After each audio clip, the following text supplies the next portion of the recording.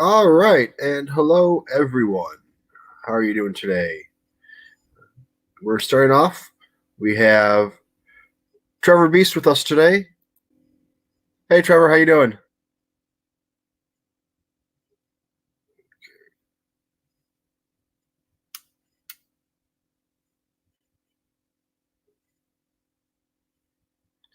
All right. I can't hear you, Trevor. I don't know if it's me or if it's you.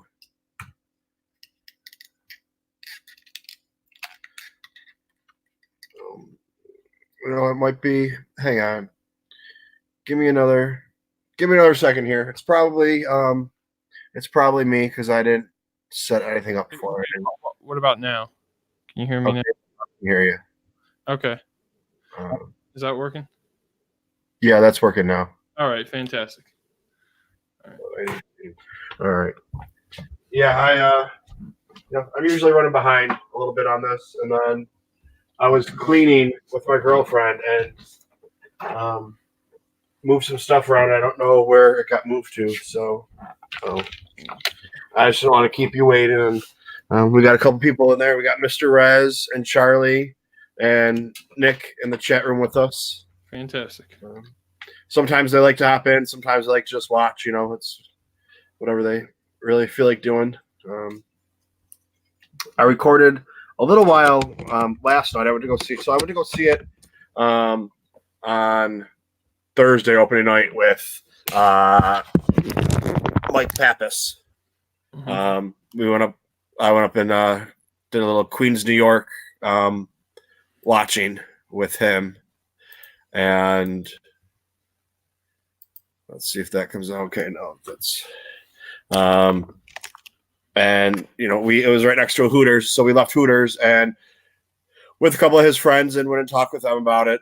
And then yesterday I went to go see it with one of my friends, and I'm always trying to get him to come on, but he always works during the week, second shift, so he can never get on. And I said, well, do you feel like we're doing a little recording or something like that? Because he's a huge Star Wars fan. We never knew each other were Star Wars fans until just like the one day something came up about it. And so we recorded last night at a bar afterwards outside in the patio. And it's New York City. It was warm for New York City. It was like 35 or 40 degrees. And we recorded for like 2 hours, 2.5 hours, whatever it was. There was a few people hopping in and out. And at the end of it, this girl comes up. She's like, "You really made some people mad. You pissed people off." And I was like, "Who?" She's like, "People that haven't seen the movie yet." And I was like, I mean, there was 4 people that came out back the entire time. 2 of them talked with us about it. One of them was this girl, so it could have been this one other guy. He could have said, "Hey, I haven't seen the movie yet. Do you mind not talking about it?" Or he could have gone out front to smoke. It's not like there was and he kept coming back out. So it's not like there was any big deal. So yeah, that was just my little thing for right now. But so what were your? I'm not going to say obviously. I'm assuming you saw the movie already.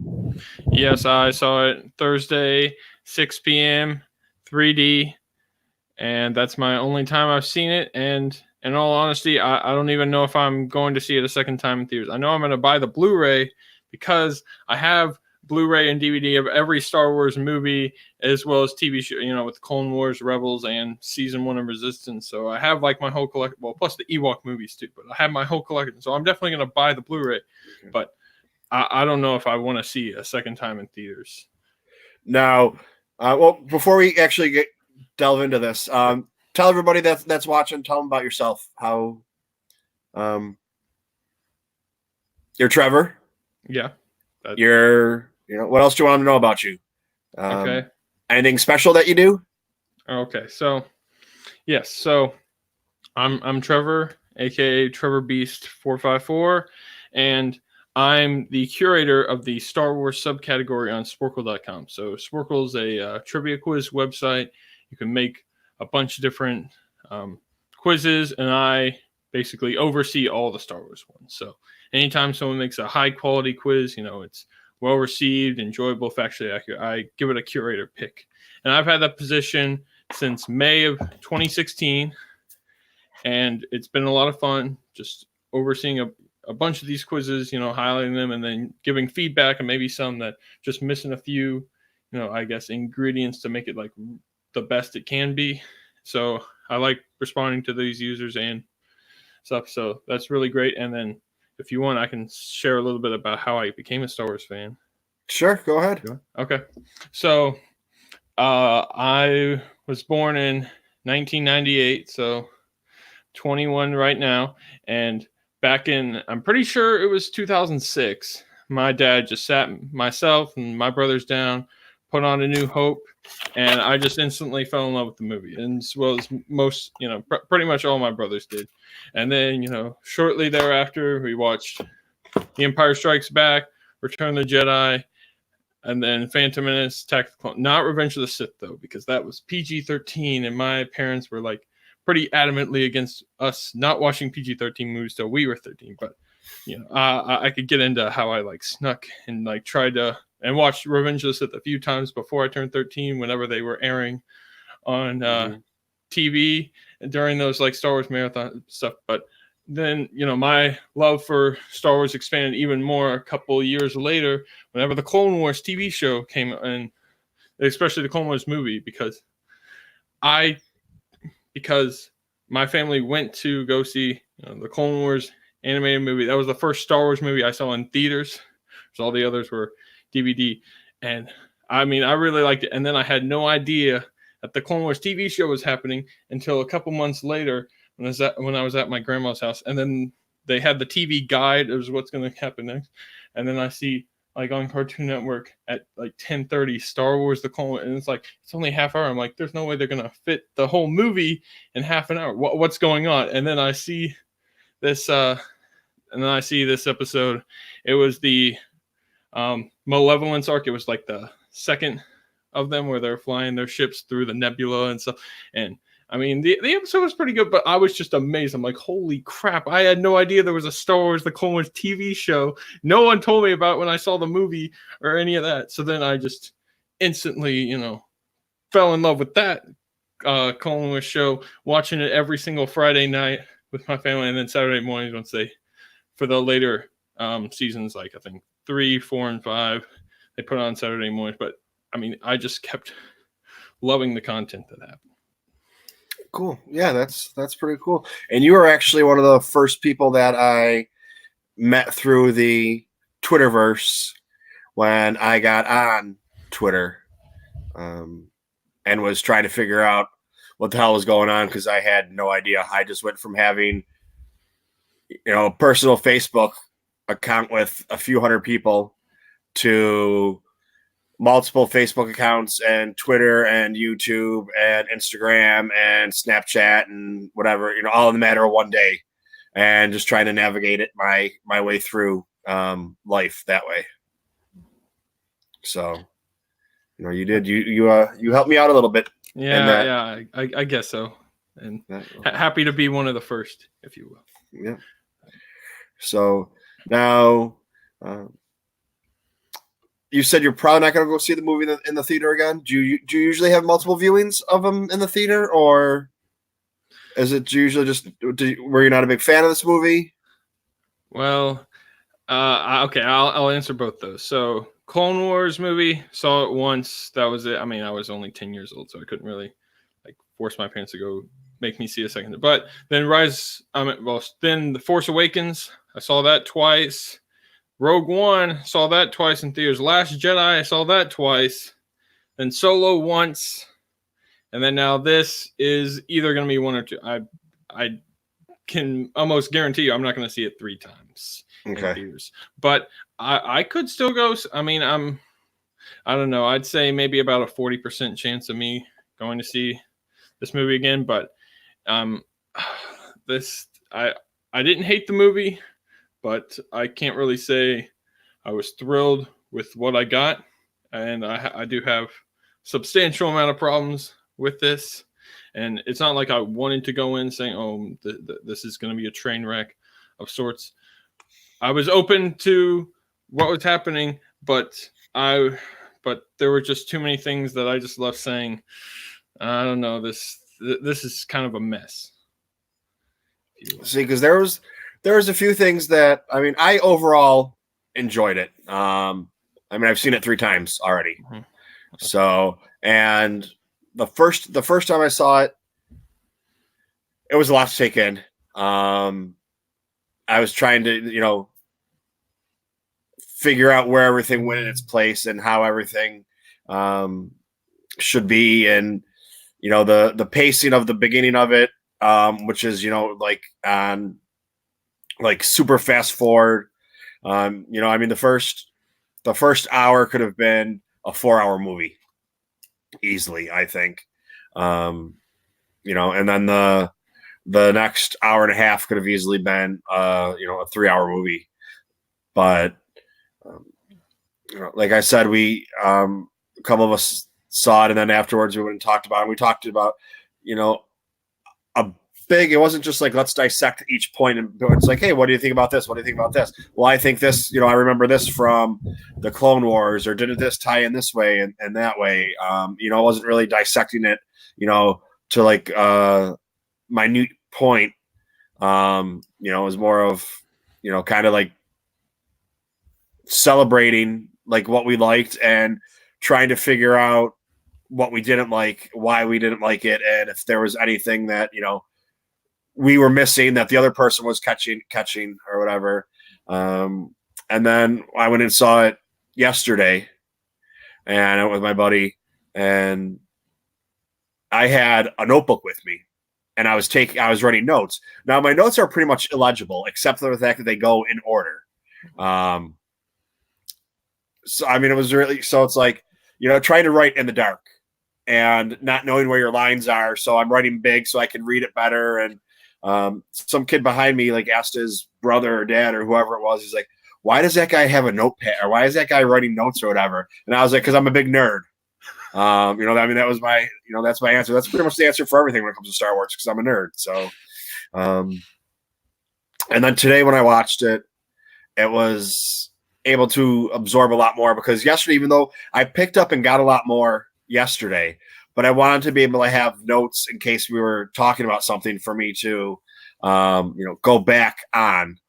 And, I decided that was going to be my note day. And, if I actually sat down and tried to figure it out and rewrite it, I'd be able to. I just haven't had the time between yesterday and today and seeing it again and trying to get through. I have this guy right here, that I got on the 20th. It's now the 23rd, and it got delivered right when I was leaving for work. So that's still, 2 days, but I've had it that I haven't really looked at it, but I've had 2 viewings in those 2 days, and it's New York City, so it's travel time, and I went to go see it in Midtown yesterday, actually past Midtown. So it was an hour to get there and an hour to get back, which it's not as bad because it's not like you're getting in a car and driving for an hour. You can sit down and do whatever and listen to your podcasts and stuff, but it was it was still it's still a lot to absorb. Trying to wrap my head around a few things and whatever. So there are some people that are going to be joining us later on, I believe, but when they join us, and if they do. So now, what was the one thing or your favorite thing about the movie? Well, if I had to pick, I'd say probably Luke lifting up the X-wing for Rey to use, on Octu, just that moment, and then the John Williams score that accompanied it. Like, I know it, and it's just so reminiscent of The Empire Strikes Back with Yoda lifting up the X-wing, and it just worked for me. Like, that was probably my biggest smile while watching the whole film.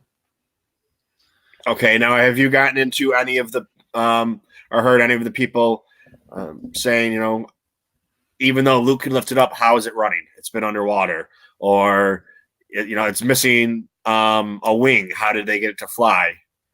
And it's like I think the people that are saying that, bring up those points and whatever, you just didn't want to like the movie. It's why did you like, in the original Star Wars? Now, you didn't see the original Star Wars, but most of those people that bring up the points are, older people, that just aren't happy with Disney ruining their childhood or, whatever their mantra is today.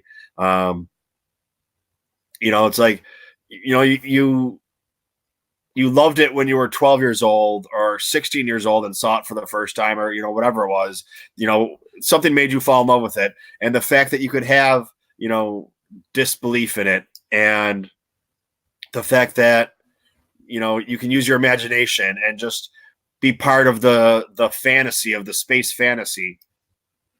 And, now you're arguing over whether or not, it could stand up to the G-forces of hyperspace with the damage of the wing that was done, where it's like your argument has no basis anyways, because what you're arguing doesn't even exist. So, I mean, how do you feel about the people that are like, that's, I'm not doing it. Well, I am doing it, but they're going to say that, your perfect part of the movie was horrible because of this and that. And, they're just going to go and try and find anything they can that's flawed or isn't a flaw, but they decide it is, or, the same thing with the plot holes.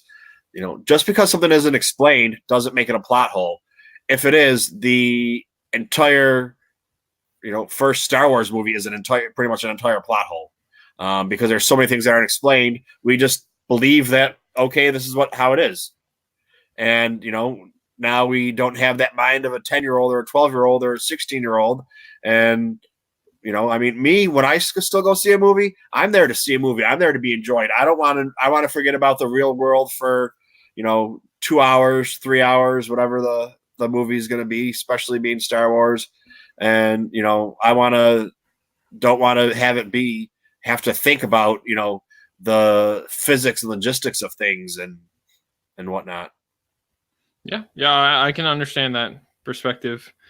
I don't know how much you want me talking about my problem, because, like, just for another example, very first problem I had in the movie, because setup is pretty interesting. You have, well, I guess I guess we could talk about this in depth depending, but just in the beginning, you see Kylo Ren mowing down a bunch of people to get to that wayfinder and stuff, and I'm like, okay, this is pretty interesting. Then you had, Palpatine scene and stuff, but just the one first thing that I thought was just really jarring was the light speed skipping that Poe decided to use, and then all these TIE fighters just follow them right behind, because we've had light speed tracking in The Last Jedi, but that was more delayed. They showed up a little bit later, but this is just way more immediate, and then they just keep going again and again, and they should be crashing into whatever they're going through because of their forward momentum.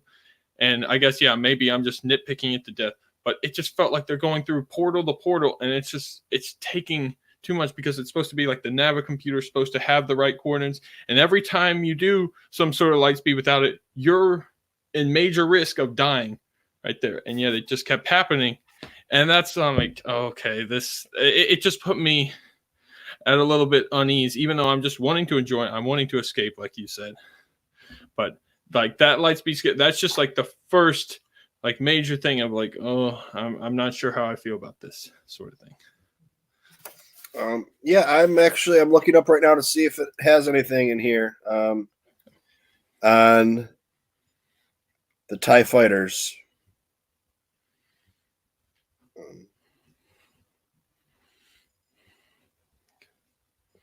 I don't, that's just, I would have loved to have had the time to read more on this book or about this book, and I haven't had a chance to, because there's some really cool things in here. And I know there's some things that are being explained, that you and I might be talking about, and the answers are in this book. With what, not knowing what to talk, or not knowing what it was, but that's why I don't know if there's anyone else that's in here right now that has had a chance to read the book or go through the book. It's just, it's just so much. It's 200 pages, so trying to figure out what's what, and it gave me the one page for the TIE fighter, and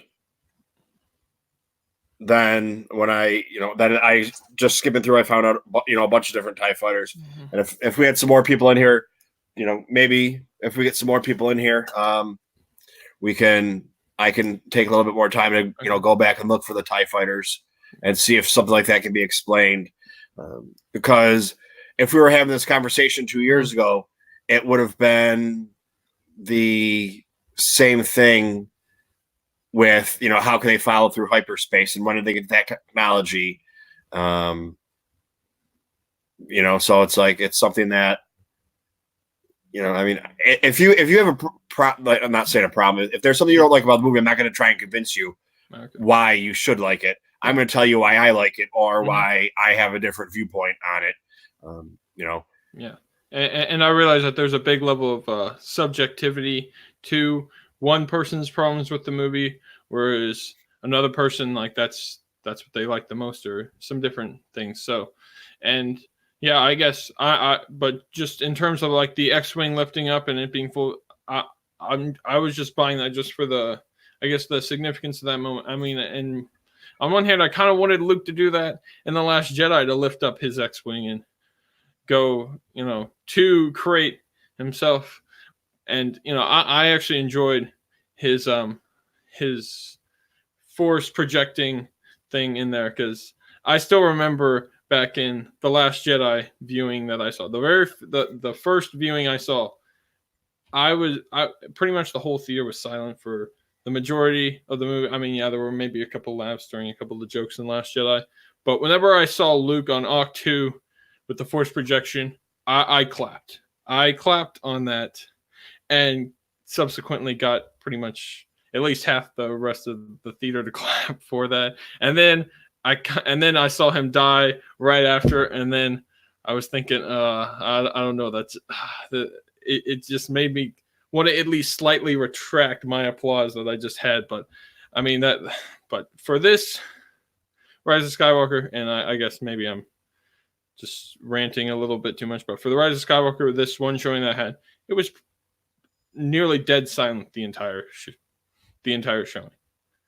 Like, I think maybe one of the only few laughs that like got a rise from the audience that I was with is whenever I just fell through the the sand, and then C-3PO said, "You didn't say my name, sir, but I'm all right." Yeah, I think that was like one of the only things. There was, when I went and saw it the first day, on opening day or preview night or whatever you want to call it, there was only a few people that were loud, and I think it was me and the people I was with, or the people I was with and me, whatever. And yeah, yesterday when I went to go see it, there was a couple chuckles. C-3PO got a couple of them. I can't think off the top of my head what the other ones were. But nothing really loud or boisterous. The other thing, somebody, why is everyone clapping? The Lucasfilm logo comes up, and somebody's, why is everybody clapping? So people did clap at that. So that's at least the one good thing. That's what that goes back to when you didn't have Lucasfilm movies. So when you saw Lucasfilm come up, it was a great thing. But now, like you were saying, you're equating a lot of it to like The Last Jedi. Now, do you think any of that, in your opinion, was like a slap in the face to Last Jedi? Like when he picks up the X-wing now, or you have dialogue where they're talking about not throwing the lightsaber because it's disrespectful. Do you think those were just happened to be coincidences, or do you think that was kind of a slap in the face, or where do you really stand on that? Okay, so those, at least whenever Luke catches the lightsaber and says something along the lines of, you shouldn't be treating this weapon with disrespect or discarding it. That just felt so apparent. I'm like, yeah, well, that was the first thing we saw you do in The Last Jedi, was just throw it behind your back. So I couldn't help but think, wow, this is kind of taking at least that moment, and then I guess maybe the Holdo maneuver line of whenever one of those rebels are like suggesting, hey, mate, maybe we need to try a few Holdo maneuvers. And they're like, no, that's a 1 in a million chance or something. So I think maybe that's kind of like taking what The Last Jedi and like flipping it in reverse of just saying, nah, that's not really what we're about in this one. And it just kind of, and in a way, at least the lightsaber comment that Luke said just seemed at least slightly like an FU Ryan Johnson moment from J.J. Abrams. And I don't know, and I've seen at least a couple comments that J.J. Abrams says like, oh yeah, conflict between me and Ryan Johnson would be interesting, but no, it's not about that. We were very clear about different storylines, and I don't know if I buy that entirely, but it did feel apparent, at least the lightsaber comment with Luke. Okay. And we have joining us so far today, we have Charles McLaughlin, and we have, well, we already said hi to Mr. Rez, and we have Maxfield Parrish, and Just Another Nerd, and Rebel Scum Podcast. James, I don't know if you saw my comment on there, on your show today. I was really digging your shirt. I know you like to check out my clothing to see what I'm wearing because I'm so fashionable. But yeah, yours was on point today. So, all right. Yeah. So, anyways, now like what? So, there was something else I was going to say about that, and then I forgot what it was because I said hi to everybody. The other one. So like the Holdo maneuver, I don't think could even be considered really a dig. I think that was just kind of, brought up like, that was one time that it would work, but it's not going to work against all these thousands of ships or whatever it was.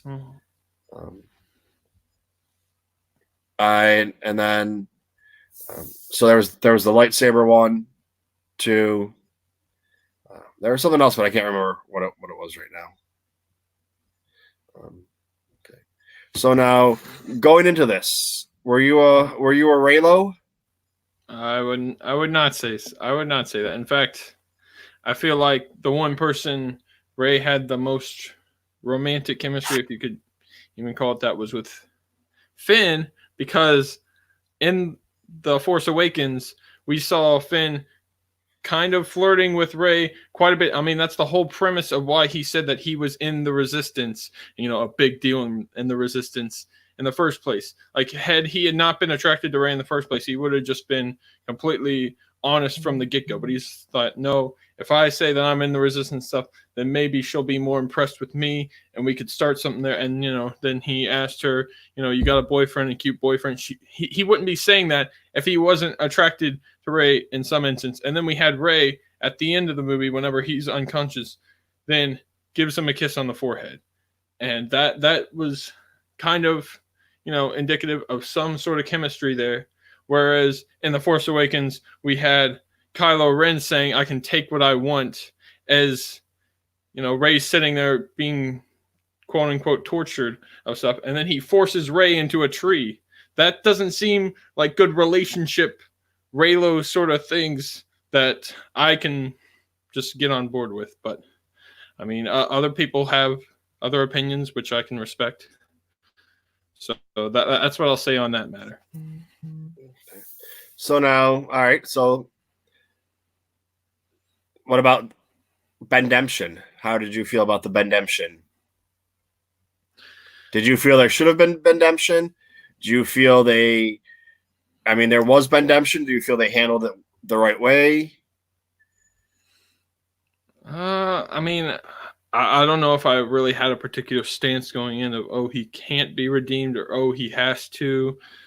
I would say that, we've kind of already seen it with Darth Vader in Return of the Jedi, So I think it would be more interesting to have him, I guess, not be redeemed. But like I said, I wasn't completely against that, and the way that they executed in the film, I mean, it wasn't like a substantial problem with me. Like it was something. Then and how he gave Ray his like last life force, I guess, and then I don't know. It did seem a little bit, and this might be going off on a tangent, but it seemed a little bit like Titanic, the end of that with Jack and Rose, and so Rose ends up surviving, and then Jack doesn't, just like this. He's like, nah. Well, I mean, there might be enough to fit both of you on that thing. Just like there might be enough life force to fit, but nah. We're just gonna have Ben Solo give it all to Rey, and then he'll become a Force ghost or like disappear his physical body before she even has a chance to like try to give some back or something. But I don't know. Like, I think that's really all I can say. Like, I wasn't really against or opposed to Ben Demption, if you will. Because I think it was Yoda Bauer. I heard her talking about it, and she said that your life force is like a battery. You can give some, you need a certain amount of battery to live life or to run. So you can give up a certain amount of that battery to someone else and not have it give you any problems. But once you give up too much of that, that's when you start having problems. So, and then you're going to, as you go on, you keep rejuvenating your battery, your force battery, whatever it is, your life force, whatever you want to call it, however you want to figure it. So, Rey can go around healing all these little worms all day long. It doesn't really do anything because it uses almost none of her life force to do it. But when someone's life force is gone all the way or so low that they're going to die from it, you can't give a little away. You have to, you have to use so much to have it be, you have to use so much to bring that person back that you're killing yourself. So that's why there's really no, there's no way for him to come back from it. It was, it was either all or nothing. There's enough to bring a person back or enough to, keep yourself going. So. Okay. I'd say that makes enough sense for me to at least understand that perspective. But then again, I don't know if I was really even that invested of the thing. Because, I mean, I guess another thing that was just going on through my head, like before this, is like, yeah, they're probably not going to kill Rey off just because of, if Star Wars is for kids, you don't want to have, this protagonist just get killed right at the end, sort of thing, and then have Kylo Ren survive. So, I mean, it was kind of a minor prediction of mine that, yeah, Rey's going to survive this. Kylo Ren, doubtful, sort of thing. And that kind of lined up at the very end, as we all know. All right, Trevor, we got somebody else joining us right now. All right. And joining us right now, we have the Star Wars Savage. What's up, welcome. Guys? Yeah, I'm How at are you work doing right now, but I wanted to just drop in and say hi and chat a little bit. Taking a break right now.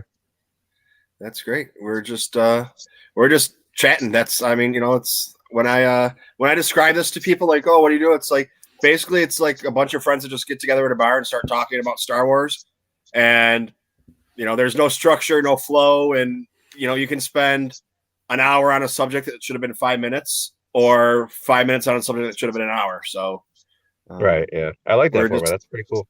We're just finishing up right now. We're talking about the life force and Kylo having to give all of his life force to bring Rey back because our understanding. I heard someone else explain it. It's like everybody. Your life force is like a battery. If you need to recharge someone else's battery, you can give them some of your battery. but once you reach to a certain level that it has to be recharged, you can't recharge your own. You know, you're over time it recharges, but not at one point. So, you know, there was no way for after their batteries were drained, and his battery was just drained, and he had enough battery to come back to sustain. There was enough juice left to sustain both of them.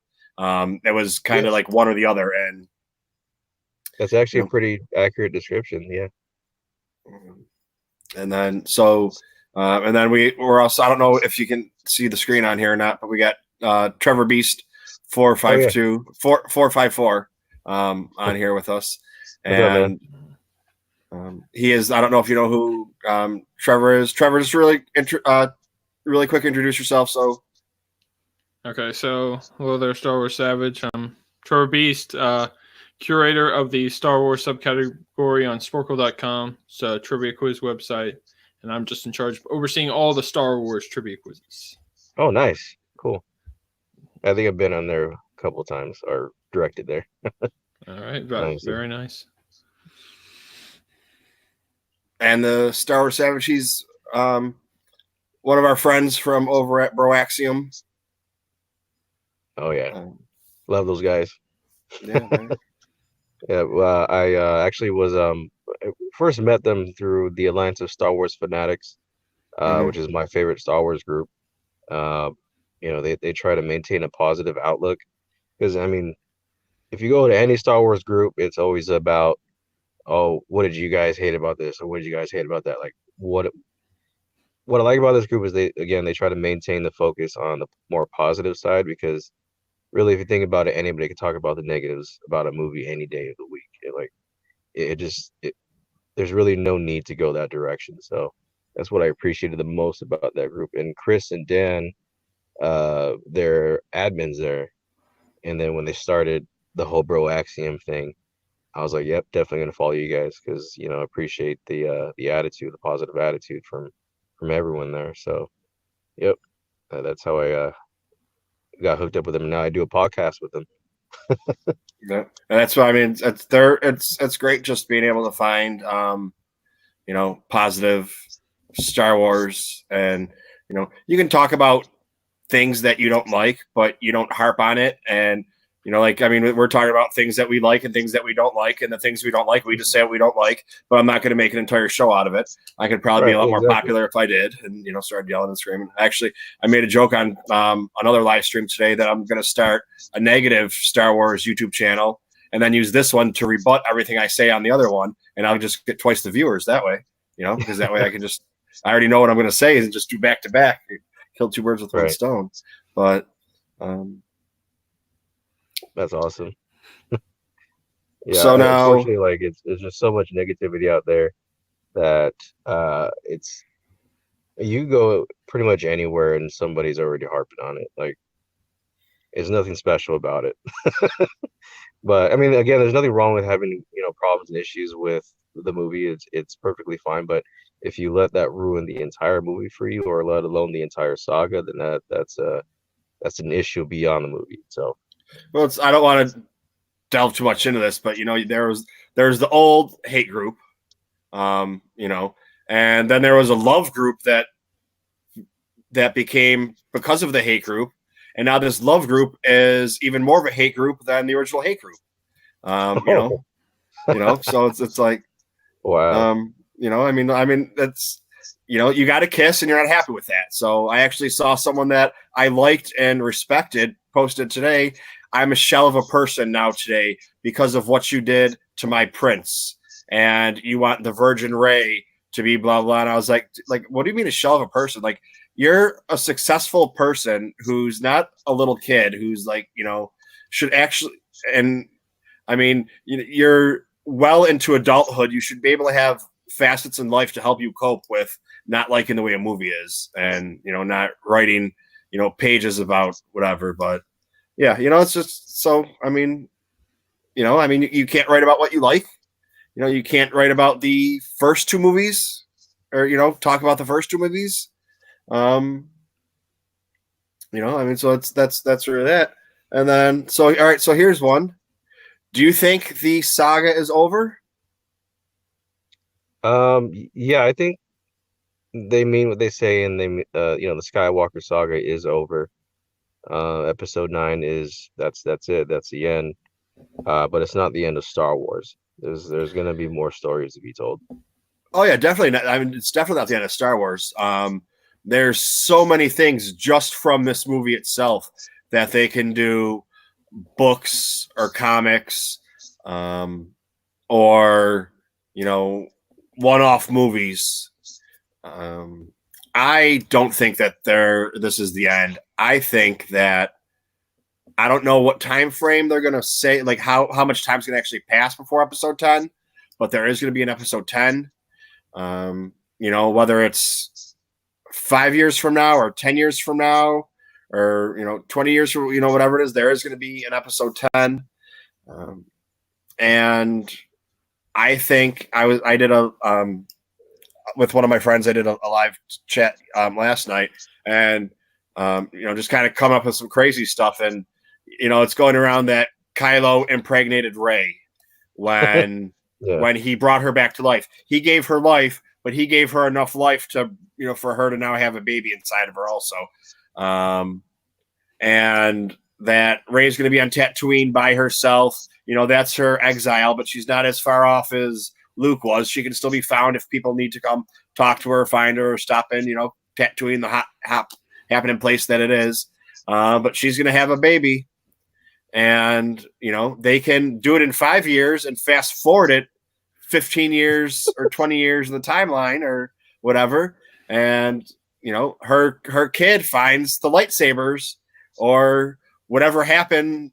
Rey's not a Jedi, even though she is and has the Force, but Rey's pretending she doesn't have the Force and is living this life, in, a Force exile. And then all of a sudden something happens and, here come the Chiss and we need a Jedi to lead us and go dig up the lightsabers. I mean, yeah, that could. It's all execution. So, like, if that's gonna be like the premise for a new story, yeah, I'm sure if they're gonna use that, it's gonna be executed well. Um, my theory was that, um, because we're being groomed, and because with the Mandalorian show, we're being introduced to Mandalorian culture. We're they also made the Mandalorian Wars canon in Star Wars Rebels. We got introduced a little bit to their history then and there. The Mandalorian Wars was a war between the Mandalorians and the Jedi, which is how it was in Legends. And of course, the hero that was in that war was Revan. And with this movie, I don't know if you guys caught wind of what was released in the visual dictionary for The Rise of Skywalker. But for the Sith troopers, each legion was named after an ancient Sith Lord, and the third legion was named after Darth Revan. So now Revan is canon. Yeah, I got So it's like, oh, you got it. Oh, I'm jealous, man. I actually drove to so many places to try to find it, and everywhere I go is sold out. I've been so busy. I got it. I was telling Trevor I got it. It got delivered when I was leaving for work on the 20th, whatever day that was. Yeah, I totally forgot to order it. That was like, Friday, I guess. I was getting delivered when I was leaving for work, and then I didn't have a chance to look at it Saturday, and then I was going to look at it yesterday, and I ended up going to the movie with a buddy of mine, but it was all the way over on the other side of New York City. So, instead of just going to the place right at the corner, I ended up going, an hour away. So that cut into a lot of my time. And then, because I spent so much time with my buddy yesterday and recording last night, I didn't get anything done on my honeydew list. So that was what was done today. So that cut into my time. So I barely looked at a few pages of it. Oh man, I can't wait to get it. I'm gonna dig in. But I think it's if I remember correctly, it's page 175 where it talks about the Sith Trooper legions and what they're named after, and basically they're named after ancient Sith lords, and it says something about The Sith Lords and the names of them don't mean anything to the rest of the galaxy, but to the eternal Sith cultists, it means everything, or something like that. Did you find it? Yeah. Boom. Yeah. It lists the notable legions, and the third is Revan. Yeah. There it is. So that which is when I read that, I was like, oh man, because that's my ongoing theory right now about the next trilogy or saga. Like we're gonna get like a Mandalorian Wars, which would be epic. But we'll see. well, I mean now like now Revan's canon, so now we can pull some Revan canon stories or make some. They're not going to take the EU stories and make those canon. They're going to write their own. But now they have. That's what I've been saying. I never liked the EU because I didn't like reading. So when there was no Star Wars and I was a kid growing up, it was I probably read a little bit in the late 80s or whatever, early 90s, some stories, and that was it. And then I didn't touch another EU book or anything until Plagueis a year or two ago. And that was just because I'd gone through all the canon books in almost a year. So, wow. Audible, Audible's a great thing. Oh, okay. Yeah. It's, but so like I really don't have any knowledge of. I know who Revan is from being a figure, but I don't have any knowledge of Revan, and I know of the storyline about him becoming good and becoming a Jedi. Then I think that's what it is. But I've never read it or really looked into it or anything like that. So that's bring it on, bring it more. But I say the people that are upset that the EU isn't canon anymore. If it is for you, who cares what anybody else says? If it's what you want. If Lucasfilm comes out tomorrow and says episode 3, 4, and 5 aren't canon anymore, they don't exist. Well, okay. I'm still gonna watch them. I'm still gonna like them. They just don't fit into that part of the story anymore. I'm not gonna understand why Lucasfilm or Disney or whoever decided that's what they're gonna do, but that's what they did. Now, Trevor, you're a little bit younger, so there's always been Disney around. Or I'm sorry, you grew up with the prequels. Well, I don't even know if I'd say that. I mean, I guess so, but I still didn't see any. I'd still say I grew up with the Clone Wars a lot more than prequels or originals, even though I still am very familiar with all 6 of those movies. But I'd say Clone Wars is what I'm the most familiar with. Okay. Now, did you get into the EU at all? The extended universe and all the books? And I'd say barely, if that.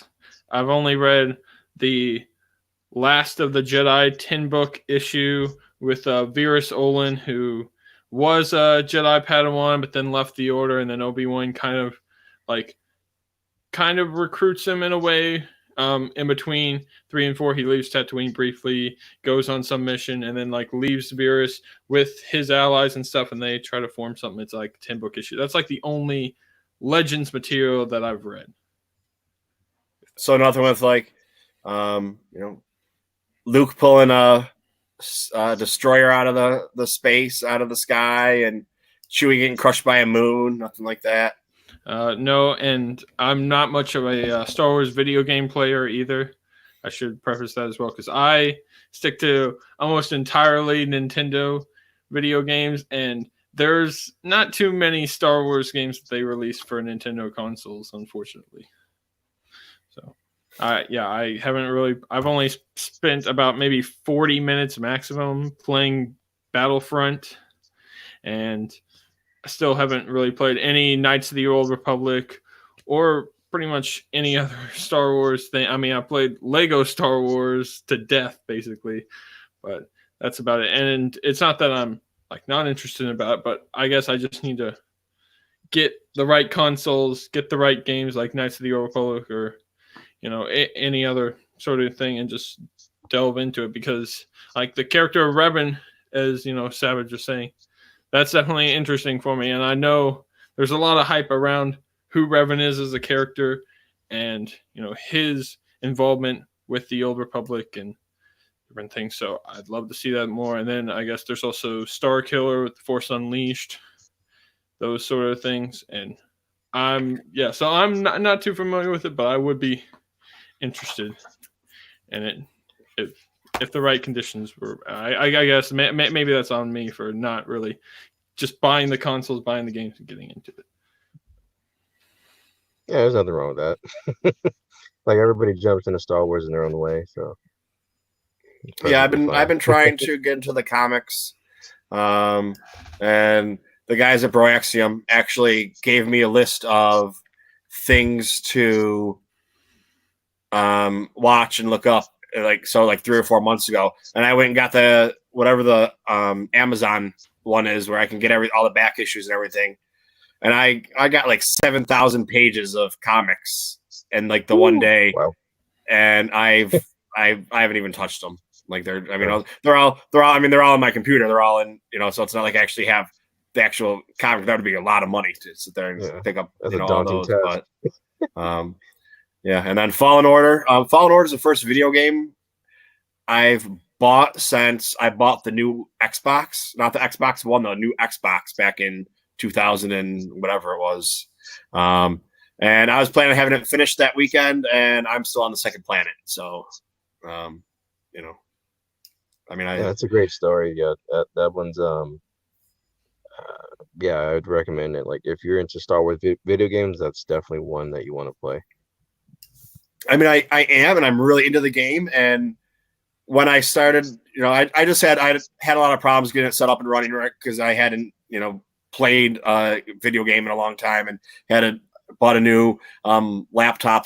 I needed to buy a new computer. I specifically bought a gaming laptop just for that.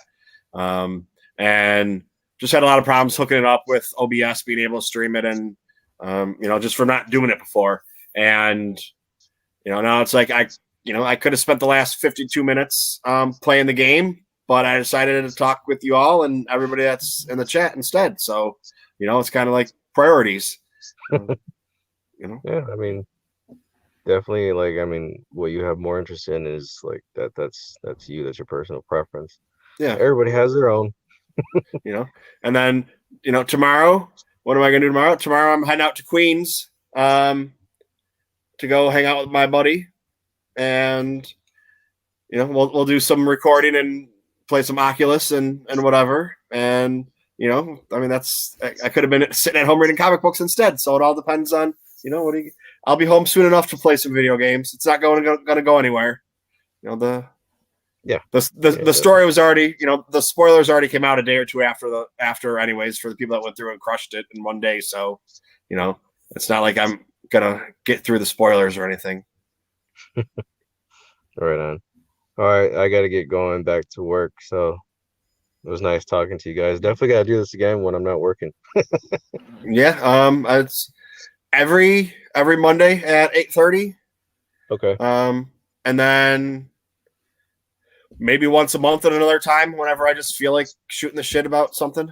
Or there's, whenever I can do, I throw on Fallen Order and I stream that, and that's more of, just a couple people get on there and we talk.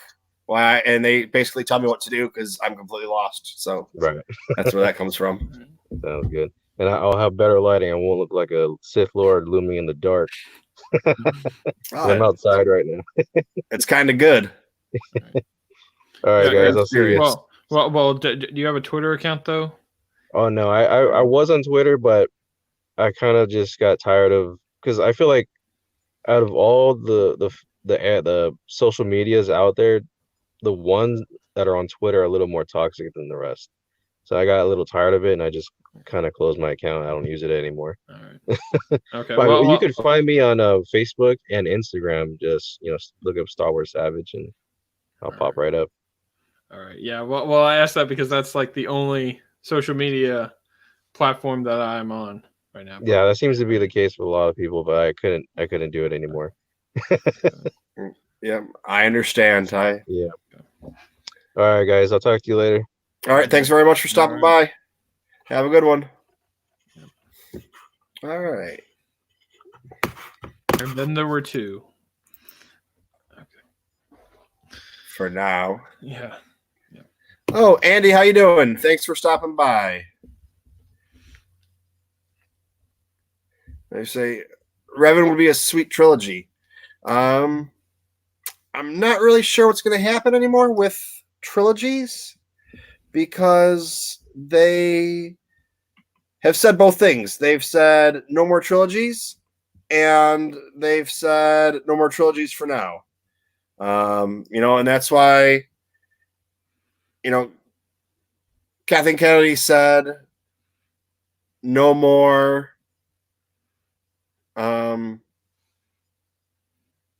no more trilogies, just standalone movies, but they might go back to it. I think I just said that. I don't know. I got a little brain fart. And she also said that the Star Wars saga, the Skywalker saga, is over, and turned around and said in the next breath, we might bring him back. I mean, so what? So Kathleen Kennedy said there's no more trilogies. And no more trilogies. It's all going to be standalone movies. Okay, so I guess Rian Johnson's trilogy that they announced a month before The Last Jedi. So that means that's not happening then.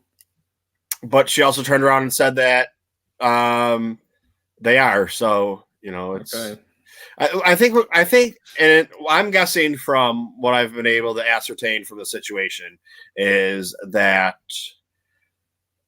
they're saying the Skywalker saga is over with because they're going to focus on other things. Like he was saying, doing a Darth Revan movie, doing, Mandalorian movies, and not pigeonholing themselves into a trilogy where, if it's really successful, maybe you do a second one. If it's horrible, does horribly, then you don't do a second one. You announce a trilogy, you kind of got to do all three. And like where I think the biggest part of this movie was, or this whole trilogy, is that you didn't have one writer doing it like you did with, or one storyline to follow. Like they didn't really know where it was going. And yes, you can say, George wrote everything on the fly and was changing things and doing everything, but it was still his vision, his ideas that he was going with. And even when he had other people writing and directing, it was still him in charge. Here you just had, like you could have, even though I think The Last Jedi is the best Star Wars movie there is, it's the most, I say it's the most Jedi of the Jedi movies, so far.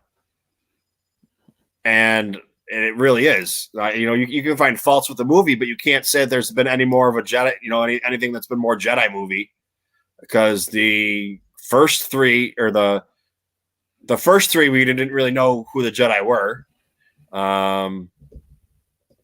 We started to learn who they were and what it meant to be a Jedi. And then the second trilogy, we learned more about what the Jedi were supposed to be, not what they were, because they weren't very Jedi. And, the prequels, they weren't supposed to be warriors. They were supposed to be, they're supposed to be like Shaolin monks, sitting around meditating all day long. And, when time comes, they go whoop some ass.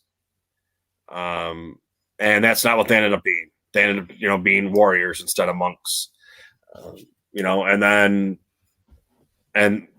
didn't really, and then we see the stories and we find out through, what the Jedi are supposed to be. And that's like, oh, okay.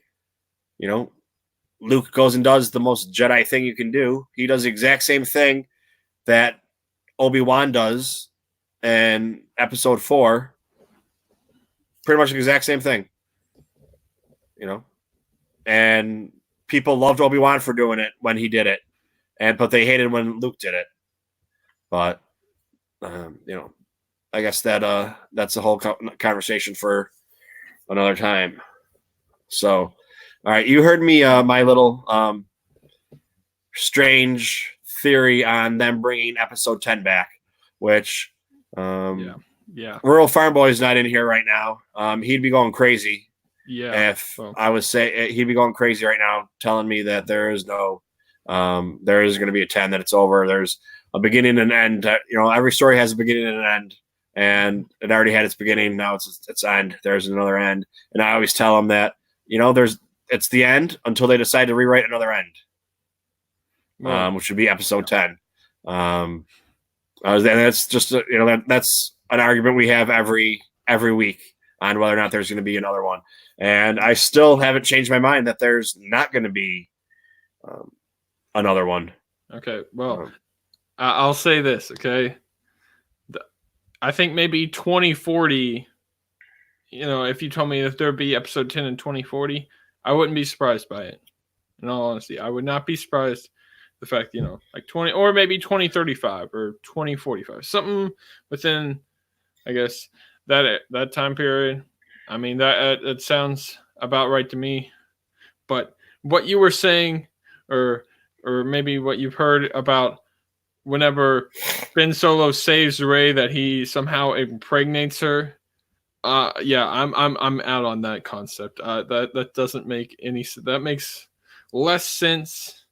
And I'm sorry this is a spoiler for Rebel Season 4, but that makes less sense than whenever Hera and Kanan apparently, he got Hera pregnant, and then with Jason Syndulla, who apparently has no Twi'lek DNA whatsoever, just has green hair and stuff. Yeah, that makes more sense than Ben Solo impregnating Rey whenever he saves her at the end of this movie, and then she's just like stranded on Tatooine. Like I don't know that I wanted to say that a little bit earlier, but that just seems way too baffling to me that concept would be that. And it's like, no, Rey still had some sort of ship to get to Tatooine. It's not like she crash landed there or something. But okay. I'm not saying she's stranded there. She's there by herself because she knows she's pregnant with the Force baby of who would have been her lover had he lived, but he didn't. So now she's going to give birth to this super demonic / angel of a child, so it's kind of like, and she's going to keep him there away from everyone, to find out if he's got Force powers now, or she. I don't want to be sexist and keep calling it a he. So, I mean, how they put in, even though it's been said it's not canon, that Sheev fucked around with the midichlorians and impregnated Shmi.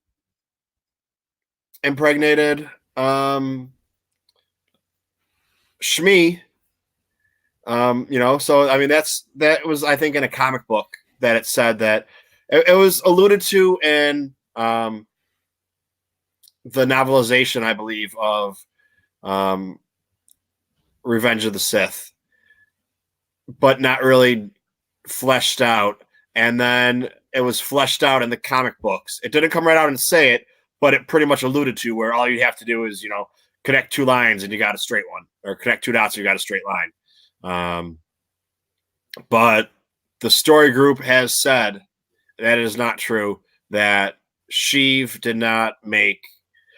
was messing around with midichlorians trying to make Force positive, Force strong beings, that it was not the case with Anakin. He was, they haven't really said, how he influenced. Did Sheev influence Anakin? Yes. Was it, from the time he was in the womb trying to turn him evil? Or, was it all throughout episode 2 and 3, him knowing what he had to do and what he had to say? So, I mean, if you can believe that, or that it was possible that Sheev can take the midichlorians, which they haven't talked about since, pretty much, and manipulate them for Anakin to be born. Why is it so far-fetched to believe that while he had his hand over her lady parts, that part of the Force didn't make a little Force baby?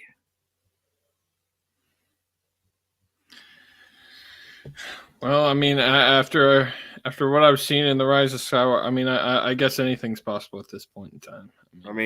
I would have never bet money that Sheev could have came back to life. And,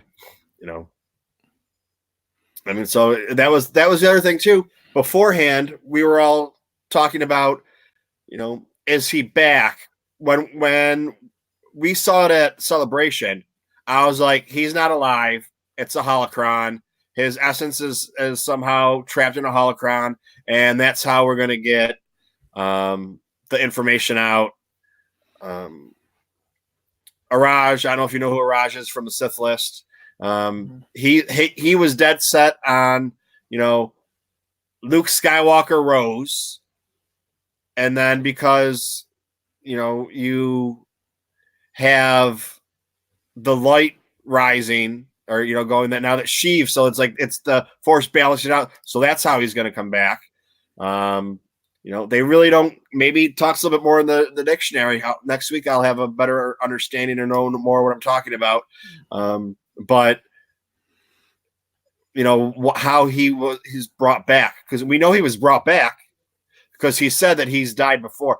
Well, actually, it says that we know that he's died before. We don't know if he died when he was thrown down the well. We're just assuming that that's the case, or I'm assuming that's the case. Most people are assuming that's the case. Could he have died before he was Sheev Palpatine and someone else, and or was it him dying before because he now has all the Sith in him?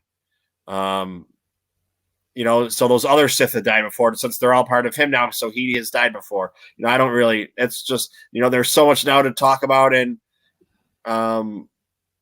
explore and trying to figure out, and when the next book coming out and what's happening now, we got to figure out what's going to happen when Luminous comes out. What's Luminous about? Is that going to shed any light on this? Are you familiar with Project Luminous? No, I'm not. Can you please? Yeah, Project Luminous is a book or a set of books. We're not sure yet. I don't believe that is going to be coming out. They're going to be telling us about it in January. They announced it, I think, at San Diego Comic-Con. And that's pretty much it. There's like 5 or 10 different authors. We don't know if it's going to be short stories. We don't know if they're all going to be working together, if it's going to be a series of books. Everyone's putting in their possibility of what they think it's going to be. It was first thought, like an idea was, what if it's from a certain point of view? Certain point of view was the 40th anniversary of Star Wars. The 40th anniversary of Empire Strikes Back is coming up. So what if it was like that? What if it was the same story, just told, for Empire, which I would completely be down with, because that was an amazing book. Out of the 40 stories, probably 10 or 15 were amazing. One was pretty much crap. And the other ones were really good. So, I mean, I think that's a pretty good, even for short stories or whatever, to have those, 5 stars, 4 stars, and 1 star is what I would probably give them. And there's only one out of the 40. So, but yeah, so no one really knows what Project Luminous is, and luminous beings. Does it have to do with the Force? And then what is it to do with the Force?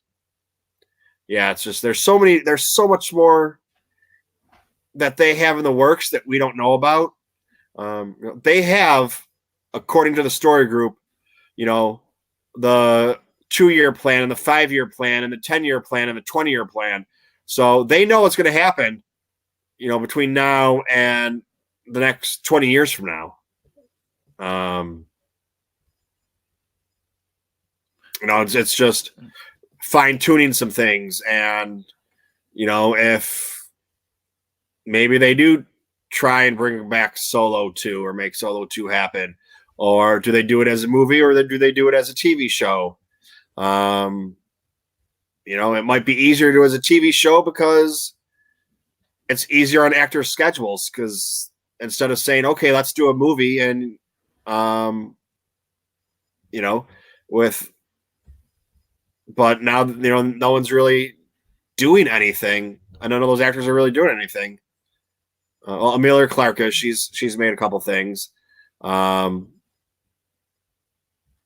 trying to think of Lando's name. Donald Glover. Donald Glover. He's got his TV show Atlanta still. He's got a couple other little things that he's done, but I don't think anything big or major. And you know, it's not like these people aren't in demand.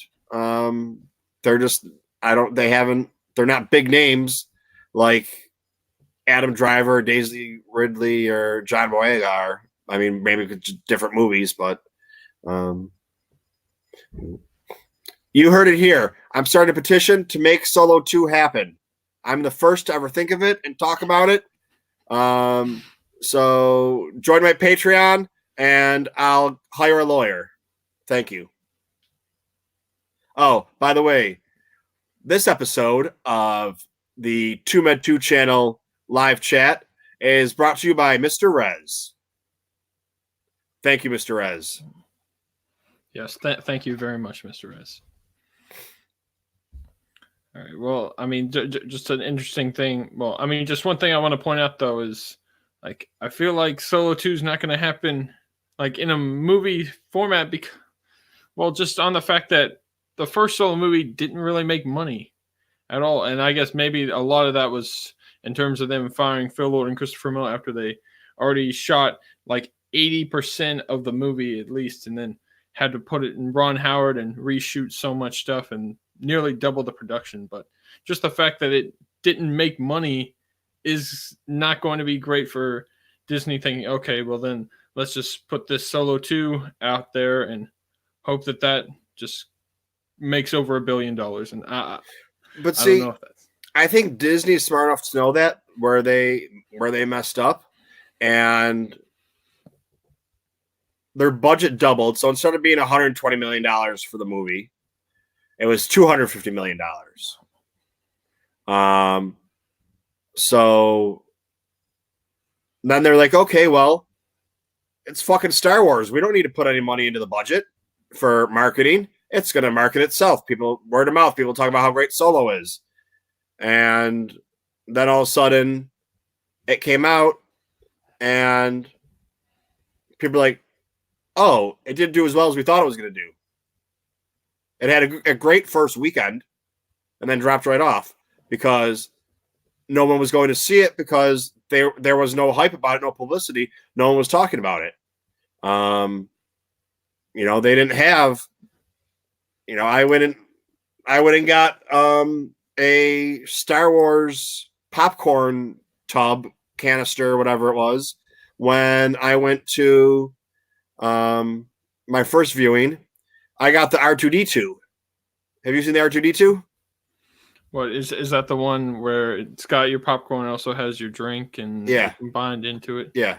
I saw a picture of that for Rise of Skywalker. Yeah, I got that yesterday. I didn't use it. I told them, I was like, no, I don't want you to. I was like, no, leave it in the plastic and give me a bucket of popcorn and a cup with it. And they were like, I was like, you can do it. Just ask somebody if you can do it. And they went and asked somebody, they're like, yeah, we can do it. I was like, okay, thank you. You know, like I didn't see any of that stuff from Solo. You know, like, or even like the tops you put on the cups or anything like that. Okay, well, you know, I mean, so it's just the lack of marketing. Now that's done way, you know, marketing's done way before. And then the hate group that's out there decides to start talking about what a horrible movie it is That's why nobody's going to see it. So then people are hearing what a horrible movie it is and not going to see it. And then they finally see it when it comes out on Netflix. And, oh my God, this movie's so good. Why didn't anyone tell us? And it's like, I mean, it still made $500 million or whatever. So, $500 million with pretty much no marketing is pretty good. So if every Star Wars movie had no marketing, it would make $500 million. I guess is kind of what they're telling us. I'm actually surprised that this one isn't doing as well. I mean, yeah, it made $180 million, and it's like, okay, it didn't do as well as the other ones, but it's supposed to be the last one. But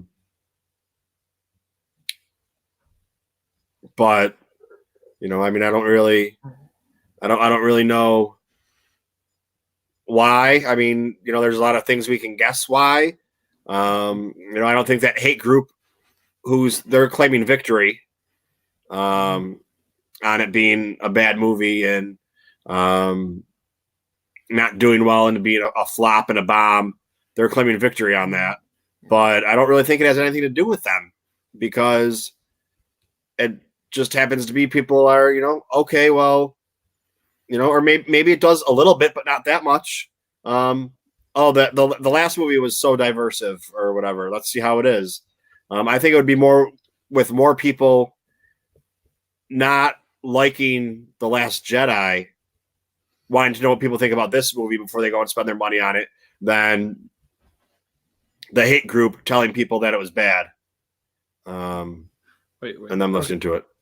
Okay, so well, R2D2 wasn't in Solo, so I'm just saying I don't know if it makes sense for them to put that a specific R2D2 product out for Solo, and then people are like, well, how come R2D2 didn't show up for the movie? Oh no, I'm not talking about R2D2. I'm saying in general, you got a $50 toy you're selling people for this movie. But I'm talking about just tins and caps on soda and cups, and I have a whatever size cup this is. I have a hard plastic one of The Last Jedi. That people have probably seen me drink out of it before on here. It's like a 64-ounce cup. It's a 2 liter cup. Yeah, like Mr. Rez said, there's no merch at the, I mean, you have cheap little popcorn tins or $50 robot, for this one. I'm not saying they should go all out, but I didn't even see. They have the tops that instead of having a plastic top like this guy, they have a top that has Ray on it or Chewie or Finn or Poe. Like that's what they have right now. They didn't have that for Solo. But I mean, I'm just saying it's like the whole marketing thing. Like they didn't put any money behind it. Once they figured out that their budget was screwed and they couldn't do anything, they were just like, nope, let everything sell itself. We're not going to do anything for it.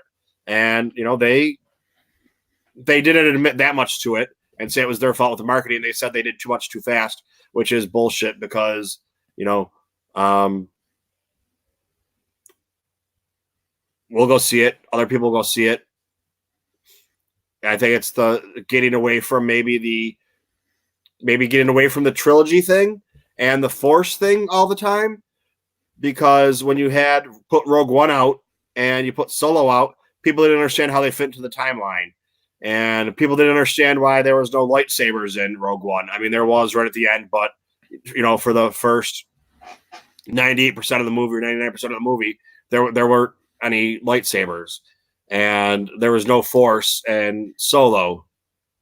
I mean, there was with, what's his name? Donnie Yen. But, he wasn't really, he wasn't really. Imwe. Yeah. He wasn't really a Jedi. He was just someone that was strong with the Force. But, Okay. So couple different things. But just another question though, like, are we like not allowed to mention the Fandom Menace by name on this channel, and they're just referred to as the hate group? Oh no, you can say I just call them the hate group because okay. Just speaking for me personally, I don't really consider them an actual hate group. I mean, that they're just people who are displeased with what we've gotten in Star Wars, and they want to, voice their frustration. And I don't really particularly see anything wrong with it. I don't know, maybe I haven't spent enough time with it, but I just haven't really seen enough of, oh no, this is just terrible. Like they're just spreading hate and they're just awful and that sort of department. But I guess that's just that's just for another discussion. Oh no, I had a couple months ago someone that claimed to be one of the heads of the Fandom Menace, threatening to come find me and put me in the hospital and beat me up. He was going to get me fired for my job. He put a bounty out on my head. He was from New York City. He was trying to get other people in New York City that were part of the Fandom Menace to find me and locate me so all this could take place. And then other popular YouTubers that claimed to be the leaders of the Fandom Menace were egging him on, telling they can't wait to see this till this happens. They can't wait to see these videos. And that's just me personally. Okay. And I have been witness when they attack and do group attacks on people, and on their accounts, not to mention what they've done to actors and actresses and starting web pages and YouTube pages and Twitter accounts for only the sole purpose of disrupting people's joy and friendship. I mean, the Rune Johnson account, and they go in and they troll. And it's like these guys that make their money off of YouTube and spewing hate and how bad everything is, and then they turn around and say, "Oh no, we're not like that. That's not us." And it's 100% it is.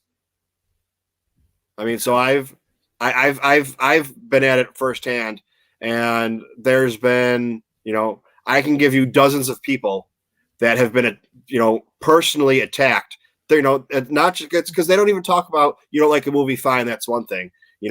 They go on to personal attacks, and you got people like Kelly Marie Tran that they force off of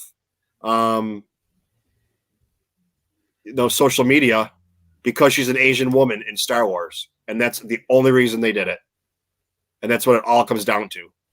And it's been confirmed that's they always said, "Oh no, she left because she wanted to. She left because she wanted to." It's been confirmed. And Daisy Ridley left social media because she just got sick of putting up with them and just nonstop. Anytime you open up your Twitter page, you have 300, 400, 500 messages making fun of the way you look and whatever you are, and every single day. And you've dealt with that your entire life and figure that now you can actually make a difference, and it's done absolutely nothing. I mean, that's what and the ones that say, "Oh no, well, we're not like that." Well, your leaders are. The people that you claim to be your leaders, or use use the Fandom Menace as their way to make money. That's how they are. So, I mean, that's the group you decide to be part of.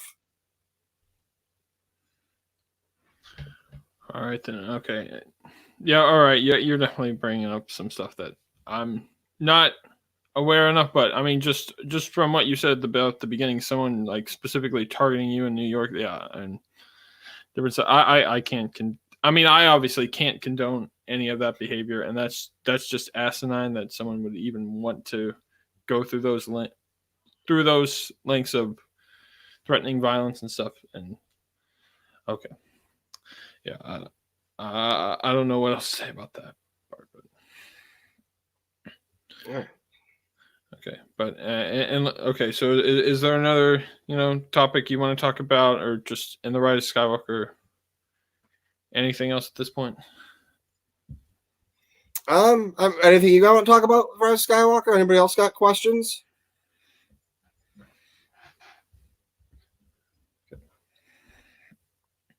Well, I guess I could talk about just another thing that was towards the very end of the movie with Chewbacca and Maz Kanata just handing Chewbacca the medal. That part. I think I would have enjoyed that had I not read the 5-issue comic strip where Chewie already had a medal and he gave it to this orphan girl who helped him out on a mission, sort of thing. Like, okay, that's just one moment, because I don't know, it just felt too heavy-handed, just too like, oh, here you go for something that happened over 30 years ago, sort of thing. Okay. Now, did you read Force Collector? No, I can't say I have. Okay. So, in Force Collector, I forget the guy's name. We find out he's force sensitive, but his family's been lying to him the whole time, just telling him, like, whatever it is. But he goes to Batuu, and in order for him to get this lightsaber for free, he needs to take a package to Maz Kanata. So he takes a package to Maz Kanata, and then it gets to Maz Kanata, and Maz Kanata's all happy. Now, I'm thinking, and a lot of people were thinking, that that's how Maz got Luke's lightsaber. Or whatever. I don't know if it actually works out time wise. It doesn't really tell us, I don't think, but I'm thinking, okay, that's how Maz got the lightsaber from Luke. And then we find out that it's a medal. For payment of Han's gambling debts or bar bill or whatever. Oh yeah, I guess it would be before, because there's still the castle. So it would be before The Force Awakens. Maz gets the medal, and it's Han's medal. Well, when I can't think of his name, I want to call him Cal, but that's not his name. When he touches the medal, it's Luke Skywalker's medal. So Han paid off his bar tab with Luke's medal, because Luke's gone and missing, so Luke's not going to miss his medal. Han still has his medal. But now that brings up the question, was that medal given to Chewie because he never got a medal, which it's later retconned that he did get a medal? Or is he the last one alive of the original trilogy, because he's actually the fourth one? He's not part of the three. So he's getting he's getting that medal that was Han's. So, I mean, that's where my question comes in, because a lot of people are saying, Chewie finally got his medal, or those are people that don't know that Chewie already got the medal.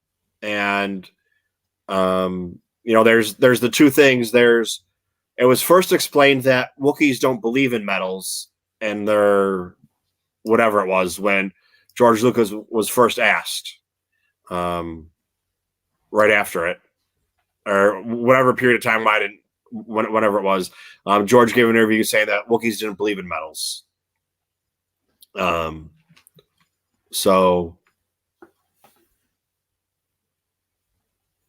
then it was retcon that he got a medal, but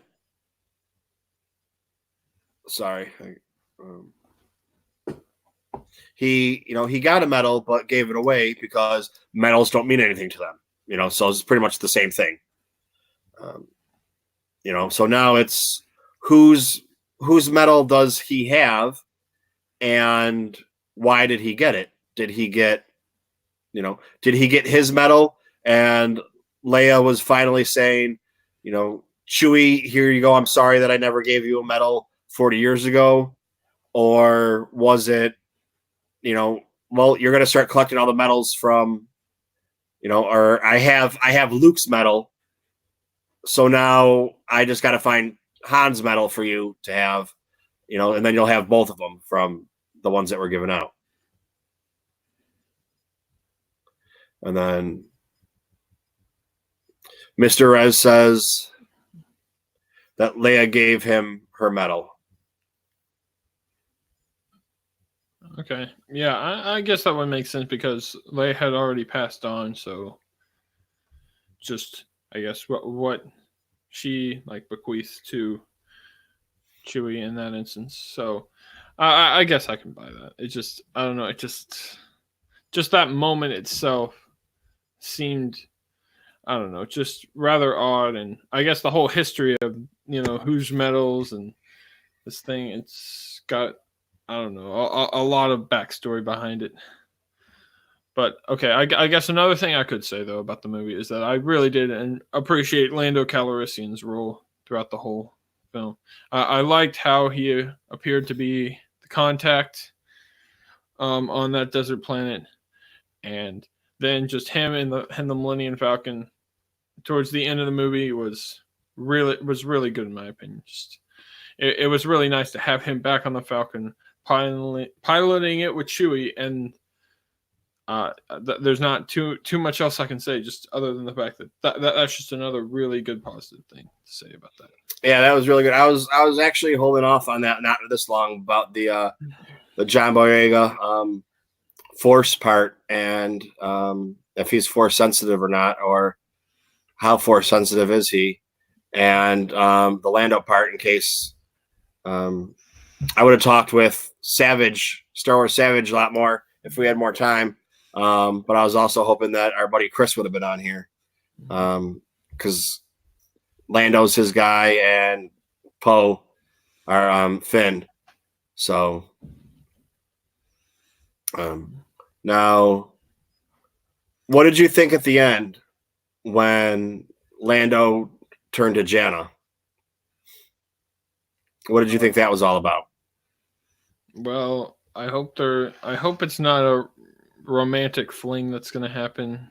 I don't know. The age difference seems a bit too much to me, but I mean, if it's some sort of oh yeah, well, let's try to find out what your thing is. I don't know. Maybe that's just him being considerate, trying to say, hey, you're not exactly for sure where you're from, but I've got connections, because obviously he had a crap ton of connections if he's able to send all these ships out in the final battle sequence, whereas Leia's contacts in The Last Jedi didn't really seem to go too far. But so he's obviously got a lot of connections, so maybe he's trying to help her out, figure out where she's from, and but be the charming, smooth talking guy that we all know he is. All right. So what about her? There's rumors that he's her father. I mean, it's possible, but I didn't get the father, I guess, paternal vibe between those two. But I mean, yeah, it's possible, but I feel like Lando would have some idea if she is his daughter, or just an idea of if he has kids, where they would be in the galaxy. I don't think he would, though. I think Lando was going out doing so much stuff, getting so much action that he wouldn't know if he's got, as I don't know how they say it in the space world, but he's got hoes in different area codes. Okay, all right, that's a good line there. Oh, is that Rural Farm Boy? That is Rural Farm Boy joining us. Hell yeah! All right, fantastic. Why, hello there. Yeah.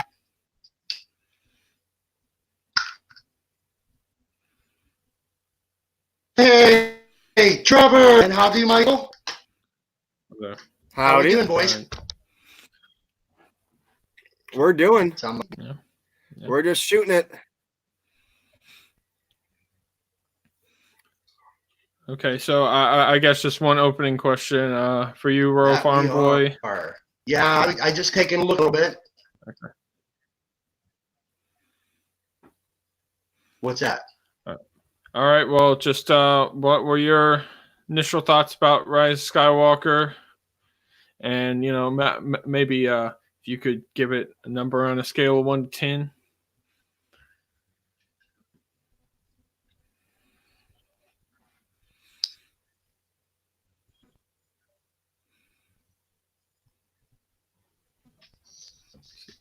All right. Initial thoughts.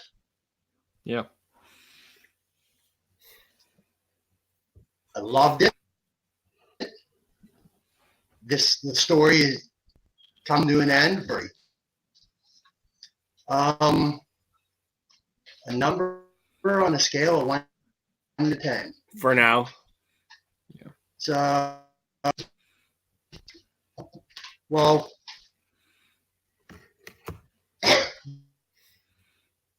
you can rank that because I love it as much as I love All right. That's fine. all the others. I love all the other stories. They're all the same. You're going to ask me which I'm going to tell you the one that or the next one that I'm going to watch. And the last one I just watched was because I got it at home in a Johnny Worm kind of way. If you take my meat, walking with an eye patch and saying, I gave it my third look. And tomorrow I get to go take my middle girl who ain't got to see it yet, let her see it for her first time. Just right here with me now and picked her up. You can just scoot you in here. Come in. Camera's right there. A little bit more. There's my girl. Hi. Friday, after she was out of school, we went to go and see it. Forgot it's because we both needed it. I'm sure both of you did too when you watched it first. That's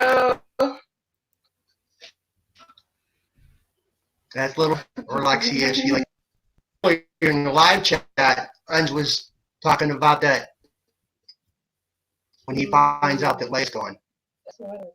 That was tough stuff. That was some tough stuff. That was tough, dude. Yins agree. Yeah. He just kind of lost it. Magic.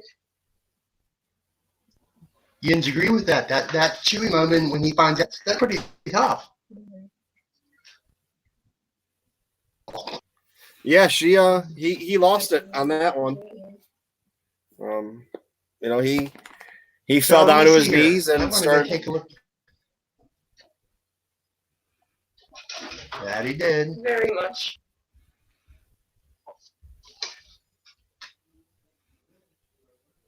Yeah, he let it open for sure. Let's see here. As is there, is Jonathan Davis how to get his girl from work? Mr. Russ is I think Mr. Russ is still here. Who else we got in the live chat? He is. I see him. Who's along early? Andy Lemire, you still here, buddy?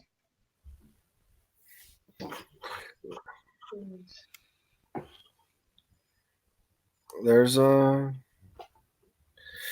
know how I am with the live chat. I'm not very good with the live chat, keeping up on that. So. Charlie Skywalker was there. No. Yeah, he messaged me earlier, said that he was going to be in the chat earlier. And then he was going to eat dinner and then hop on. But, life happens. I don't know what's going on. Yeah, we'll keep an eye out for him. Yes, sir. Life surely does happen. It happens. So we were talking about right before you signed out. I don't want to go and interrupt the conversations. Well, we were just talking about Chewie getting the medal and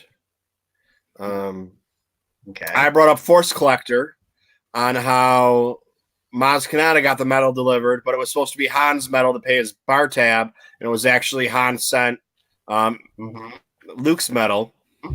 So then when Chewie gets the medal at the end, why is Chewie getting the medal? Is that supposed to be for because he didn't get one originally? Or because he didn't get one on screen originally, and they said the reason was because Wookiees don't believe in medals for their ceremonies, or was it supposed to be because he actually later on in the comic books got the medal but gave the medal away to a little girl because he doesn't care about the medals? Yeah. Or is it that Me and little everybody who got medals is dying, so he's the last one to be the holder of the medals now? Yeah, me and little Miss You know, Lux here, we was still listening before I got to jump on and caught that part. I'm gonna go put a little bit of a twist on this in a straightforward kind of way. Is that medal that Maz Kanata gave to Chewbacca that's Han Solo's medal from Yavin. The medal. Yeah, that's the medal. So how I took that for myself, in my own opinion, when he gets that medal, that's Han and Chewbacca back together again in that sort of kind of way. If you might, what do you think about that? Yeah, make sense? I think that sounds pretty good. Trevor? Yeah. What's your thoughts, buddy? Well, in terms of that moment, I thought it was a little bit too heavy-handed, but just in terms of the explanation, I mean, I kind of wish it, like, then if Maz could have said, hey, you deserve that, this is Han's medal, and you deserve it now, or something. Like, if you're going to have that of handing, then can you, like, explain whose medal it is? Or something like, I would have at least appreciated that a little bit more, because then it would have more significance. Or even if this is Leia's medal because she just passed on or something, then you deserve this. Well, Leia didn't get a medal. Well, oh yeah. That's okay. Sorry. No, but She's 20. okay, No, you're good. okay. Sorry. I was thinking of You're Mr. Rez's comment. Leia gave him her medal. Yeah, because you had Luke, you had Han, and then you had Chewie, which he gave her. He gave him to that orphan girl in the 5 comic issue sort of thing. But okay, but I guess if you, I do want to get each of your opinion on what was your, I guess, opinion on whenever Rey used Force lightning on the ship and supposedly killed Chewie in the process. Like, yeah, I'd like to know. Okay. I mean, she didn't intentionally use the Force lightning. It just happened. And she didn't know how it happened. And how did it happen? How did you take it as happening? What was happened? Rage. What was she feeling when she did dark that? side. Yeah, she was angry. Yeah. That was her anger because I'm not gonna go say thought he was. His name's Ben. And he was attempting to he pushed her towards that anger. And she gave in that. And that's how that played out. And what happened after was how'd she feel? She felt really badly that she did that. And she even explained that to Finn. I did that. Yep. Is what she said. Yeah. Yeah, and Finn says no, Yeah, it was Ren, and she's like, no, it was me that did it. Yep. It was exactly her. And that's her coming to terms with herself and controlling that anger. That's still something that she learned by the end. But when she did that right there, she didn't realize. I don't want to go and say, as some folks are doing, about gray, because I don't believe in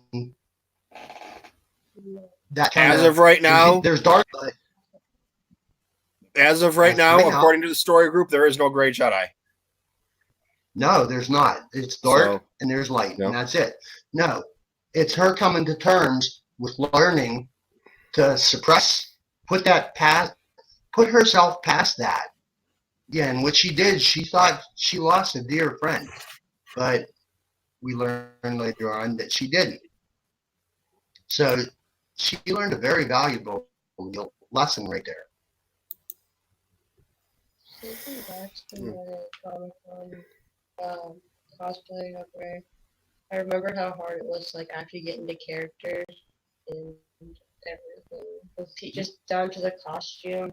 I had to get into acting. I had to, because I usually do that with my costumes. I get really into it. I remember every intricate detail I had to do. Oh, I had to get her accent down. I was still like a British accent. The memories, dude, the memories. Just remembering her cosplay days as Ray. Actually, if we do go this year, I'm going as Ray because her character was too not to recognize from anywhere, any point of view. She just Betchins, you weren't expecting a 2-for-1 on my end tonight, were you? Nope. You came up with that. No, neither was I. He came up with that. Yet here we go. He's like, hey, you should just like randomly pop in and just like say, pop. So let's see. Yeah, that part happened when that happened and Ray downed that transport because Ben was pushing her. Yeah. Yeah, because Ben was, to put it loosely, Ben was pushing her buttons. He did what he did. Pretty much.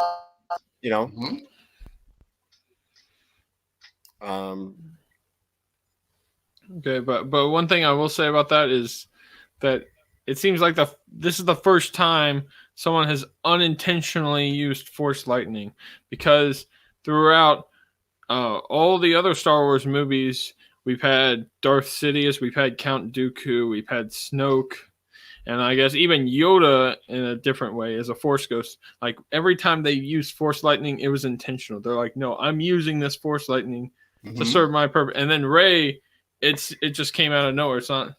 It didn't seem like, oh yeah, I want to use this Force lightning to explode this ship into pieces. I think it's because they were trained. They were trained to use it as a weapon. Where she, even though she's a Jedi or whatever you want to call it, but she went to the dark side of the Force at that moment because she was so angry because she wasn't able to keep. That's the whole thing, is being able to be in control of your emotions. If you can control your emotions, you'll be the most powerful Jedi. If you don't want to control your emotions and be a Sith, that's great. That's fine. You'll be powerful much faster, much quicker, but in the long run, it will destroy you. It's basically what it comes down to. And that's what happened there. Agreed. Wasn't there a two-part to that question? Well, another thing is, did either of you, were surprised whenever that ship exploded? You're like, oh no, Chewie's gone. Like this is the death of Chewie. I think Papa started crying. And I hit our other buddy, and I was like, the first thing I said, like as soon as it happened, I was like, oh my God. And then I was like, there was two ships because they show the two ships coming down. So I knew right away it was. Hey Kilo, how you doing, brother? Glad you could join us. But yeah, as soon as it happened, I was like, no, there's two ships.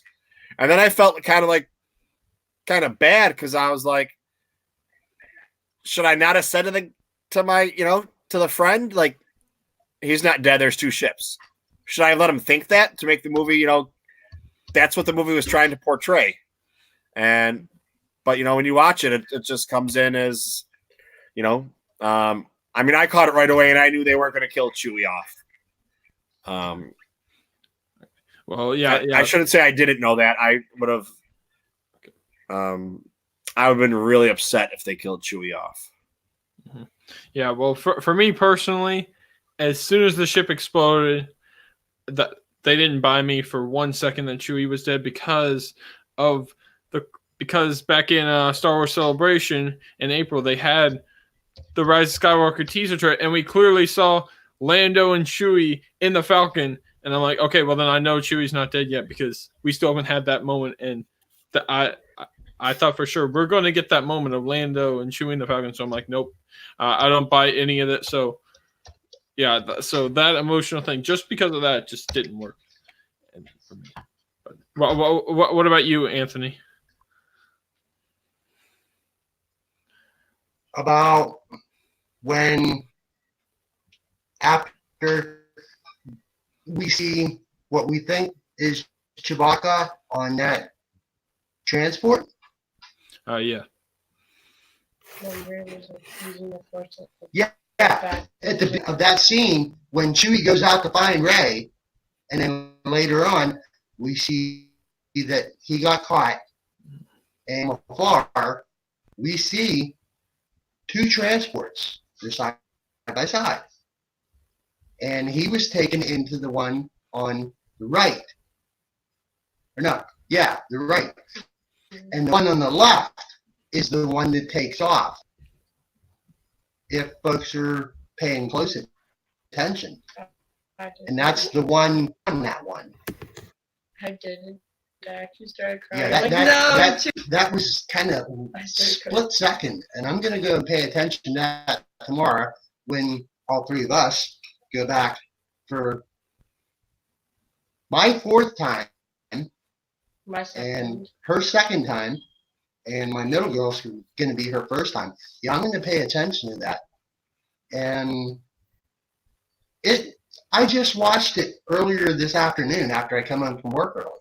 And even though I knew what was going to happen, it still caught me when that transport comes apart and Rey screams Chewie.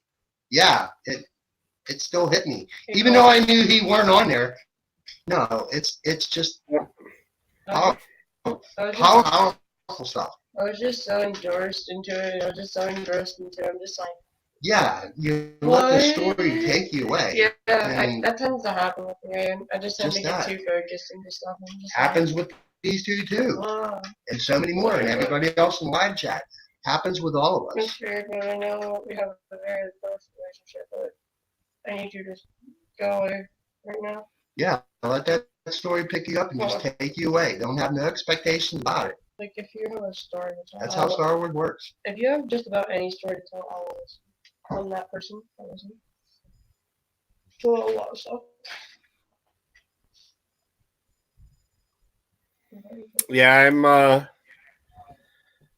I saw it for the third time today, and okay, I was gonna see it for the fourth time tomorrow, and I was gonna go maybe see it in 4D tomorrow. Ooh.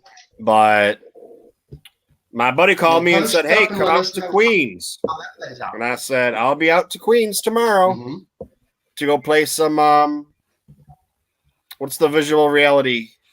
Oculus. I'm going over there to so we were yeah. Oh wow.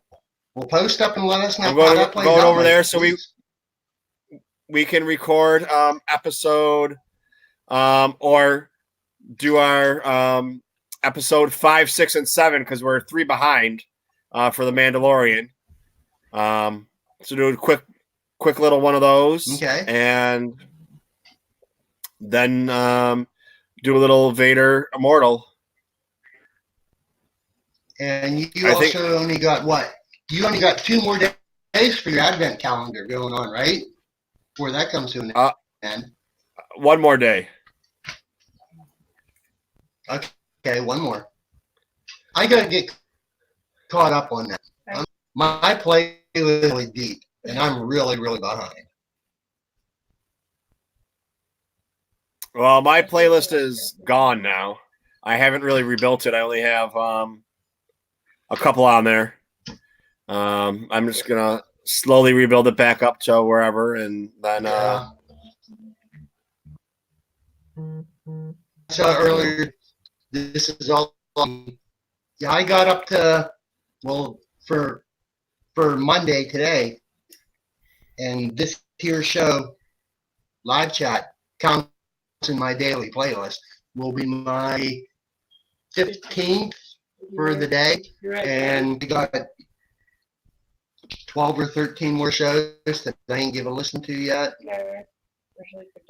Yeah, that's 12, 13, 14. This is 15. Yeah.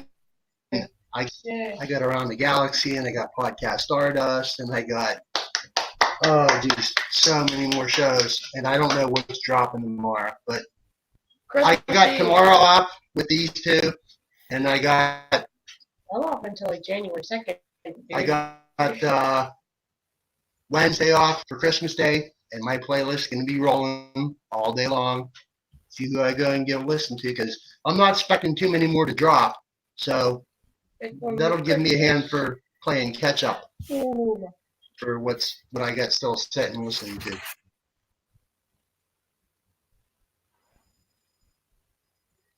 A lot of them's really podcast playlist killers because there's so many 2+ hour long shows, and that takes a long time to put down. Yeah, that's where times two listening is going to be my really good friend. Yep, especially everything coming out right now is about everything for the next month is going to be about this movie.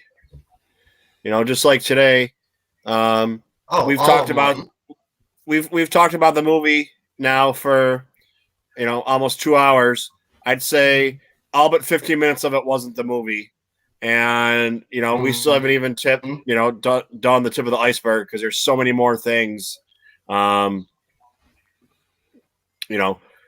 Like I was telling. Going on. Star Wars Resistance is still going on. There's a lot. And then not to mention the comics. Thank goodness there's not a novel or a book. Because that would just pile on to the pile. We'll catch up tomorrow. I feel bad about that. Yeah. Yeah, Resistance was. I usually like to talk about Resistance. I didn't even talk about Resistance. Resistance was pretty good. Gonna see where it goes, but you haven't watched it yet, so I won't say anything. Okay, but you've seen the Missing Agent episode, Michael? The one that was from yesterday. Yeah. Yeah. Okay. All right. I did. Yep. Oh, so we've all seen it then. Oh, you did see it. I thought you didn't see it, Anthony. Yep. Okay. Yeah. So. Yep.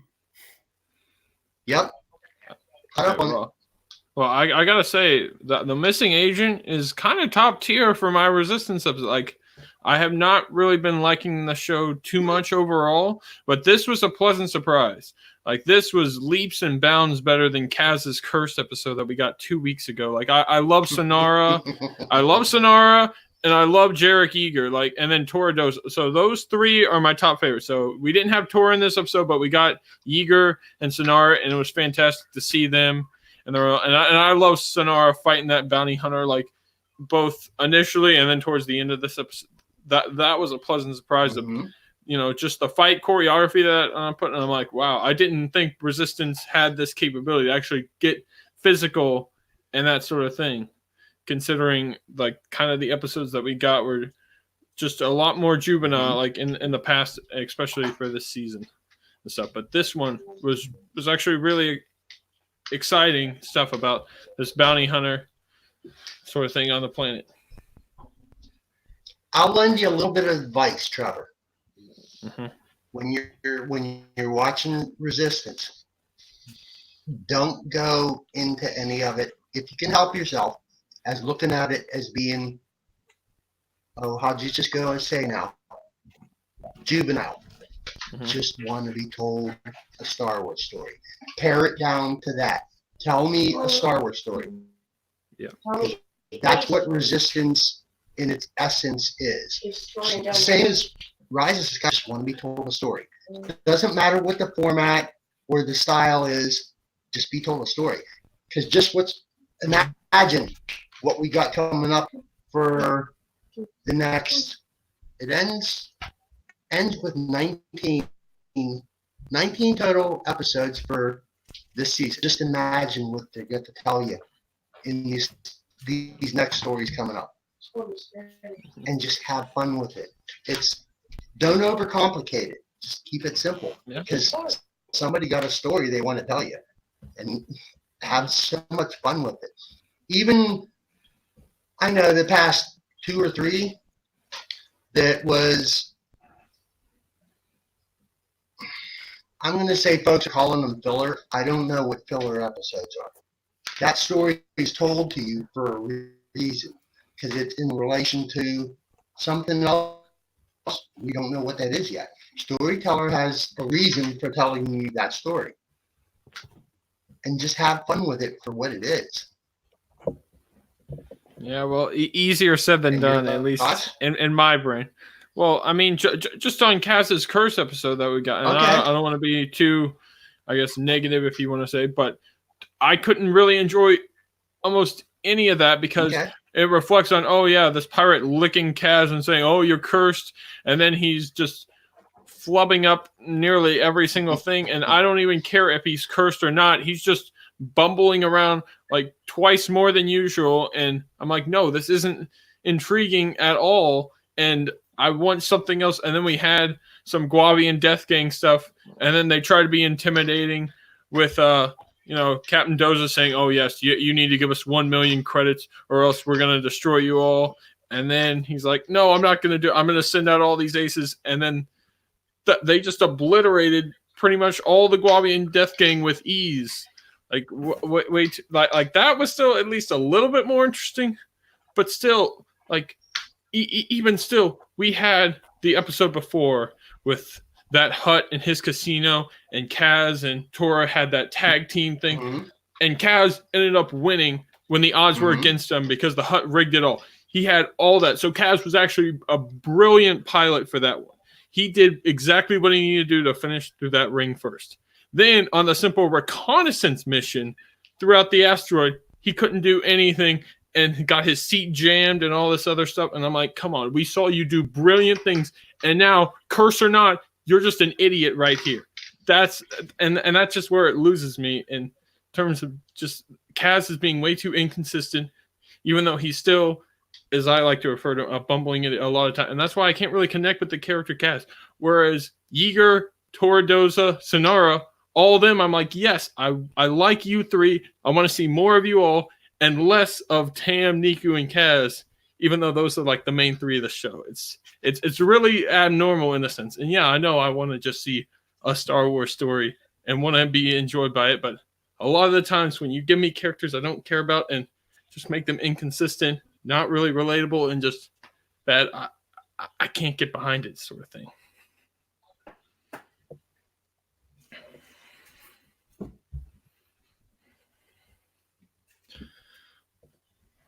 I mean, I don't know. I got you. It's not. I know where you're coming from. It's for everybody, and not every. I can agree with you on that for sure. So go ahead, Anthony.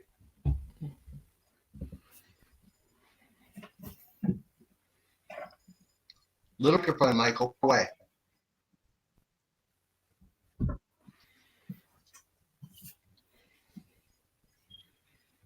Oh no, I was doing something. There you are. Okay. I was getting ready. Ready for... Oh no, what I was going to say, I mean, not everybody has to love all Star Wars. And if there's something you don't like, I'm not going to tell you have to like it. I'm going to tell you why I like it. And I mean, like, you don't have to watch it, and not you personally, Trevor. You're just if there's something you don't like, don't watch it. But you said why you don't like it, and that's good. If if you make your day going around talking to everybody why you don't like it now, that's where it becomes a problem. You know, because me and Rural Farm Boy like it. So now it's like, you know, you're crapping on what we like, and it becomes, you know, at the least annoying, if not more. I understand. You know, just like, you know, of all the Star Wars movies, the one I find myself watching the least is Rogue One, because it's not my favorite or anywhere close to the top of my favorites list on what to watch. But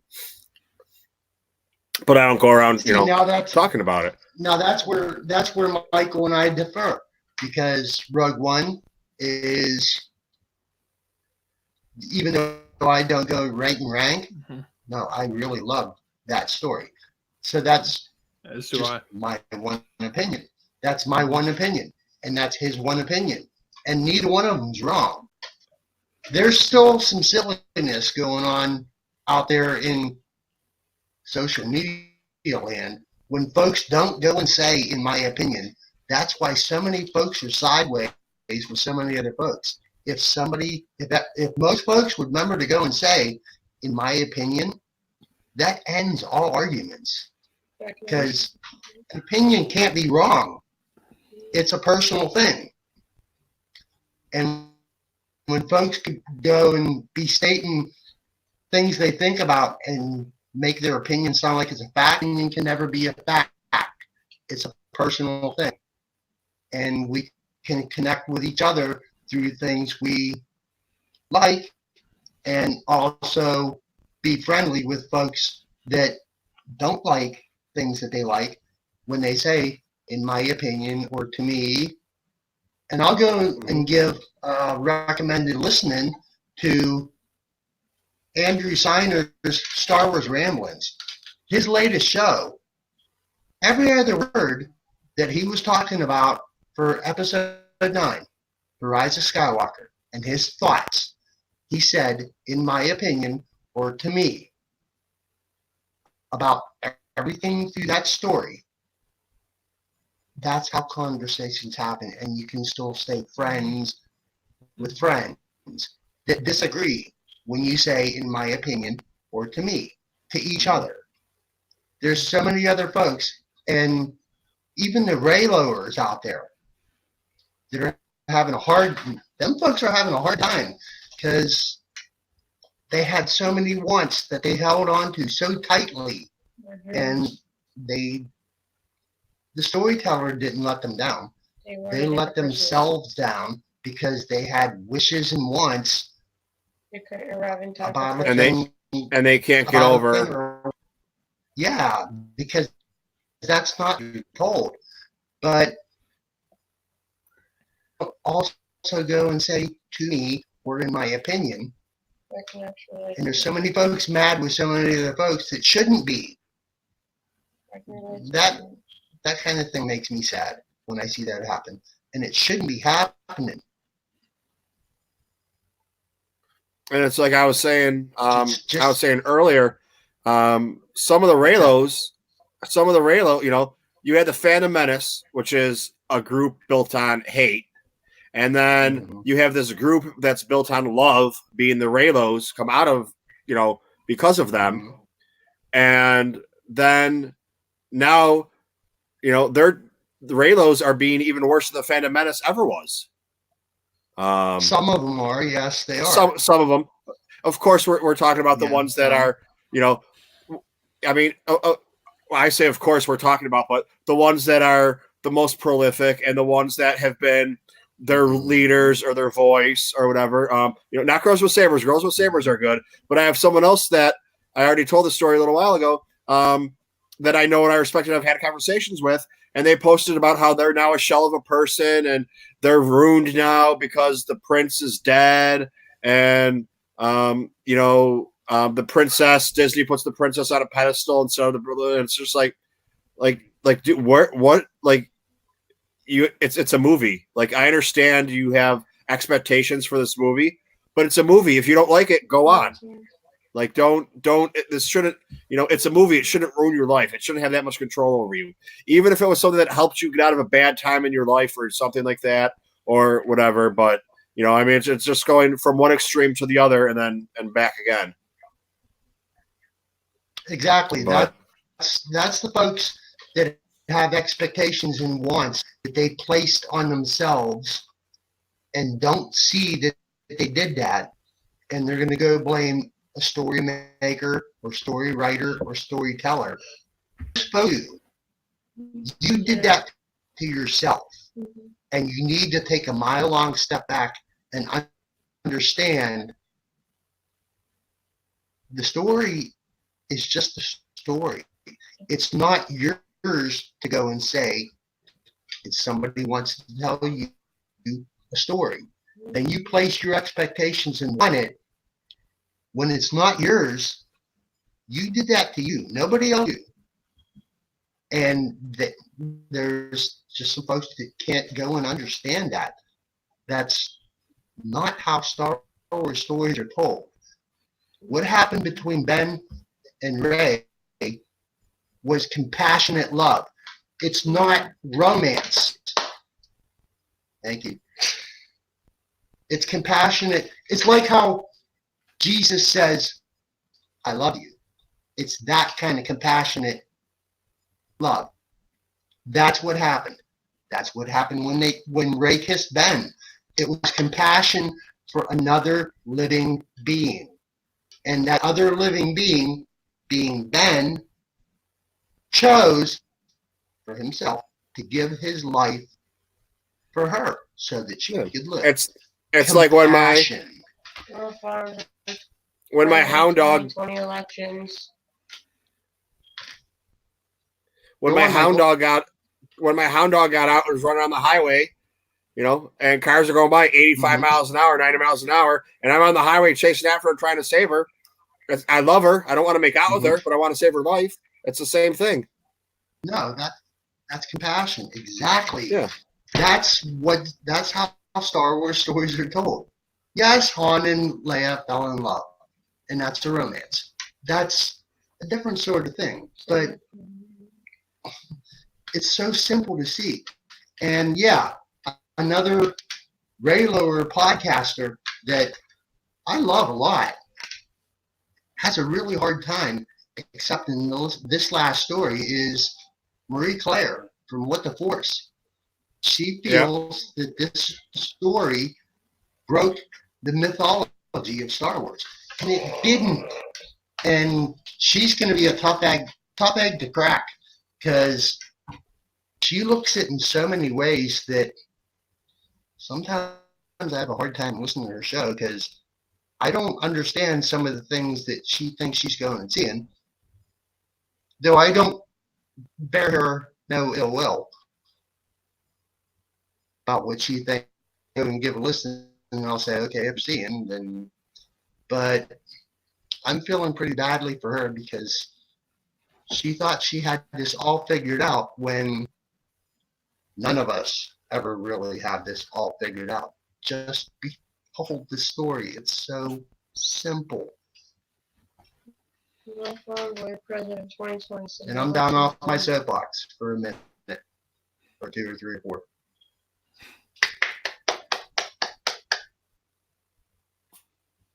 Election year president, rural farm boy for 2020. No.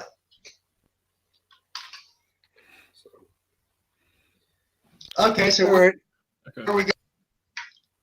Well, okay, so I do have a comment though. So you're saying the kiss between Ben and Rey at the end was just them as friends, them saving their life and just I don't know, just complete as friends and not any really romance.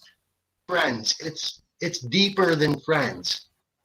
Even in that galaxy far, far away, it's person to person, a human being to a human being in a compassionate level. That makes sense? Okay. So, yeah, I know, but whenever you're saying deeper than family level, yeah. It's like I think it's along with of loving someone so much, not a romantic love, that No, you're willing to give compassionate your love. life. You're willing to give your life for theirs. You know, Exactly. Yes. like a parent, exactly. like a parent does for a child, or a child would do for a parent, a brother does for a sister. You know, I'm not bringing a brother sister kiss thing. Like I don't want the Luke and Leia thing, but you know, it's like, you know, like you would give your life to save someone else's life, and they at the same time they would give their life to save your life. Exactly like that. Exactly like that. George Lucas approved because that's what he would say. Okay. And I'm not a Star Wars storyteller, but it's as simple as that. It's right there to see. Okay. Well, you're saying that, and I'm just reminded of back in Rogue One, you have Jin and Cassian on the beach right there as they're Same about thing. to be Yes, on the way, sir. and yet there's no Yes, kiss. sir. They're just, you know, right next to each other as the blast shows up, sort of thing. Exactly. Yeah. The same compassion. A fellow human being to another with another fellow human being. Yeah. There weren't romance there, Trevor. You see me? Yeah, there's no Right romance here? there. Where is this? No, it's on the nose. On the nose. No, there's no romance. And It's if compassionate in love. Rogue One,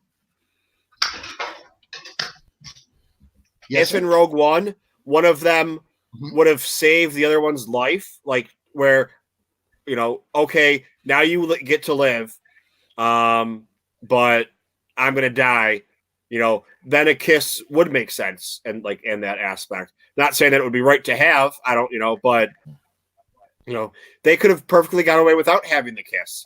I think the kiss was a way to appease the Reylos, but the Reylos weren't happy with what they got.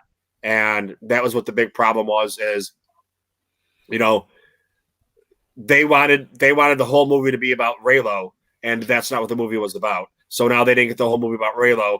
That's why they're not happy, because they can't just take their, you know, one little piece of the pie and be happy with it. They wanted the whole cake and to eat it too. And that whole cake that you are speaking of is also called what? Starts with E and ends with Asian. Expectations. Yeah, they did that to themselves. That's on them. You know, that's not the why story. Real Farm Boy doesn't like to speculate on what's going to happen, because he doesn't want to make an idea in his head on what's going to be, and then if he's wrong, he's going to be disappointed. He just wants the story to be told. Every spoiler, even though I follow spoilers deep and wide, I thank you, Jason Ward, and who was the other one? Jedi Paxis and Bespin Bulletin. Yeah, because they nailed this. They had nearly, if not over, 80% of this story figured out. And I followed each and every and all of it. But when I sat my ass down in that theater and watched that story with this here youngin', and I am so thankful for what he goes and does, and choose with those of us that choose to follow what he does. Thank you, Jason. I hope you're watching this at some time, Jason, because what you do and go and choose to share with us means a lot to those of us that follow you and what you do. I forced him to tell I was me. spoiled. She weren't. I told And him I didn't go and share with her. I I told kept him it to myself. stop. I told him to stop. I'm like, no, don't you dare say a Yeah, thing I know. about this I keep movie. spoilers to myself. But wow. And I just seen even earlier this evening that he took Luke and Penny to go see again. And I hope they had so much fun. You didn't see that?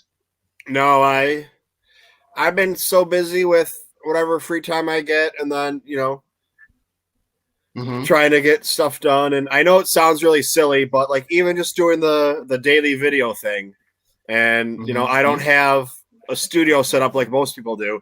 I gotta move my camera and my, you know, like right now my girlfriend's at home, so I'm in my bedroom. But I got to move my computer and move the desk and move the table and get it set up and get, it's not a big deal. It just takes 5 or 10 minutes to get everything situated. And then if she is home, I got to do it in the living room. That's where I have the advent calendar set up.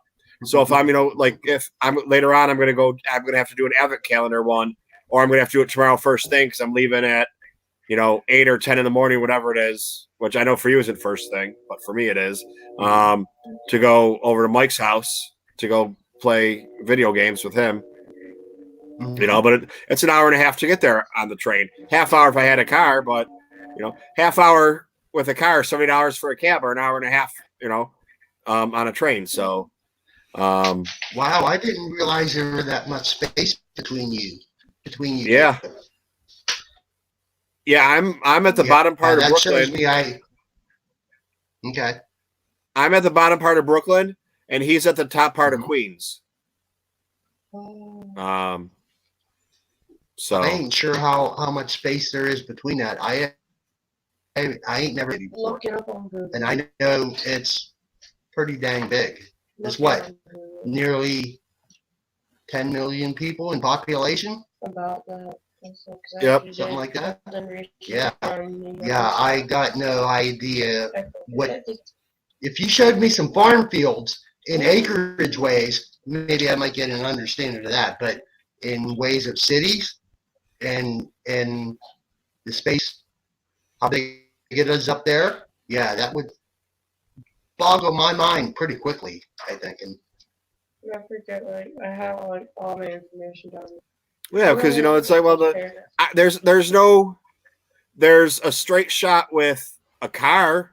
Well, there's not even a straight shot with a car, but I can hop on one train and take one train the entire way, but I have to go round and about.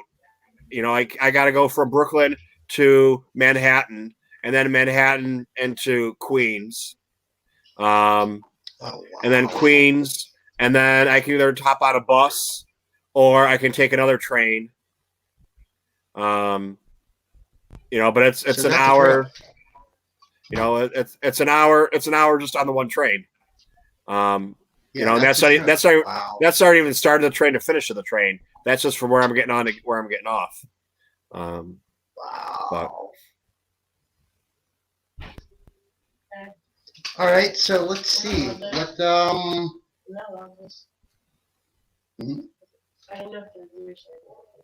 where else we want to go next? What else you want to talk about, the Anthony? host of the show. Let's see here. We're going. Where are we getting at? We're getting close to 11 o'clock, but I don't got to go to work tomorrow, so we're all good here.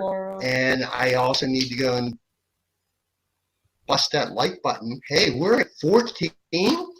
We have that many folks in here tonight. Hit that like button. Well, I come along. Like a boss. Yeah, that's a high. We're getting some folks in here. Yeah, we had Let's check. I don't even remember how many likes there were last week, but we had almost 100 people in here. We had 98 views by the time it finished last week. And then this week we have more likes, but I don't think we've had as many people.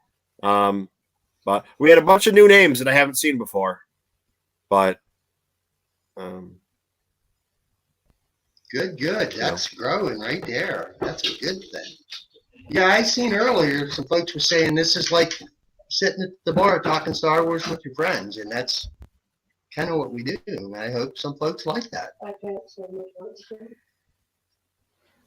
yeah, that's what I was telling Trevor when I got on last night. So I went to go see it yesterday with my buddy, and he always works Monday, so he can never come on and talk with us. And I was like, hey, you want to record something afterwards? And he's like, okay. And we stopped at a bar, and it was a warm New York City night. It was like 40 degrees or 45 degrees or whatever. So we went on the patio and pulled out the computer and started recording out there. And the bartender knew we were recording and stuff. And a couple of people came out and they were talking to me and talking about Star Wars before we even started recording. And while we were recording, it didn't really say anything. And then when we're almost done, some girl comes out and she's like, it's my birthday, blah, blah, blah. And she's like, you got people really mad because you were talking about Star Wars and they haven't seen it yet. And I was like, Okay, like Ooh. they could have said something. Number one, and number two, Number one. they didn't have to come out back. They could have gone out front. So if you would have realized it the first time, I mean, it's not like it's not like we had the only place you could go. It's not like we were standing out front, and if they wanted to come smoke, they had to come outside and come out front and whatever. We're outside. You could obviously see it because I don't think you watched it from yesterday, Rural Farm Boy. But I'll show you what I picked up yesterday. That's what the first part of my show and tell is yesterday, and then my Secret Santa gift that I got. Yeah, you tagged me a another little Secret bit Santa late. gift, too.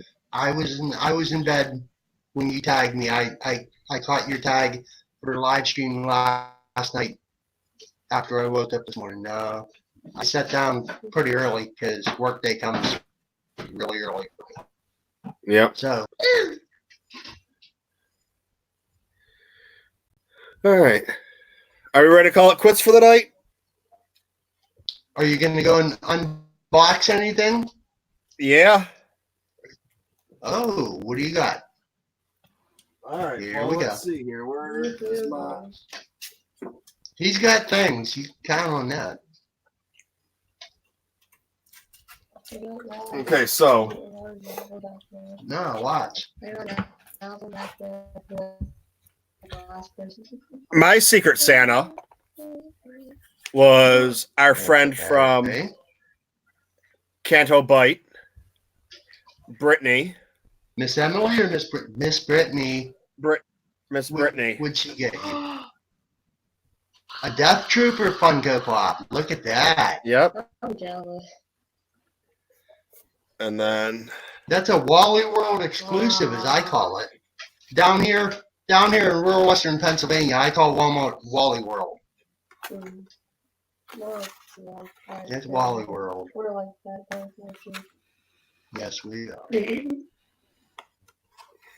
What else you got? and You got then another thing. I got this for myself. What's it? Back a little bit. Can't quite It make is. out Let what me that open it was. up. It's in. Oh, you can't see. Ooh, It's unboxed. a 2020 calendar, Oh, a day at a time. So if you can see better on here on this one. okay, got you. Yeah, that like a desktop calendar, right? Yeah. Something like And it's one a day. that. Okay. It's one a day, Mhm. and it's hard to see. I can't show you with the glare or whatever. It gives you something, and then tells you about it. Whatever that is. So, I was trying to find something because I was somebody's Secret Santa. Obviously, I was trying to find something for him, and I was like, I don't know what to get. And I saw this, and I was like, oh, I'm gonna get this for myself. And I said, you know what? I had a Raj. So Oh boy, so I got that for a Raj. nice. I figured he would like it. And I know he's not That going to watch this. desktop calendar. I know he's not going to watch you don't know this, that. but he has might- another present. He you has might. another present coming too. Because I just feel weird, like What, giving somebody a like- calendar, like here's your calendar or whatever. But it's also because Gotcha.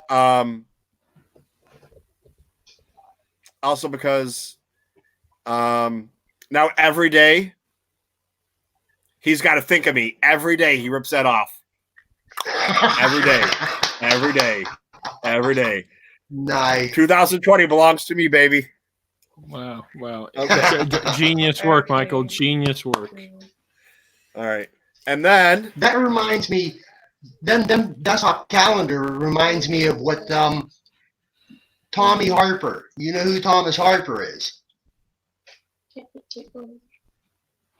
Tommy Harper is Alex Damon's emesis from Dragon Con Trivia.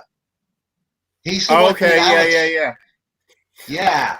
Tommy was on I want to say Force Chatter with Lou and Tim, Qui-Gon Tim, recently on their show on Forcecast, or not Forcecast, Force Chatter on the Random Chatter Network. Yeah, Tommy's a lot of fun, and all through this year, he's been sharing screenshots every day of a desktop calendar that's just like the one that you showed, Michael. Yeah, and if you're not, look Thomas Harper up. I think it's Thomas L. Harper in Twitter. He's really super smart. Lives on the other side of Pennsylvania from me, and super friendly. You want to follow him, and he'll hit you back with a follow. Okay. If you want to add some friends, yes, recommended by me, for sure. All right, Tommy, so fantastic. much I fun. just hit the follow button there. So, all right. Yeah, I'll that's take your word for That's it. Thomas. Yeah, I know. That's Tommy. He is great. Part of the Legal Geeks. He was the one that put Poe Dameron on court-martial. He was the head of that, and he court-martialed Poe Dameron last year at Dragon Con. Yeah, we follow each Him under other. arrest. Yeah, he's a good fella. I just checked really really quick. good We fella. follow each other. Good fella. All right, Okay. sorry. I took And us then off, we but we're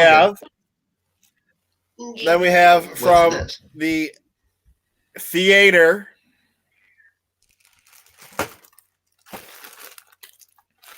I showed this yesterday. Is that the R2 popcorn bucket? Yep. Oh, get out of here. 2 thumbs up. We don't have that up here. I haven't opened it up yet. Folks, We just have like I told we them. just have like this average sized can. It just folks like, are spending some might not want to open that. You might want to keep that in the bag. I've seen some folks sell that. They're for selling right upwards now of on $75. Yeah, they're selling right now on eBay for $85 and $100. And I was like, Wow. I mean, You might not want to go and open that up. Leave that. You got just the yeah. or you got more than one. Okay, yeah. You might want No, I just got the one. Your choice. Your choice. You might want to Yeah, go and but let that one alone Mhm. and do a Pappas turnaround with that maybe someday. Yeah, we'll see. We got to keep find it out for what yourself. see what the price does on it. The prices right now, people are showing them for $85, $100, but we'll see what it's like in a week or two. I know a place that's going to have a ton of them left over if they have some. If that's the case, I'll just go pick up, a bunch of them and sell half of them to pay for the other half and then save the other half. But so we got hoping it's cheaper than 100 or $80, but what else you got? I see a box, or I thought I saw a box. Like at our movie theater, we just have like these cans. Because on this show, there's always at least one box. Magical. It's a box. I get those for Christmas every year, and I'm still very. I think I said this last Monday. What's in the box? what's in the box? Like that. Yep. Oh, yeah, buddy. It ain't a book. No, that's not a book. What Oh, it is a book. that? Oh, okay. Oh, the Smuggler's Guide. Oh, Oh, I only got to take a peek at that at Barnes and Noble recently, I was gonna say I don't. and I mean a peek. I didn't get to go and give that a good deep and wide look. Wow. I saw you unboxed earlier. I want to say it was it over the weekend or the end of last week when you unboxed the Rise of Skywalker visual guide. Yeah, that's right here. I want to say that was, yeah. I watched, yeah, that was in my playlist. I watched that one. I'm jelly because I don't have that yet. I never even saw it. I gotta get picked that up. I've been that. It just shows how busy I've been in school.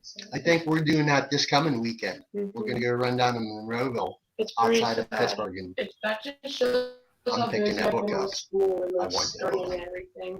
Like, I hadn't even Want had that time to look at the visual guide. That's pretty sad with myself. Okay, So so let's see we what got else you got. we got another thing. Okay. And it's in the bag. What's in the bag? That's originally how that commercial goes. What's in the bag? What's in the bag? July 28th, 2018.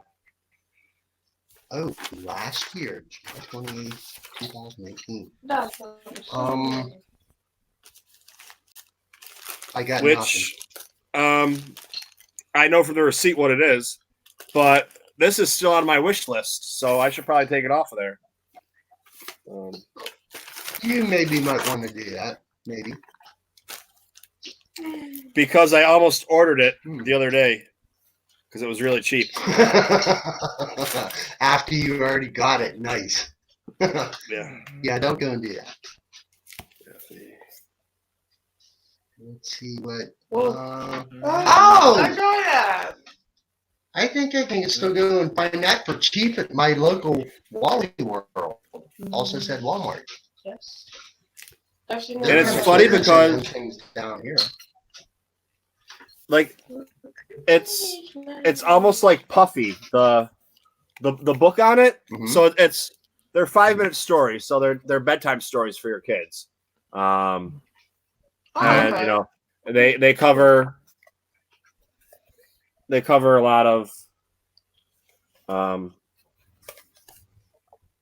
The original trilogy. They cover the original trilogy, yeah. so All right, yeah, I can't go and this is a say- really nice book. Looks like it. I mean, also known as the 302nd Star Wars Stories book, right? Yes. Also that, yeah. Also that one, Trevor. Yep. Beat me to it. Attaboy. Okay. and here we go with A box. What's it? There's something in that box. We're gonna find out. because that's from the movie Seven, with Brad Pitt and Morgan Freeman. Yeah, I What's only in the seen that box? once, but I. After, yeah, when somebody reminds you what that's from, most people don't forget. Yeah, I only ever seen that story once and it scared the hell out of me. And I ain't one for scary stories, so let's see. He busted it open, and it's looks like a book. Oh, Fallen Order. Is that the game? That's not the game. No. No, Visual it's the guide. art. It's the art of Art of. Jedi Fallen. Oh, But yeah, I know. my. I can barely read the art of text that appeared right above. The art of. Yeah, I see it now. I was saying, But- it looks like a little blurb up top. Yeah, but That's gonna be some good read. Glasses on to this page. Jedi Fallen Order is the new video game. Yeah, my friend. Yeah, Logan, he's starting into it. He's like, whoa, dude, this game's like so cool. I didn't know it had an art of book. There's a lot of stories to be told from that game in that book. Clean my glasses again. I thought it'd be fun. okay. Am I supposed Now to here, walk with- Anthony, do you remember a short while ago? What's that? Mm-hmm. I forgot how to eat. Hang on, I'm gonna go like this for a minute. I should have done this Okay. the whole time, but do you remember a little while ago I got this? We're good. The art of Jedi Fallen Order. Oh,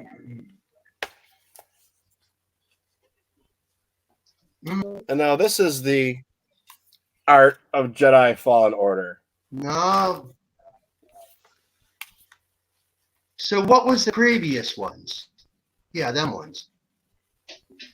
They concept. Same book.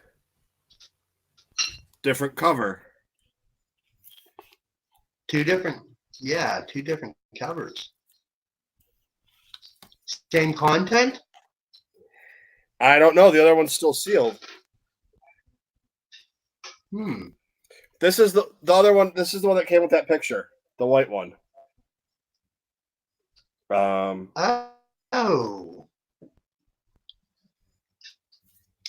In a book, that looks very frameable. that looks very cool. Exactly. I like that. And that one, that's But I mean, yeah, it has beautiful artwork. Very beautiful. oh for sure. I just don't know. And I mean, it has a slip cover too, and everything. The difference between the two. I don't know what the difference between the two would be.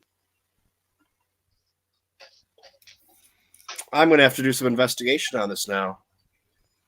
Yes, sir.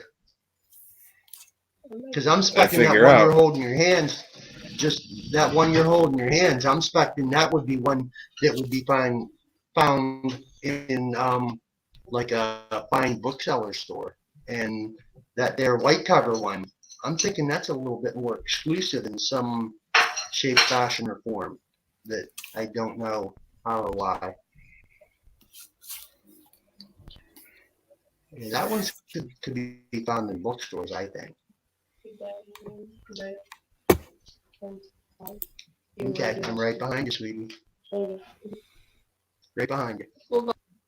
Youngin's going to bed. Bye-bye.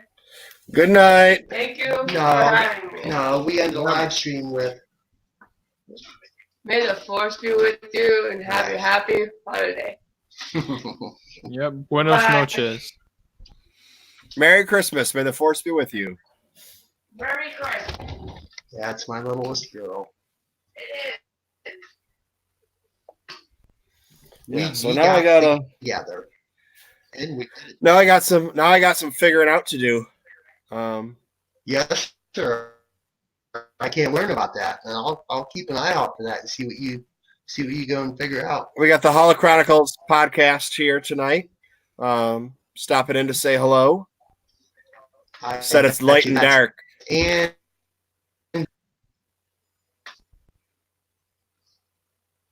that's most likely.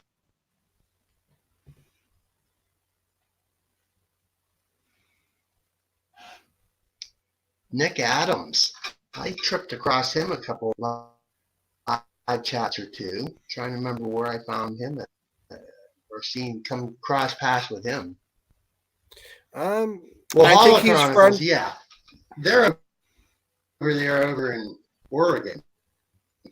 They're 3 hours behind us. Yeah. Who's I that, believe Michael? Nick Adams is friends Nick? with Nick. I think Kilo. I think Kylo brought him in or introduced him to us. However you want to say. Oh, okay. So.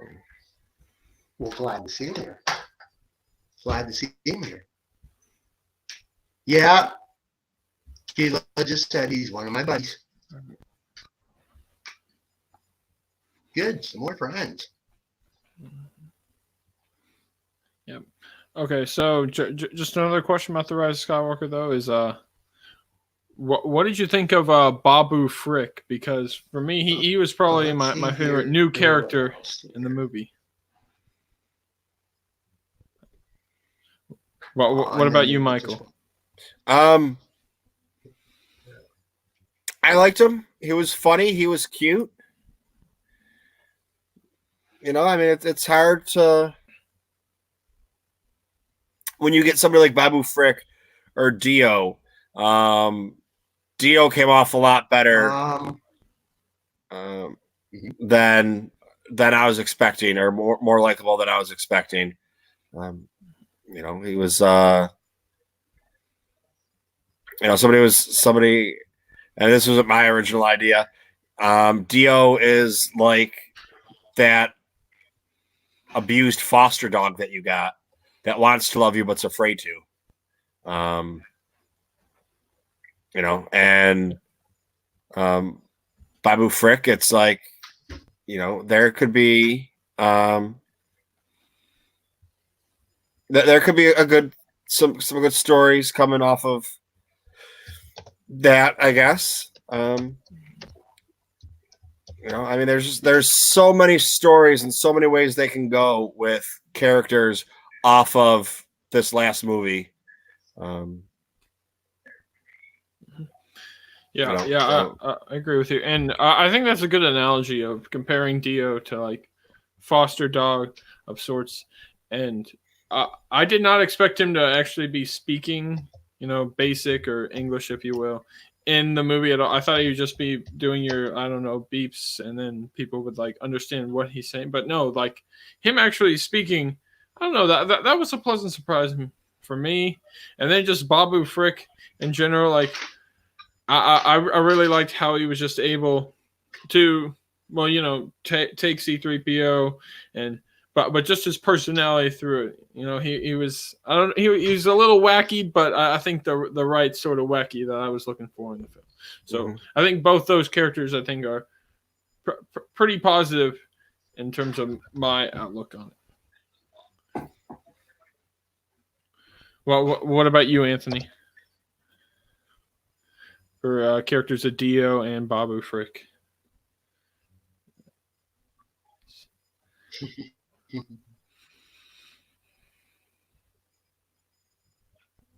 Anthony, there?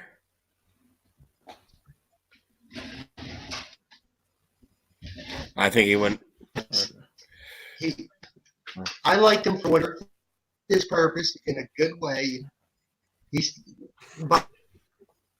Babu served his purpose for what he was in the story to get 3PO the Sith actions right here, buddy.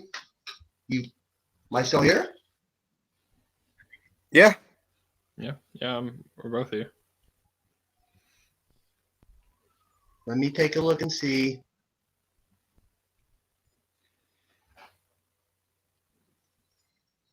Yeah, we got you. Yeah. You can't. We got you. Mm-hmm. We can hear you.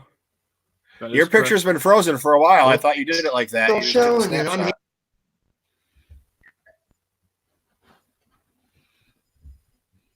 Okay. All right. My thoughts on Babu Frick. As well as Dio. I thought that he served the story's purpose for what he had to go and do. Okay. I thought he served the story's purpose for what he had to go and do. Okay. No, I had to go take a look, see what all was. Yeah, Babu Frick. He served his purpose in the story to get 3PO to trigger.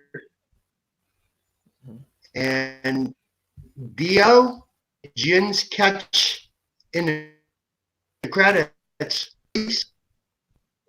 Either end? I can't say I did. No. No, but I mean, I could look it up right now unless you'd like to reveal it to us. Nobody? Nope. There's only two of us. We both said no. Something goofy's going on. Anybody playing along?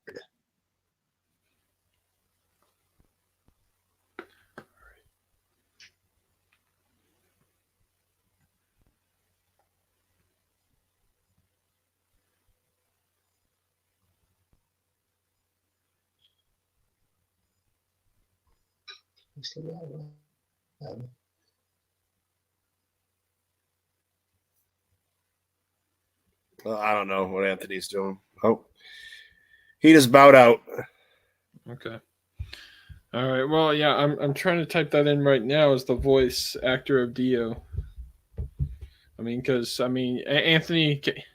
Well, yeah, I understand technical, but I mean, just in me, you can't just set up. Oh, you know who, and then not me trying to figure out who it is. That's just my curiosity getting the better of me. So let me see if I can do that. And I get differently than like he.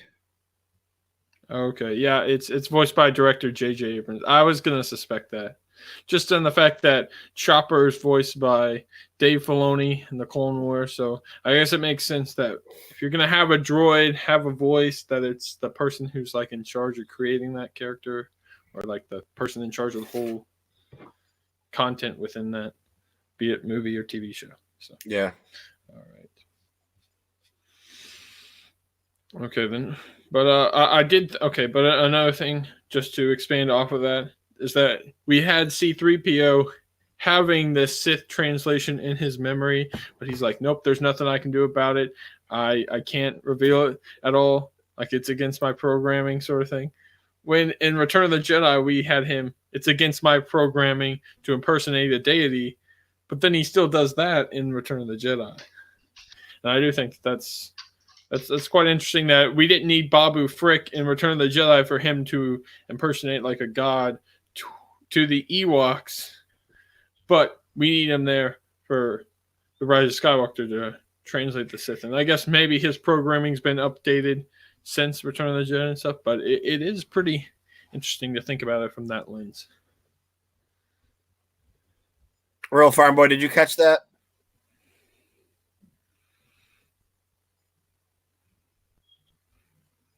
Okay, I'm back. Yeah, I was listening. I wasn't at trouble. You're right. We've been updated. When we was with him, the original trilogy, he was fluent in 6 million forms of communication. And 30 years later, over 6 million. He added another million. So it's 7 million. Except for that Sith transcription that he couldn't go and do. His program wouldn't. And that's where Poe said he remembered. I don't remember the term directly, and that's on me. So I'll just go and say that knows how to. And to make it mean that Sith transcription was in. So all they had to go and do was dig that out.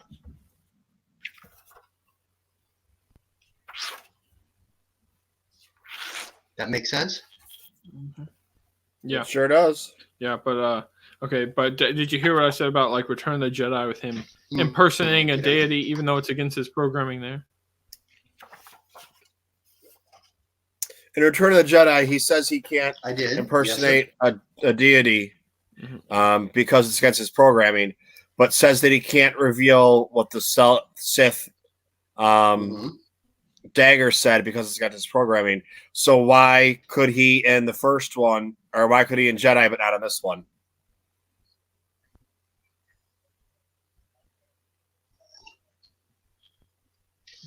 In my mind,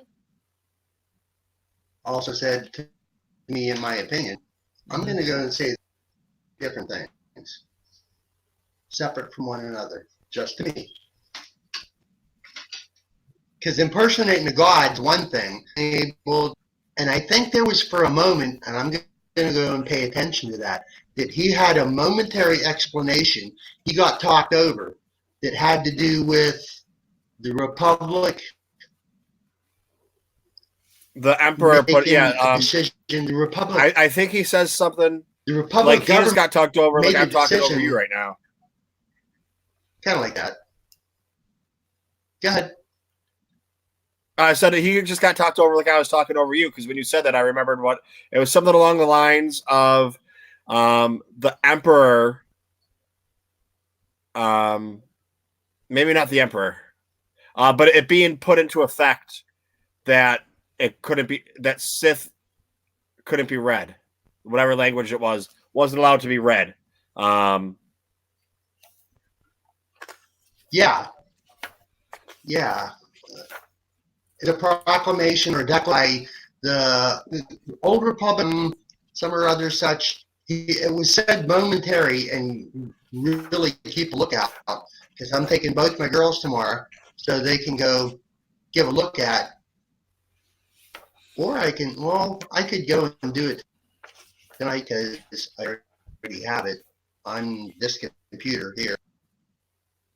But I won't go and do that because that'll run some spoilers. But that's going to make for an interesting trivia question. Why he can't go and do that. It's got something or some other such bullshit. Don't remember what it is, but that's why he can't go and do that, which is why Babu has to go and do, and what 3PO translated as. So that's how I think that plays out. Okay, so just to clarify this, I haven't gotten to the Chewie part with the Chewie medal, but I'm looking for Babu Frick to look something up about Babu Frick. So I'm scrolling through. I just saw Leia reflects on recent losses as she holds Han Solo's Medal of Honor closely. He earned it for the impromptu rescue mission that brought them together 35 years earlier. So that medal that Chewie gets is Han. So I'm assuming the visual guide dictionary. Yep, right. Are you in the visual dictionary? Yes, he is. Okay, I want that book.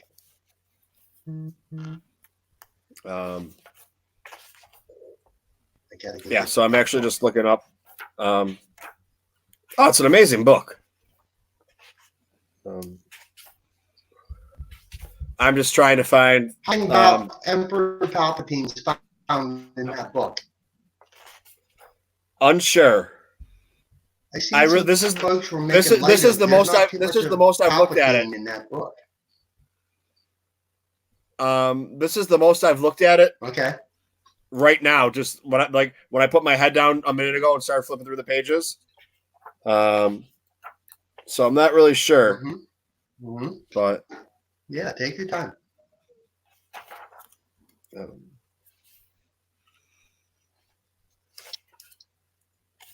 Yeah, when I get my hands up some time, I'll go and make some time for sure. Take some time for giving a look, and then for us to be talking. Absolutely. Yeah. Because then we can, because I can take a picture. That's what I'm trying to figure out, if it would be better for me to take a picture of the page and talk about the page and leave it like that for people to learn, or if I can figure out how to change my camera, and have it sitting here like this, so you're able to see this. You know what I mean? And then talk about the page like that. So try to figure out which one would be better, and do it that way. So to talk to people.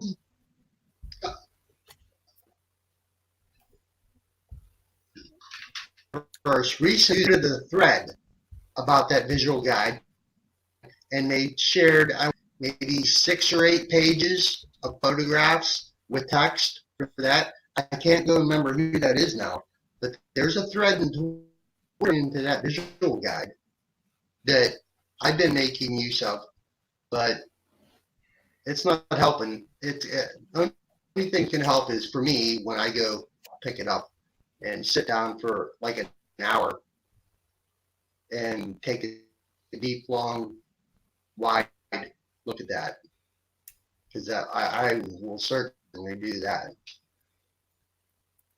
Yeah, so if you're looking to go and do that, Michael, I'll surely be following along till I go and get it. Anything that you go take photographs and put up, yeah, I'll be looking at that. Yeah, I'm not Really sure if it would be close. better off doing it like, yeah, I got to figure some stuff out because they Okay. So you know how this is I'll the be free one watching. by StreamYard that I use. Um, Mhm. They just switched it. Remember how it used to be unlimited? Now it's still free, but they stop you at 20 hours of recording. And which, you know, doesn't seem like a lot, but this month I was using this to record for my advent calendar. Well, that's, you know, 200 and some minutes right there. You know, recording 10 minutes each day, you know, that's 240 minutes. You know, that's 4 hours right there. So that means I have 16 to doing, and I record with you guys, you know, for 3 hours, 4 times a week. That's 12. I recorded last night. I'm going to, you know, I'll be okay. But if I want to record one more day this week, I'm going to run out of time before the 28th. So that 20 hours, as you said, is that overall, or is that a week or a month? That's a month. A month. 20 hours a month. Okay. But you know, like where so my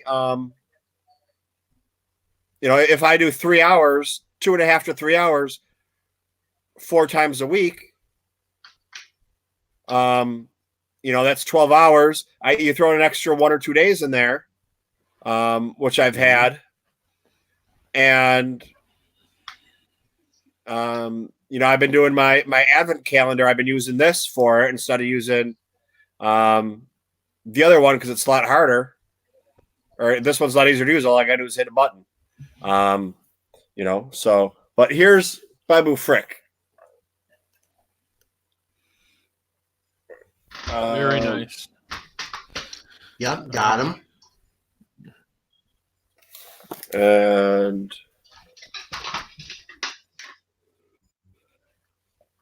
droid mines are boxed in any array of dampers. Hard coded, blah blah.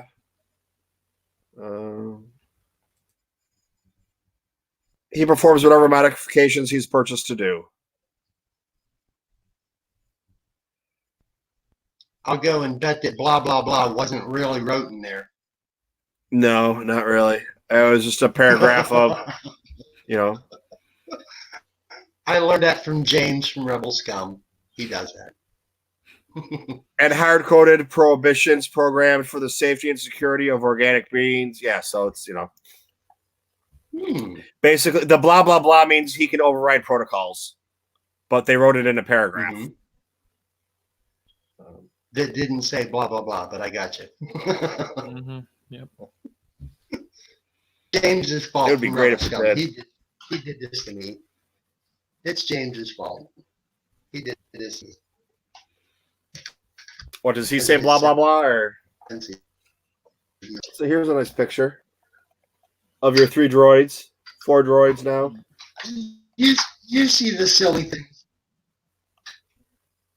Yeah, 3PO, RD.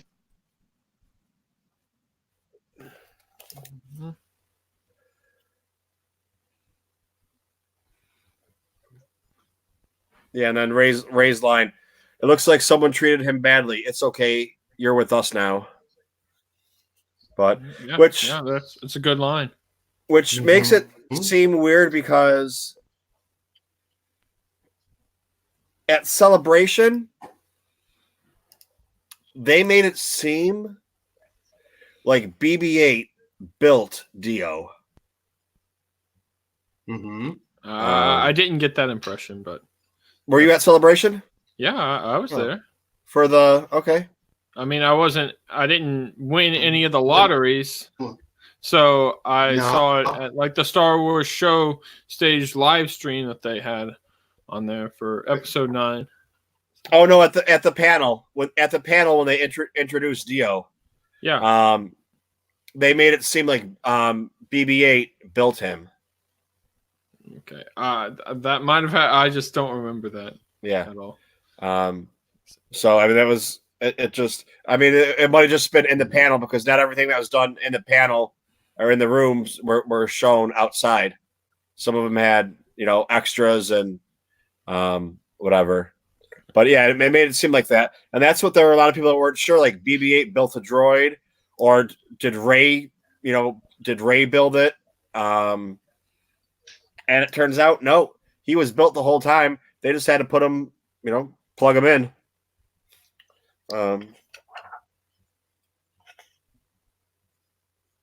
Well, I can go. But I yeah, I can got go and to. say it. The live. I weren't there, but I remember that panel very plainly and clearly when they told us that Dio takes a liking to BB-8, kind of want to be his best friend, but never once did I ever take a meaning that from what they said, and I watched it for 5 times. I never took no meaning that from what they told us that BB-8 built him, just that Dio became really close friends, wanted to be BB-8's best friend. That's all I took from that. And from what we were shown in this story, that's what happened. Dio actually wanted to be friends with as many other folks. Like he tried to be a friend to that Orback. He wheeled up close to that Orback and he was like, "Hello," and then Orback put his head down and he was like, "Rrr," and then Dio backed up and he said, "No, thank you, no, thank you." He wanted to be friends with like everybody he could be friends with. He became friends with Ray with the back and forth squeaky wheel. And then she oiled him up a little bit, and then squeaky wheel went away, and he was like, "Thank you."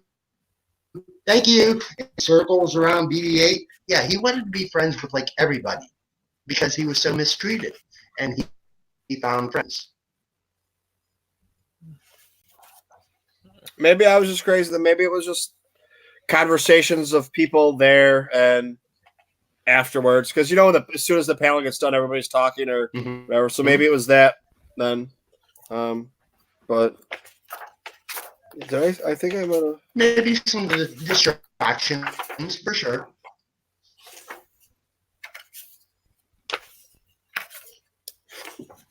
But that's the one thing. Even though Yinstu was there, but we were all at Celebration. He just made like beepy boopy sounds. But when we were introduced to him in this story, he had a voice. Yeah. We weren't blown away by that. No, I actually was. That was pretty interesting because, like you said, I only expected beeping noises from what I saw at Celebration and other stuff, and then he started speaking, and I'm like, okay, this is a pleasant surprise. Like just the way he was going about, saying hello, thank you, or no thank you, different stuff. Like he had a really he was talking. I don't know. Yeah. He had a really great personality and something that I like. I mean, I still would say like among the. Okay, sorry. You can go ahead, Anthony. Did either of yins pay attention to the credits to see who Dio's voiced by? No. Well, yeah. Both of us said we didn't, and then while you were gone, my curiosity got the better of me, if you could say. So I looked it up, and it's the director of the film. So. Yes, sir. Yeah, that's when that happened. Yeah, that caught me off guard. Yeah, when me and my youngest girl got to go see that Friday, and I was watching credits, and I weren't looking for it. And when it came up, and I saw Dio, and I saw J.J. Abrams, I'm like, get out of here! That's his voice. Oh, that's like that's like Dave Filoni. Yep, I also mentioned that as well. Yeah, it was just like, that could have knocked me over with a feather. I was just like surprising us yet again with so much Yeah. Although, okay. So what I was gonna say though is among the 5 most recent Star Wars movies we've gotten, under the Disney regime, K2SO still has to be my favorite droid we've gotten. Like him over BB-8 and Dio and definitely L3, but that's for another discussion. But K2SO I'd still say is my favorite droid. Although both BB-8 and Dio have been, pretty good. Like BB-8, especially in The Force Awakens, I think was definitely the best appearance, and then Dio in this one is also really good.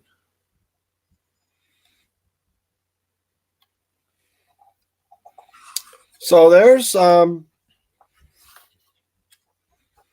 nothing about the Emperor in here. Oh, Anthony, we lost Anthony again. Yeah, unfortunately so. Yeah, because the whole time you've been talking to him, I've been trying to find. Like he asked me about the Emperor, and it doesn't say anything about him in here. Yeah, well, the one of the biggest questions I have after watching The Rise of Skywalker is who the hell was the mother of Palpatine's children? Like, that's like the biggest thing, and we know it had to have happened at least, I think, at the start of the Clone Wars, if not sooner, for that event to have happened, because it couldn't have been before the Phantom Menace was whenever the mother of children gave birth, to Rey's parents, because then the timeline wouldn't work. Then it would be like a great grandfather of Palpatine instead of just grandfather. So I want to know who the heck that was and when it happened, because that's just, I don't know. It's something that I'm trying to wrap my brain around, and I don't need. And well, then you get into the whole conversation of was he intending to have children or was it an accident?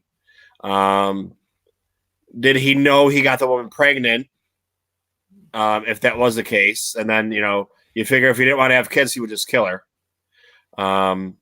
Was she a willing participant or just like his concubine? And does the Emperor even care about having sex as pleasure because he's so powerful that he doesn't need that human gratification like we need? Or you get the megalomaniacs or the people that are like sex addicts or people in high levels of power that need it. What is like who? I mean, yeah, like what was it for? Was it for pleasure or procreation? Did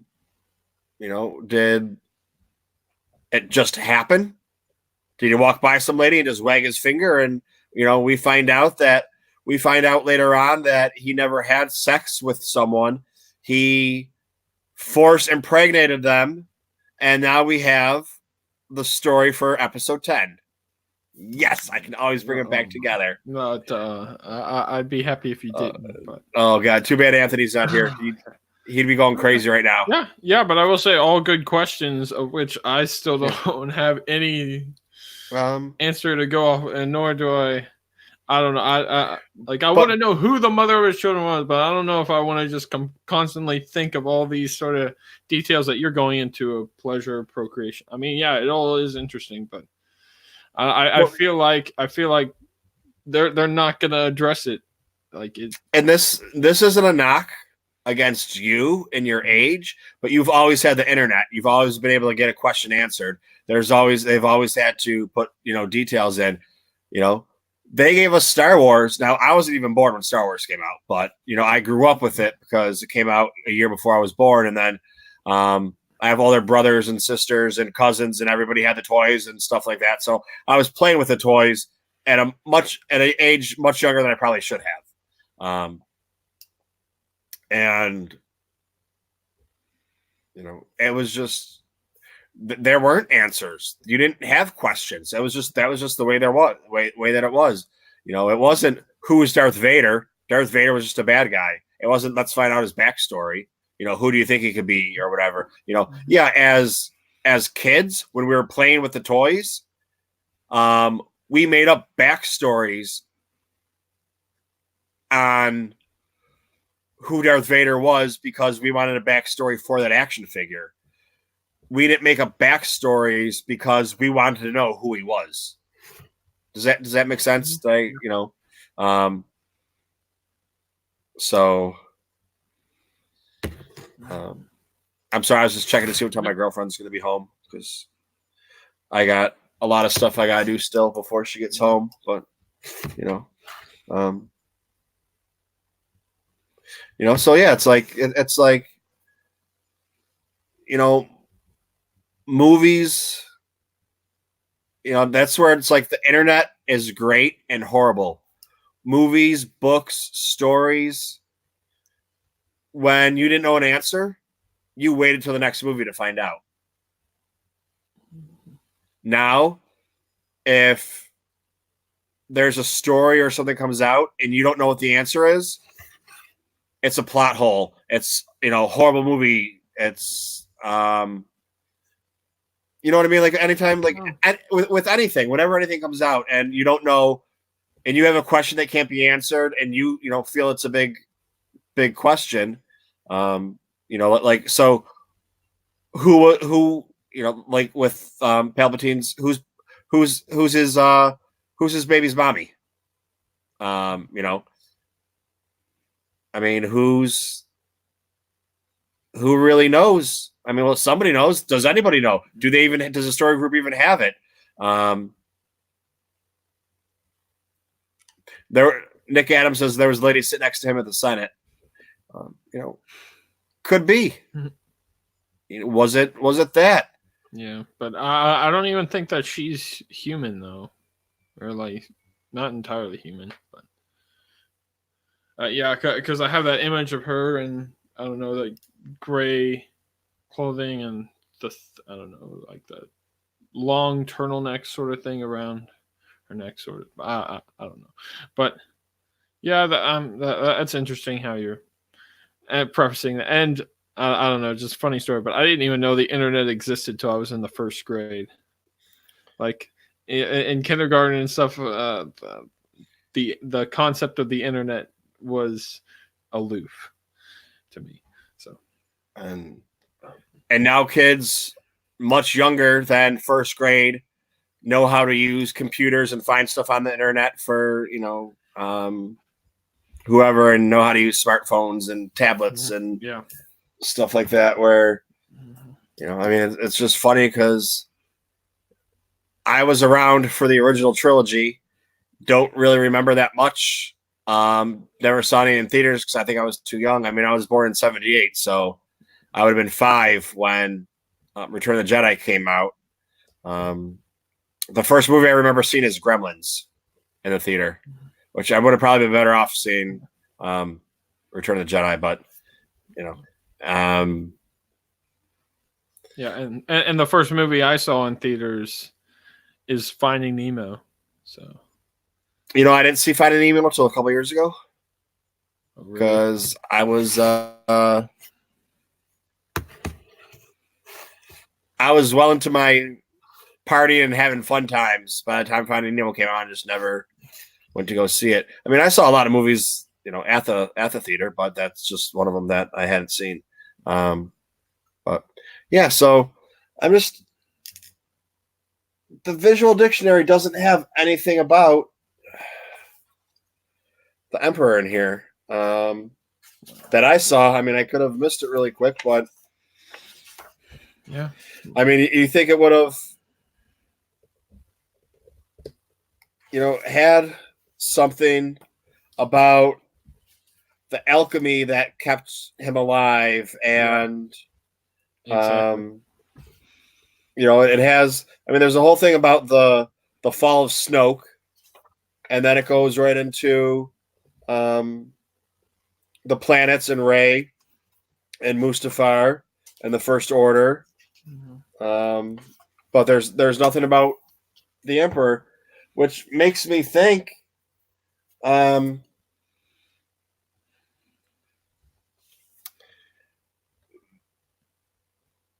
just crazy thought. Pablo Hidalgo wrote this book way before filming even started. And then they go and they take, so was the Emperor, like some people are saying, a last minute thing put in, and that's what a lot of the reshoots were? Well, I don't know about or not that. necessarily reshoots, but not part of the original story when they started it, and or is that just completely wrong? Yeah. But why?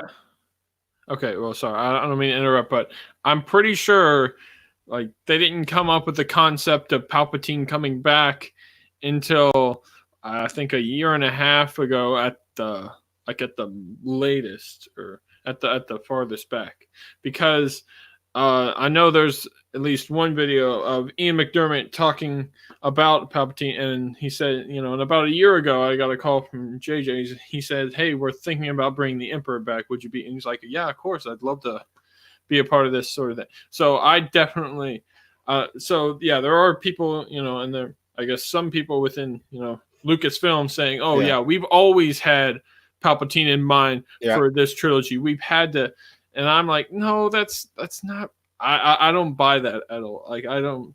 I think, whenever Colin Trevorrow, got released and stuff, then they're like, okay, well now we need to put Palpatine in. But I don't think it was from the get-go back whenever Force Awakens is like, oh yes, and this is all leading up to Palpatine coming back, because there weren't really any hints of Palpatine returning in The Force Awakens or The Last Jedi, and I've seen both those within the last week, as a rewatch, and there weren't really any signs of that, and I think it was more of Snoke got killed off, and JJ's like, okay, well now we're gonna need some other dark side user as another villain of sorts, even though we still have Kylo Ren. So, I'm bringing back Palpatine. So it didn't feel as like the sequel trilogy set that up in a coherent way.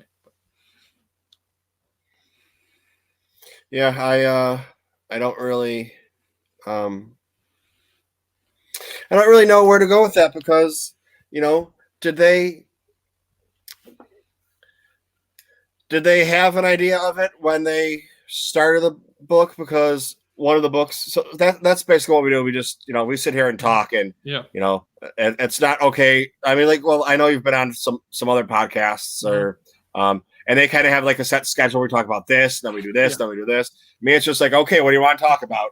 And it's like, I could, a couple minutes ago, I was like, I got nothing else to talk about. What do you got to talk about? You're like, oh, this, and now you can't get me to shut up after a couple minutes, because I started coming up with more crap. But it's that's just what we usually do. And then we usually save the merch till the end, but we just opened it because I thought Anthony was going to go, which I guess he did go. I don't know if he just said screw it, he's going to bed and going to finish another time. But I don't really know if they had an idea. And we opened up the one book and I was looking at it, and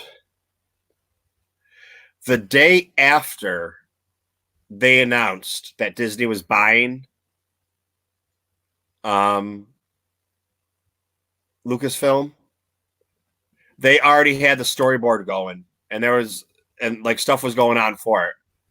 So it's like it was already, before it was announced, it was already written and planned, and here's our ideas and stuff like that. So, I don't know how far back that was. 2012, Halloween Day, 2012, that they announced it. So how far back did Disney have people already working on it to say we're making another movie? Because on November 1st, they already had a storyboard up and planned and ready to go, and people working on it that were already hired and employed and doing it. So were they planning it for a month or two? Were they planning it for a year or two? beforehand, and they thought, hey, one of our ideas, we have this idea and this idea and this idea and this idea. So one of them was, bringing Palpatine back. So they're telling us the truth when the whole time they wanted to bring back Palpatine or talked about bringing back Palpatine. It was just never, they also had 10 other ideas that didn't include him. And, for whatever reason, they didn't write, they wrote like George did. Okay, I'm going to write this movie. And then when this movie's done, I'm going to write the other movie. And I'll figure out how they fit together. Well, that's what they did with this. And they don't really fit together. I mean, they do, but they don't. Maybe as time goes on, because people hated, I don't know how much you know about it, but people hated Empire Strikes Back. It was the worst movie. George Lucas was done. It could never hold up to anything, blah, blah, blah. Star Wars is dead and ruined. George Lucas will never make another movie. And now it's revered as one of the best movies. In the Star Wars franchise. Number one, if most people rank them, it's their number one. So, as time goes on, people hated the prequels, and now people like the prequels. As time goes on, will it seem like these three fit together better than we think they do right now watching it as it unfolds? Who knows? That's for future us to figure out, and our kids or brothers and sisters or neighbors or whoever it is, because if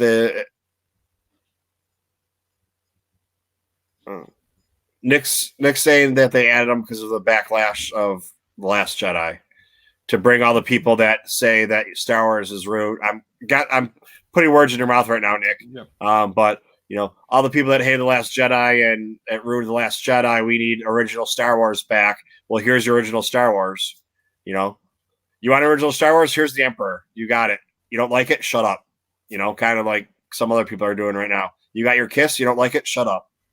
I just. Good. All right. Well, a couple things. Well, yeah, I wasn't alive in 1980. But I don't know. There's definitely, I think. Oh no, you could. I mean, it's news. It's news articles and news reports and reviews, and like you can look it up online. Like the hatred for Empire Strikes Back, and whatever. And it's like all that stuff I was saying is gonna come up. That people in gen, like for the most part, there was so much hate for Empire Strikes Back. The same way that The Last Jedi got so much hate, and the same way the prequel gets hate. It's basically Star Wars came out, and everything that's made after that can't compare, so it's horrible, and it's ruined lives and childhoods and marriages, and only George Lucas's marriage, but and then the next one comes out, and the last one wasn't as bad. This one's even worse. And then the original trilogy was supposed to save Star Wars and ruined Star Wars. And, the sequel trilogy now that we're in was supposed to save Star Wars because the prequels were so horrible, and now it's ruined Star Wars. And, there's people like me who are just like, I got a Star Wars movie. There's some stuff I don't like in it that I wish never happened. But you know what? I got a freaking Star Wars movie, so I'm happy. There's enough in there that I like that goes against the Palpatine thing that I don't like, and the kiss at the end that I don't like. These are, the kiss is a minor thing. Big plot point, but minor thing. Rey being a Palpatine, major plot point, but a little thing. So. Okay. Well, yeah, but we're just saying, like, I don't know. I've talked with some other people, and they're like, oh yeah, well, from what I was around in these other people that I talked to, I was around in 1980, and I loved and I loved The Empire Strikes Back, and so did all my friends and stuff, and I didn't hear any sort of bad things about it. And then I'm sure there's news articles. I don't know. So I guess just some conflicting information based on who, like, which, I guess, group locally, and different people from other parts of the United States or across the world, sort of thing. But another thing that I'll say is that I'll say that I liked Revenge of the Sith more than The Rise of Skywalker for this, because I don't know, it just felt like a more complete and more consistent movie throughout. And yes, there was so much action and a lot of stuff going on in both The Rise of Skywalker and Revenge of the Sith, but I think it was just more consistent with just each story thread just going into the next. Whereas in Rise of Skywalker, it just felt way too jumbled as, oh, we need to get to Exegol, but in order to do that, we need to go to this planet and then this one and then jump over here and all this stuff in 2.5 hours when it should be like 4 hours of stuff, but they just go through it just so quickly. And it is quite ironic that both the movies end with characters looking up at the twin suns of Tatooine just right at the end. And now I feel like if episode 10, 11, and 12 happen, it's going to be Rey serving as a mentor figure to some other new character that's strong with the Force. And then by the end, they'll be looking up at the twin suns of Tatooine all over again.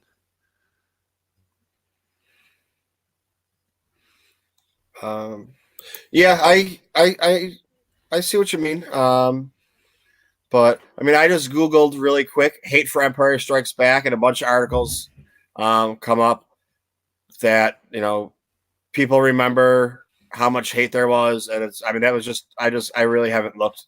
I just looked really quick. So I mean, you can just, when you get done, I mean, you know, I'm getting kind of tired, so I'm probably gonna call this quits soon.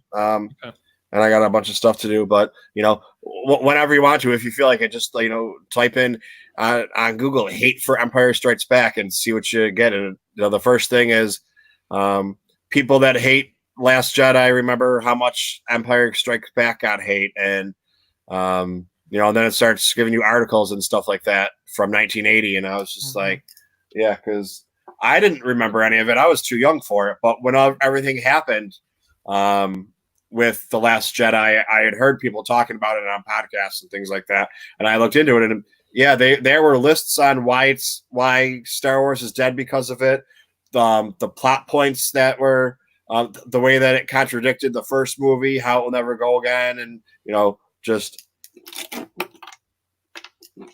yeah, okay, yeah. But what were your other two things you said? Because I had something to go before I got. Well. Okay, well, just to harp on that, I think that it's important to distinguish that the internet wasn't around then. So a lot of those, you know, people that were journalists, if you will, that had, you know, worked in the news, worked in the media in 1980, had a lot more power of voicing the narrative, so much more than just everyday people that had their conversations and stuff. But none of that was on the internet that was like tangible evidence firsthand. So a lot of it's for those journalists who their job is to review movies, put it in the local newspaper, if you will. You know, their opinion well, that's the whole thing, much more tangible than just everyday fans.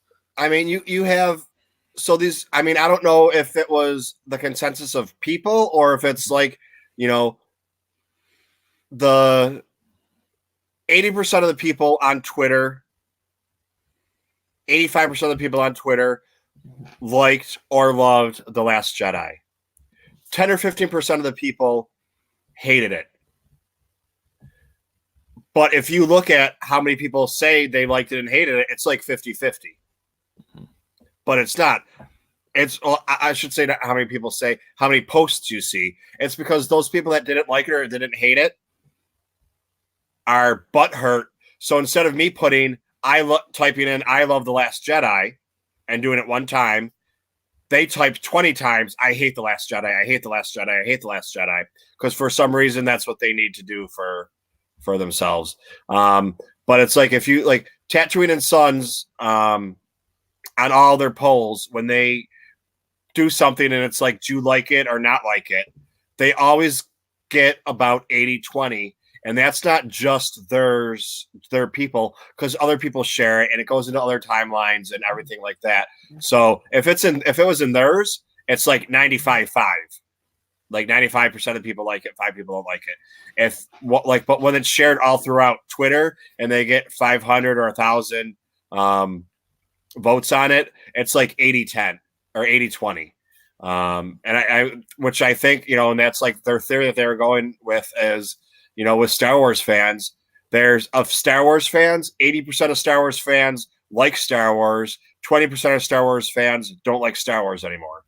And for some reason, just can't give it up. And, whether or not they're in a group or just, sitting there and unhappy with, their own life or whatever it is, it's just, if there's a movie that I don't like, I don't watch it. I don't go talking about it. Okay. If there's a band I don't like, I don't listen to them. Yeah. I'll tell you that they suck, but I'm not going to make it my life's goal to make everyone know that I think they suck, because it's not that important to me. It's a movie.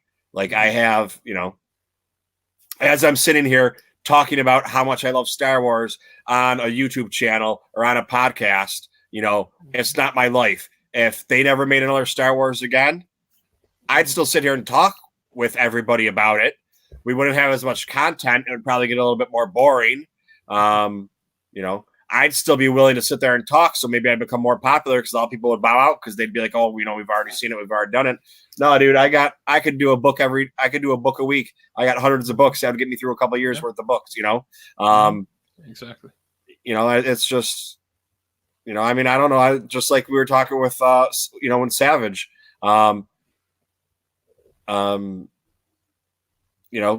it's all like positive. If there's something you don't like we talked about things we don't like. Next week, when we talk about stuff, the things we liked, we'll probably talk about again.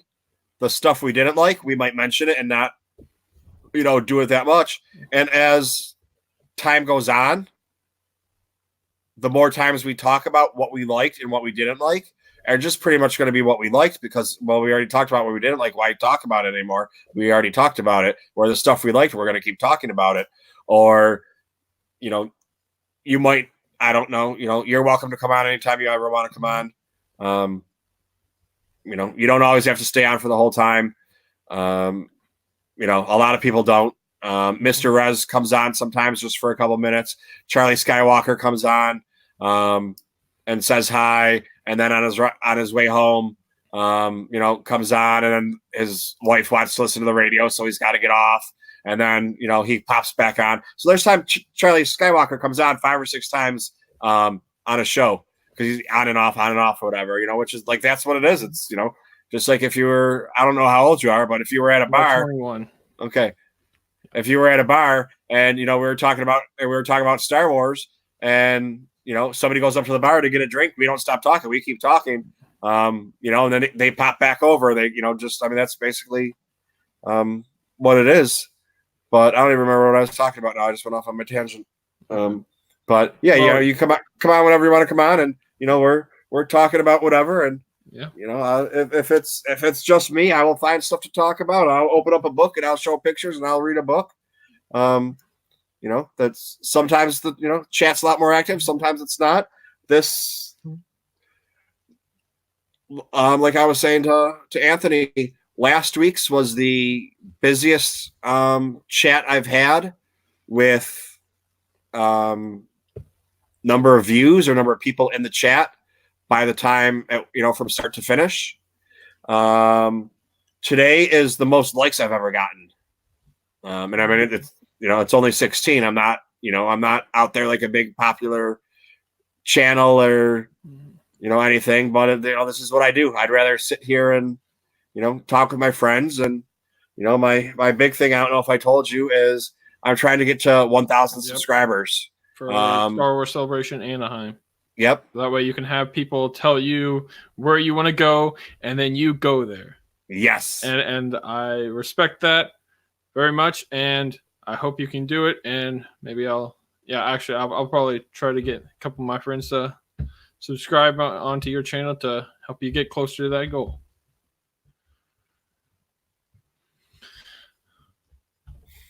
Did you see what they did to YouTube? Yeah, I saw what they did. You see that? You know who Eric Butts is? Well, Trevor? I'm pretty sure I've seen the video of him reacting to the Star Wars teaser trailer, shedding a few tears, and Oh, he was crying like a baby. okay, He yeah, was- and then people, yeah, some people were just saying, "Oh, I can't believe you're crying over this." Like, grow up, basically.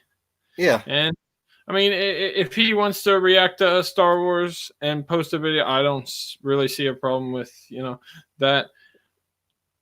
So yeah, I mean, I don't know. a lot of my friends, I didn't cry at all in the movie. A lot of my friends did. The chat group that I'm in, the one with this the Secret Santa, at least half the people have posted that they cried and cried multiple times and cried at different parts at different viewings or whatever. And I didn't, I don't see anything wrong with that. Like I shouldn't even have to say I don't see anything wrong with that. Yeah. That's just how that's how they reacted. The I had to put my dog to sleep the other day and Tuesday, and then I think Friday or Saturday at work. So it was like 3 or 4 days had passed, and a song came on the radio at work. Had nothing to do with anything, and I don't know what it was. This song just made me think of my dog, like when it came on, and it has nothing to do with about dogs. It's just whatever reason the song came on, I was like, I miss my dog, and it's kept going, and I was like, holy shit, I'm gonna start crying right now. And I went and I turned the music off, and I was fine, So I mean, that's just a song that's unrelated to dogs gave me that emotional response, So what is something that is supposed to induce an emotional response? I mean, that's the reason you read books and you watch movies and you listen to music, is you're supposed to get a response or a feeling from them. A lot of them don't invoke crying right away, but shit, my dad fucking sent on Facebook, posted a the song Hallelujah. Yes. Yeah. Some girl, like, this is like a couple years old.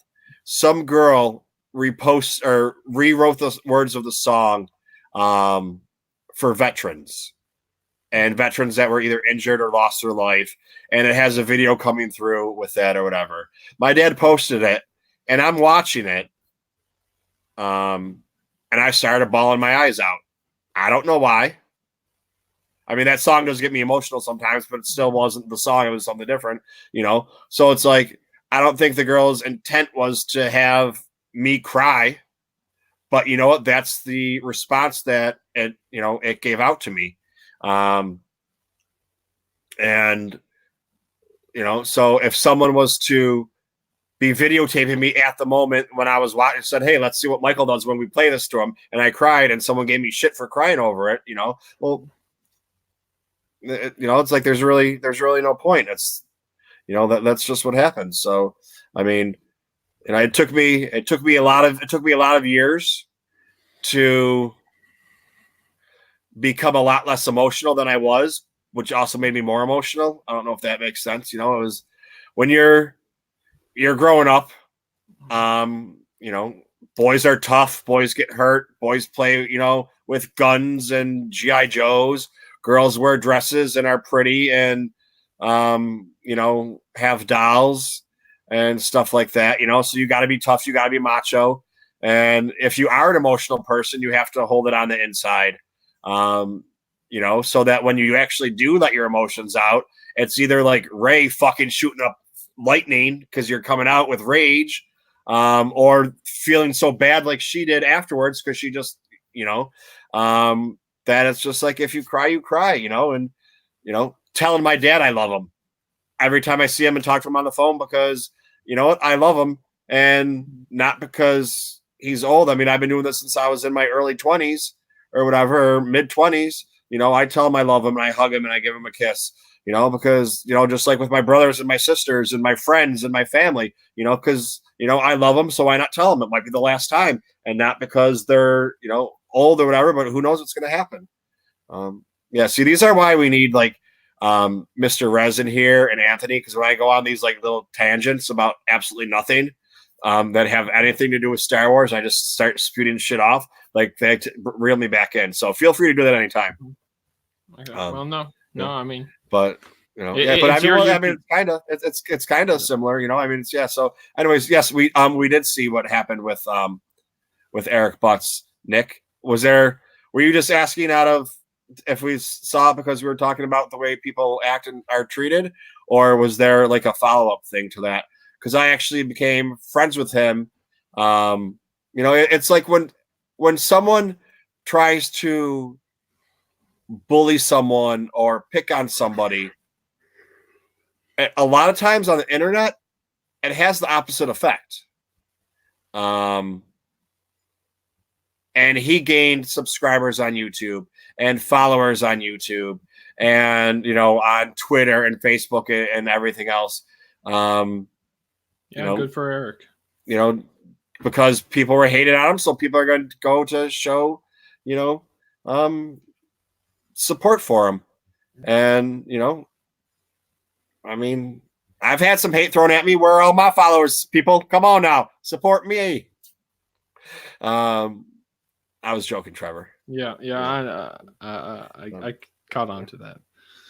But yeah, you know, it's like,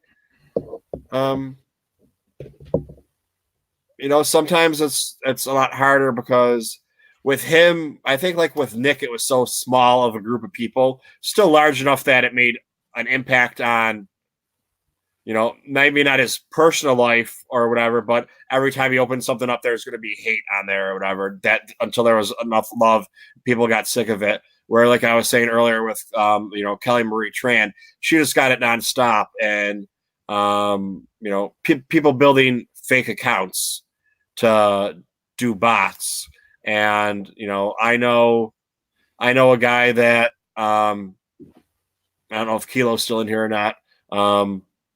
Kilo and I know him that used to do bots to raid people's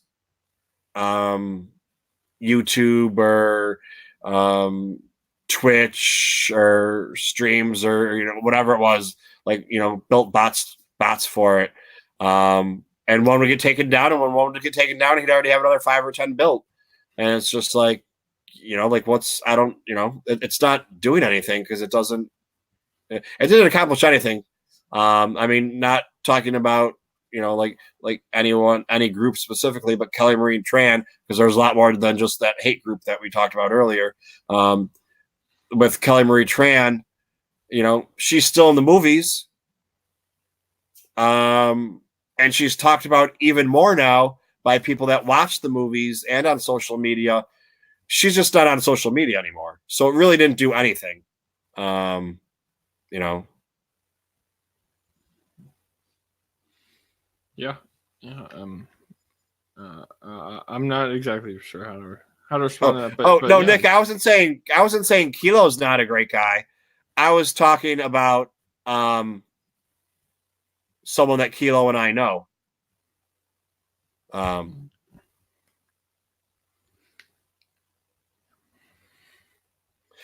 you're friends with Eric Butts? Is that what you were saying, Nick? Yeah. That's what Okay.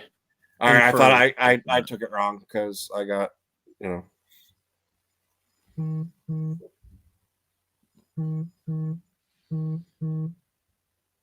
Okay.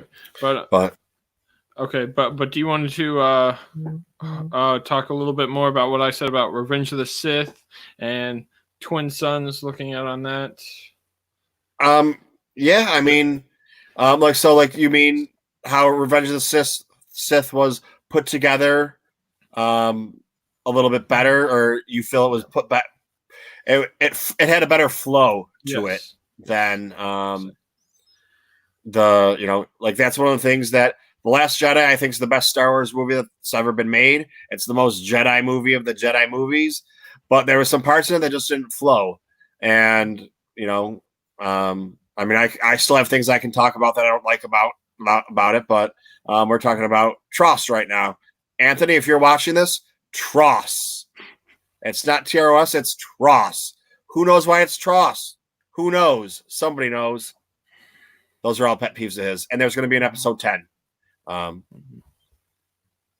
you know, and it's like, so with the twin sons, you know, you can also include the Clone Wars episode twin sons, and with that, with the end showing, and it was, you know, it flowed together better than this, because, you know, like I said, the first hour could have been a 4-hour movie, and the next hour and a half could have been a 3-hour movie, you know, easily.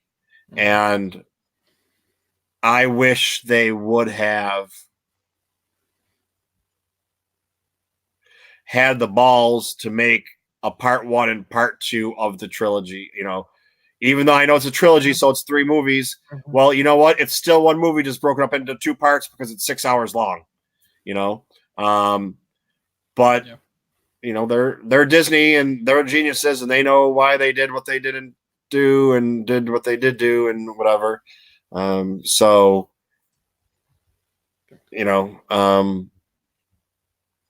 mean, that's something, that's their decision they made. They're never going to get it back. And I think the way that a lot of how we go from here to see what happens is how this movie does. And,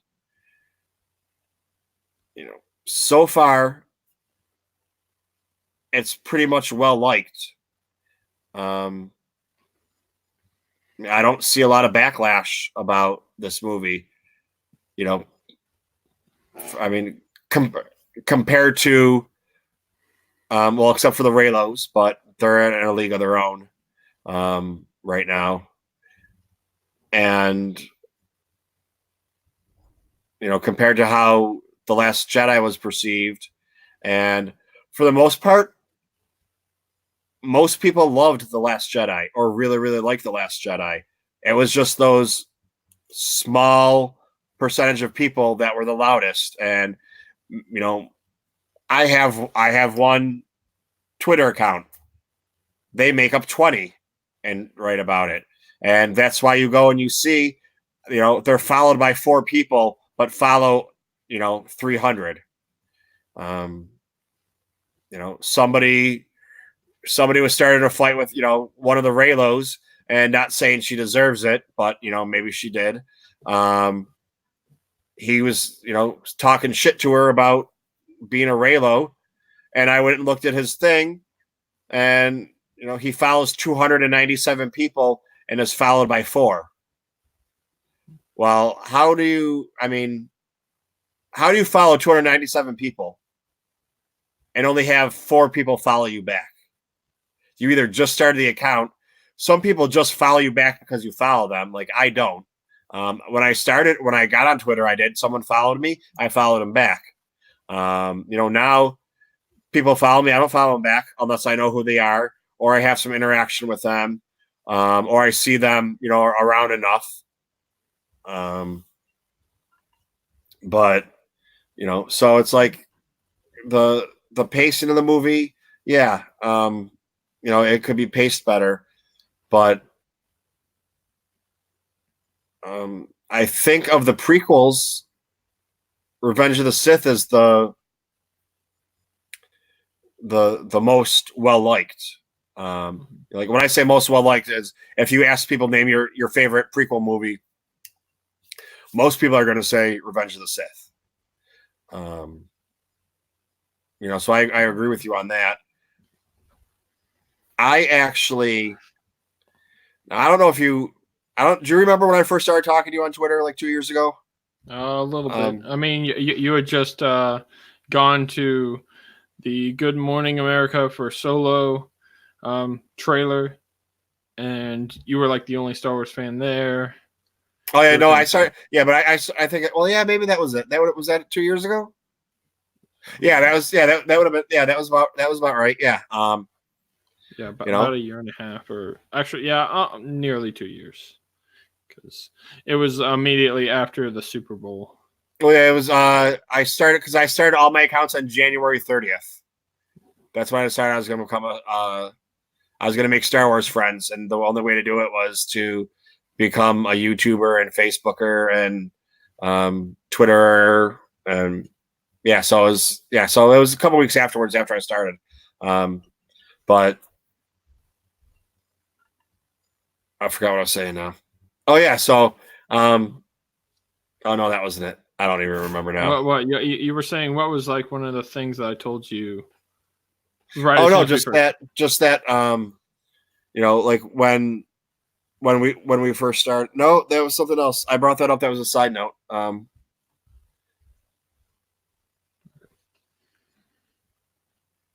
don't even remember now. It was Oh, okay. Oh, yeah. So, like, when I had started, before I had started, I talked about this a couple weeks ago too. Before I had started, like Twitter and YouTube and Facebook and everything, like, I swear to you, not exaggerating at all, I could go on the Schmoedowns and I would have been able to win those contests. Yeah. I could knew. probably say the same thing as well. I knew all the answers, and I started watching them afterwards, and Alex Damon was on them, and the one was on, and I was watching with my girlfriend. Like, this was a couple months after, and I was like, "Holy shit! I answered all these questions right, and he missed one." Now I know, of course, questions come and go, whatever. Like, but and like I started watching them, and I knew all the answers. If I watched those same ones right now, I'd get them wrong because I used to watch Star Wars every day. It would always be on, whether I actually sat down and watched a movie or 2 movies a day, or it was just on in the background while I'm doing something else, doing homework. It's still on, doing, whatever. And, it just changed. It used to just be, now all I did was watch Star Wars, and I knew every answer, and I knew what the code was, and I knew what stocking bay it was in, and, this just everything just from over and over and over and over. And, before I started doing a rewatch, like a week ago or 2 weeks ago now, whatever it is, before the movies, the last one came out, I can't tell you the last time I sat down, probably 6 months ago or a year ago, that I actually sat down and watched a movie. And it's probably been a couple months since I put one on. Now I binge watched an entire season of Rebels. The first day or the second day that Disney Plus came out. I'm in the middle of 3 right now. I've watched Clone Wars, and I've watched, can't tell you how many times, I've probably watched 50 hours of The Mandalorian since it's come out, or each one 4 or 5 times. But it's just like with the movies, it went from just different, experiencing it differently, where now I'd rather, before all I had was the movies to watch, and I didn't want to, read EU books. And I wasn't into canon comic books, or I wasn't into comic books because I wasn't into EU. And then I was like, oh wait, canon comic books? Okay. So everything switches a little bit. And now I'd rather talk to Trevor Beast than watch a Star Wars movie right now, because when I get off with you and you go do whatever you're going to do in your life, and I'm going to do whatever I do in my life, I'm either going to put on a podcast, or I'm going to watch Star Wars or Rebels or, whatever. So it's just, I don't even know what I'm talking about anymore. I'm getting tired. Okay. We're going on 4 hours. Okay. Well, I mean, we can end the stream pretty soon, but I mean, you did mention a trivia question, and I got 10 trivia questions lined up if you want to do that, and then we can end the stream. This in no way is an example of my love and or knowledge of Star Wars. Okay. This is after 4 hours of talking Star Wars, and I mean, I can edit this out if I want to, but I'm not gonna, because that would just be a shitty thing to do. But okay, Trevor, let's go. All right, fantastic. All right, question 1. In The Phantom Menace, what was Shmi's response to her son Anakin when he asked, "Will I ever see you again?" She said, "Do I have to give you the exact word, or something along, something as similar as you can to I mean, person. she said no. You're gonna go be a Jedi. Nope. That's incorrect.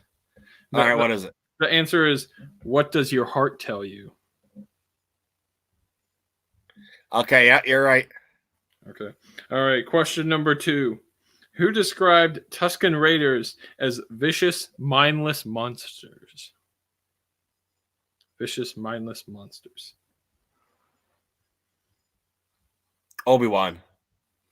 That's incorrect. It's Klieg Lars. Yeah. All right. So, question number 3. In Revenge of the Sith, who is Anakin speaking to when he says, "I feel lost"? Palpatine. That's incorrect. It's Padme Amidala, his wife. All right. Okay. There's still 7 questions left. So I'm gonna go Okay. 0 for 10. All right. Maybe. Okay. So question 4. Which is the only Star Wars planet mentioned in 2 opening crawls?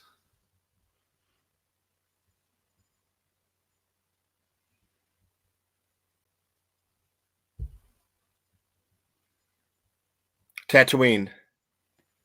That is incorrect. It's Naboo.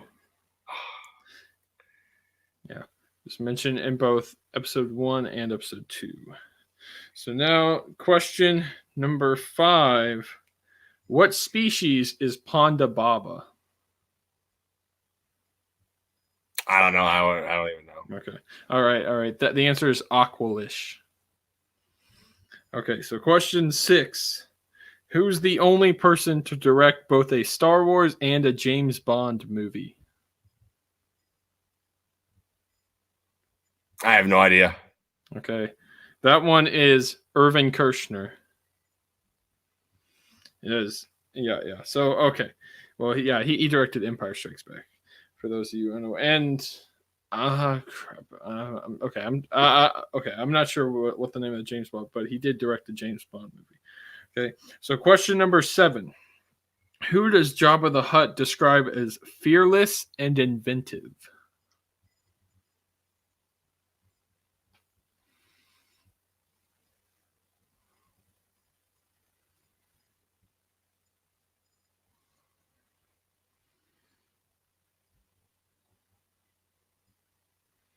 Bosch.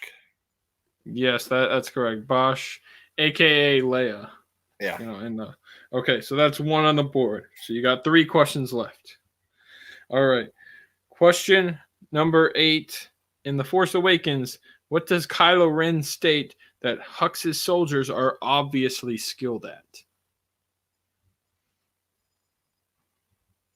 Losing. That's incorrect. It's committing high treason. Oh, yeah. All right, so 2 more questions. So this is so question 9. And The Last Jedi, according to C-3PO, there are 15,428 to 1 odds of what occurrence?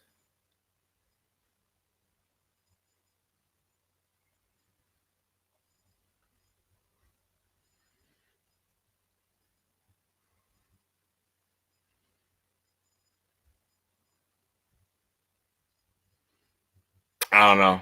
Okay, so the answer is finding an exit, an unmapped natural opening to the cave on Crate. Okay, yeah. All right, and then the final question number 10. What actress portrays Lieutenant Kadel Connix?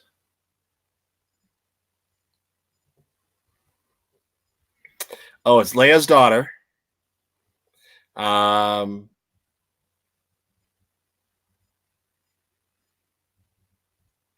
Oh, I can't think of her name right now. She's in American Horror Stories. Mm-hmm. I think we give that to me as a win. Okay, well, it's Billy Lord. Billy Lord. Oh, God. I So can't. that was like 1.5 out of 10. But, these are some pretty tough questions. I made these for another podcast that they submit to me. But, for any of the people that are tuning into this, well, now you know the answers to that. But, yeah, that I think that'll do it then for the stream. But I expect another 10 for the next time you show up here. I don't want you to be any nicer. I want you to have me like go 0 for 10. You want me to make you get every single question wrong? Then yes, that's what you're asking. Yes. Okay. All right. What would be the point of you making questions for me to answer correctly? Because that way you can, have some satisfaction over watching all these movies so many countless times that you've, done in the past, and still, I don't know. Okay. No, I'm learning now. Okay. Well, like I said, I haven't watched a Star Wars movie, and I did the rewatch, but I didn't sit down and watch them. They were on while I was doing other things, and it had been 6 months, if not longer, since I've actually sat down and watched a movie. Yeah. So okay. Well, do you have a Star Wars trivia question for me? I sure do. Okay. Give me a minute. All right.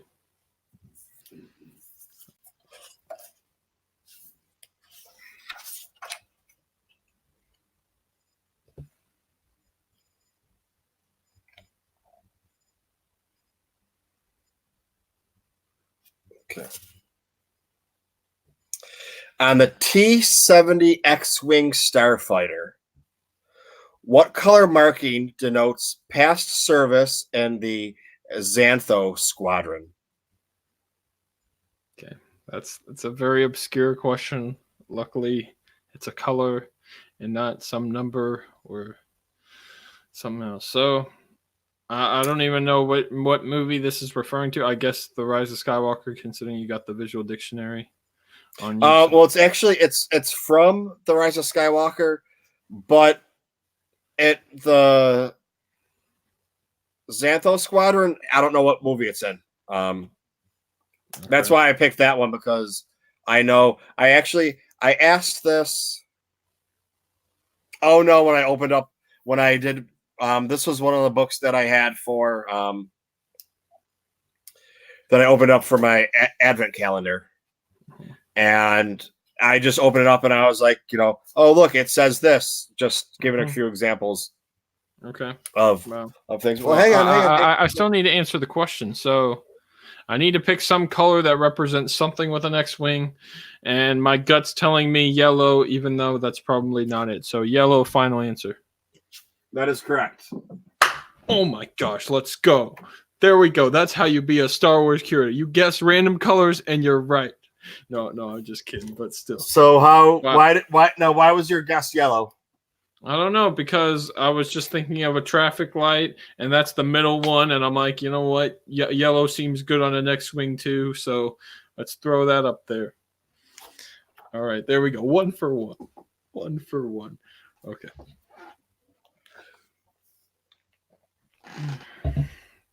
But yeah, my gut told me it was yellow, so I was also thinking green or blue or I don't know. But nope. Had to go with yellow there. So, all right. Oh yeah, and another thing that you were saying about Twin Suns, I actually did rewatch that just because, I was preparing for a Gunslinger review of sorts, Chapter 5, Mandalorian, and I'm like, okay, well that was the last time we've been to Tatooine before the Gunslinger episode or chapter of the Mandalorian. So I'm gonna go rewatch that, and I have to say I enjoyed the Gunslinger a bit more than Twin Suns. But I guess, well, we can discuss this another time if you want to end the stream. I'm still. Because I did take pretty comprehensive notes of the Gunslinger chapter 5. Yeah, I know 2. Front and back of this and some other stuff. But I mean, I'm open to discussing Mandalorian with you, Michael Pappas, if you have the means to, or if you have the means, or just want to include me in that. But if not, that's yeah, it's not that you're not included. It's just him and I keep saying we're going to do it, we're going to do it, we're going to do it, and whenever we try to do it. So now the plan is tomorrow I'm going to his house and we're going to play Hang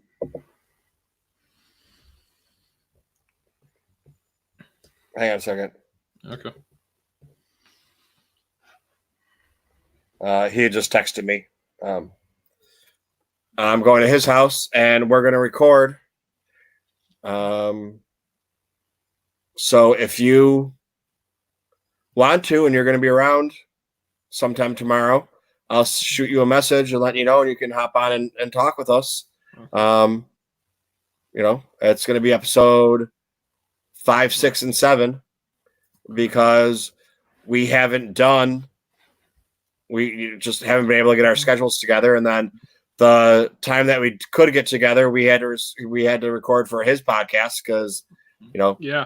I just tuned in. Well, I tuned into that a couple days ago. About you and then James Yarko as well. Yep.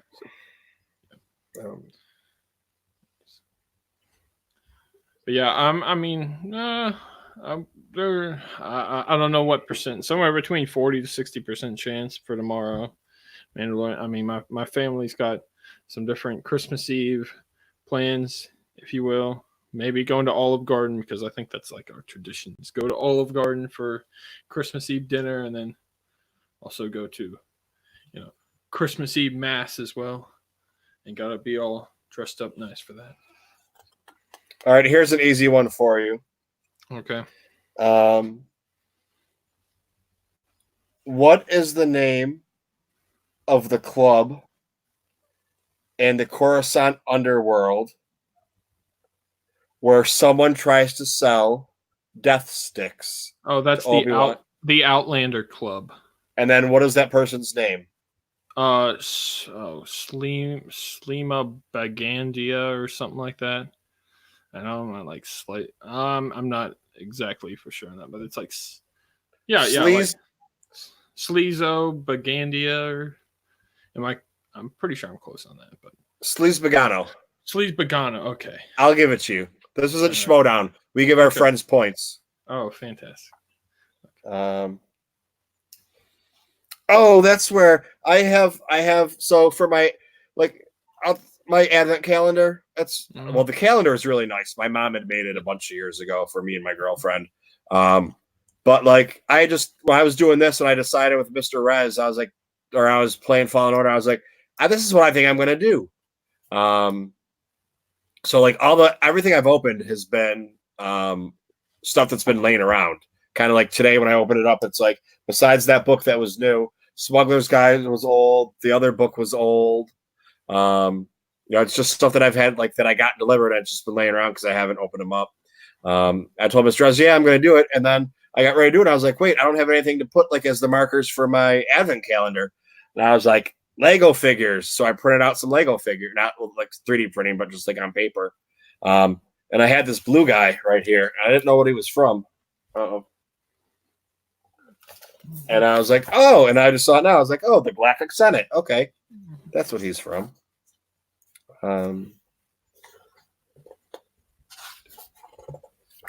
How many handmaidens did Padme have? Okay, well, I feel like I should have read Queen's Shadow and then I'd know the answer to this. But based on the Phantom Menace, I know there wasn't too many because we all saw them in one shot whenever they're bowing down to Boss Nass.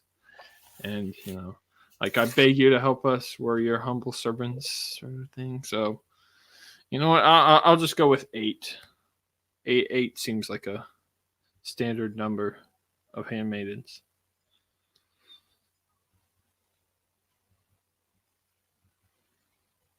Oh, it doesn't say. All right. Then. I just thought of that question. Okay. All right then.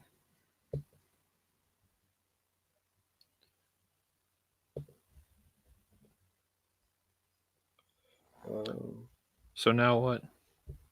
I was just looking it up really quick. Okay. All right. All right. Well, because I know I did read Handmaids and or I did read Queen Shadow. Mm-hmm. And I don't remember what it is. I thought it was 7, but Yeah, I mean, I was also thinking about, and I'm like, nah, it should be an even number. That way they can, you can have 4 on one side, 4 on the other, just like the Praetorian Guards in The Last Jedi for Snoke's throne room.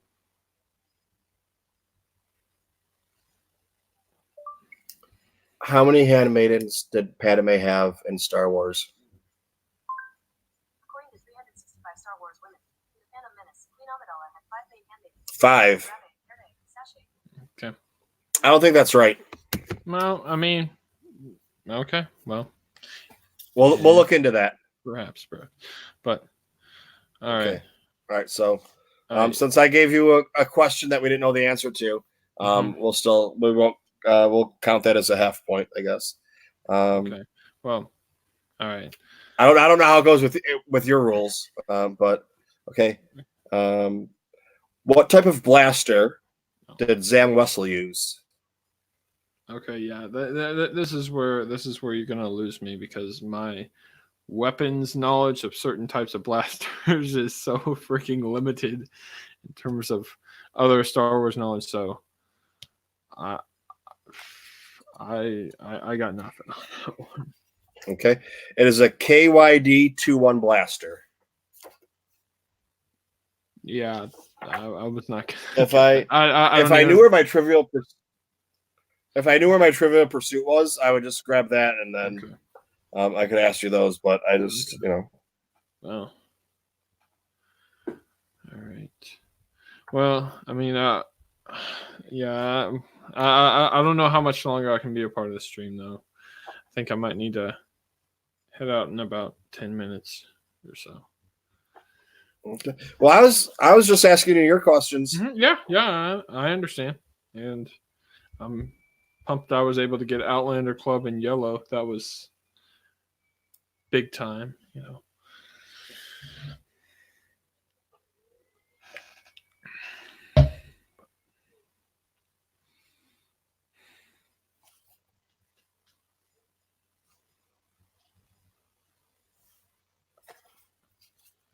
All right, so yeah, I don't know. I think that I'll have some questions for you for next time. All right, fantastic. But let me think here.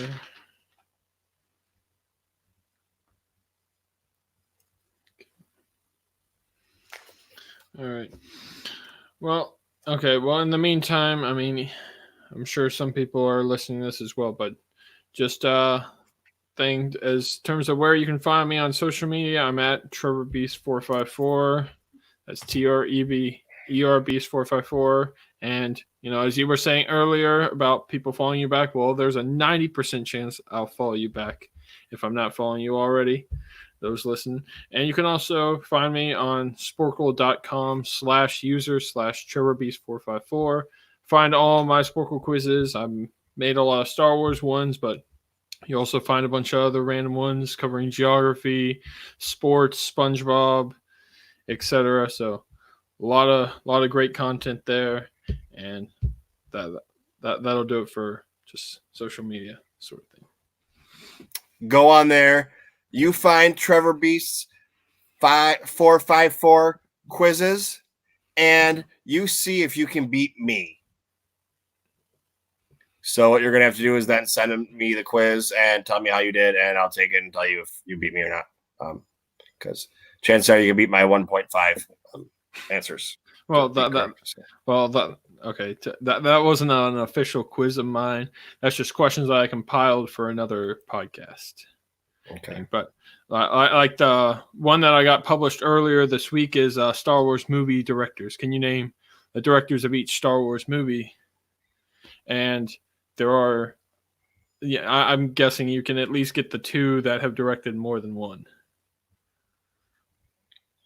I mean, I could of course get Rian Johnson and J.J. Abrams, because J.J. Abrams is on 2 of them, and Ryan Johnson is on 1.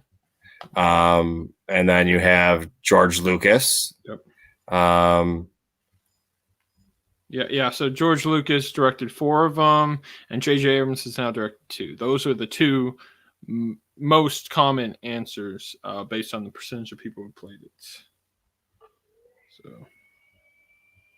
yeah, no, but I was then really you had glad. the guy that did James Bond, Well, and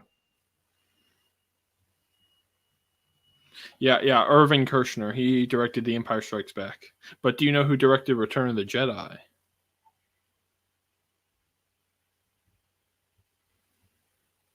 nope. Okay, well, that's Richard Marquand. And then, okay, so you've gotten most of them. Okay, but then, okay, I'll just go through the rest of them with you. But for people who want to play the quiz themselves, it's, sporkle.com/game/TrevorBeast454, and then Star Wars directors, except there's like a hyphen in between Star and Wars, and then hyphen between Wars and directors, sort of thing. But really good quiz. So, okay, so you know what, let's just play it right here if we can. Can you name the director of each Star Wars movie? We got that right here. So there's 12 of them. You got 2 minutes 36. So I'll just type it in then. So you said George Lucas, obviously, and then Abrams, and then I mentioned Irving Kershner, and you mentioned Ryan Johnson. So let's see. All right, so that's already 8 out of 12. Okay, so you're still missing Rogue One, Solo, The Clone Wars, and then I kind of already mentioned Return of the Jedi. If you can say that again, but yeah. So do you know these other 4 then? No, I got nothing. So, okay, but can you at least remember the name that I just said of who directed Return of the Jedi? Or just Maraschino. no, it's Richard Marquand. So put that down there. So then we have the original trilogy right here. Okay. So then below that, so then there's still who directed the Clone Wars movie, like the Clone Wars animated movie. And then we also I don't know. Okay. Then we also have Rogue One, and then Solo: A Star Wars Story. Trevorrow did Rogue One, right? No, Colin Trevorrow was going to do The Rise of Skywalker before he got fired. Didn't he do Rogue One? Nope, that was someone else. I thought that's why everybody was happy because they were bringing him in. Nope. All right. Well, if you want, you can. There's the give up button, so I could click on the give up button. I mean, you got 38 seconds or so. You can give up and then tell you who directed Clone Wars, Rogue One, and Solo. I give up. All right. So now that I press that, so now the Clone Wars was directed by Dave Filoni, and then I should have. Yeah, and then Gareth Edwards directed Rogue One, and then Ron Howard directed Solo: Star Wars Story. Oh, I knew both of those too. Yeah. So then now you can click on the results, or you can just type in /results. Is another way to get it, and then you can see how you got it compared to all the other people that have played it. If I can put this in the right thing there. So then it tells you the percent of people, and then you got Dave Filoni at like 16%, but you still have the other percentage of people who get the other right there. So yeah, that's just one Sporkle quiz that I made. It's gotten now nearly 5,000 plays, 4,800, something like that, and a lot of that is once it gets published, because once it gets published, it gets put on the front page of Sporkle for the day, and they publish about a dozen or so quizzes each time. So, and I have now 68 published quizzes, but I've still created about 350.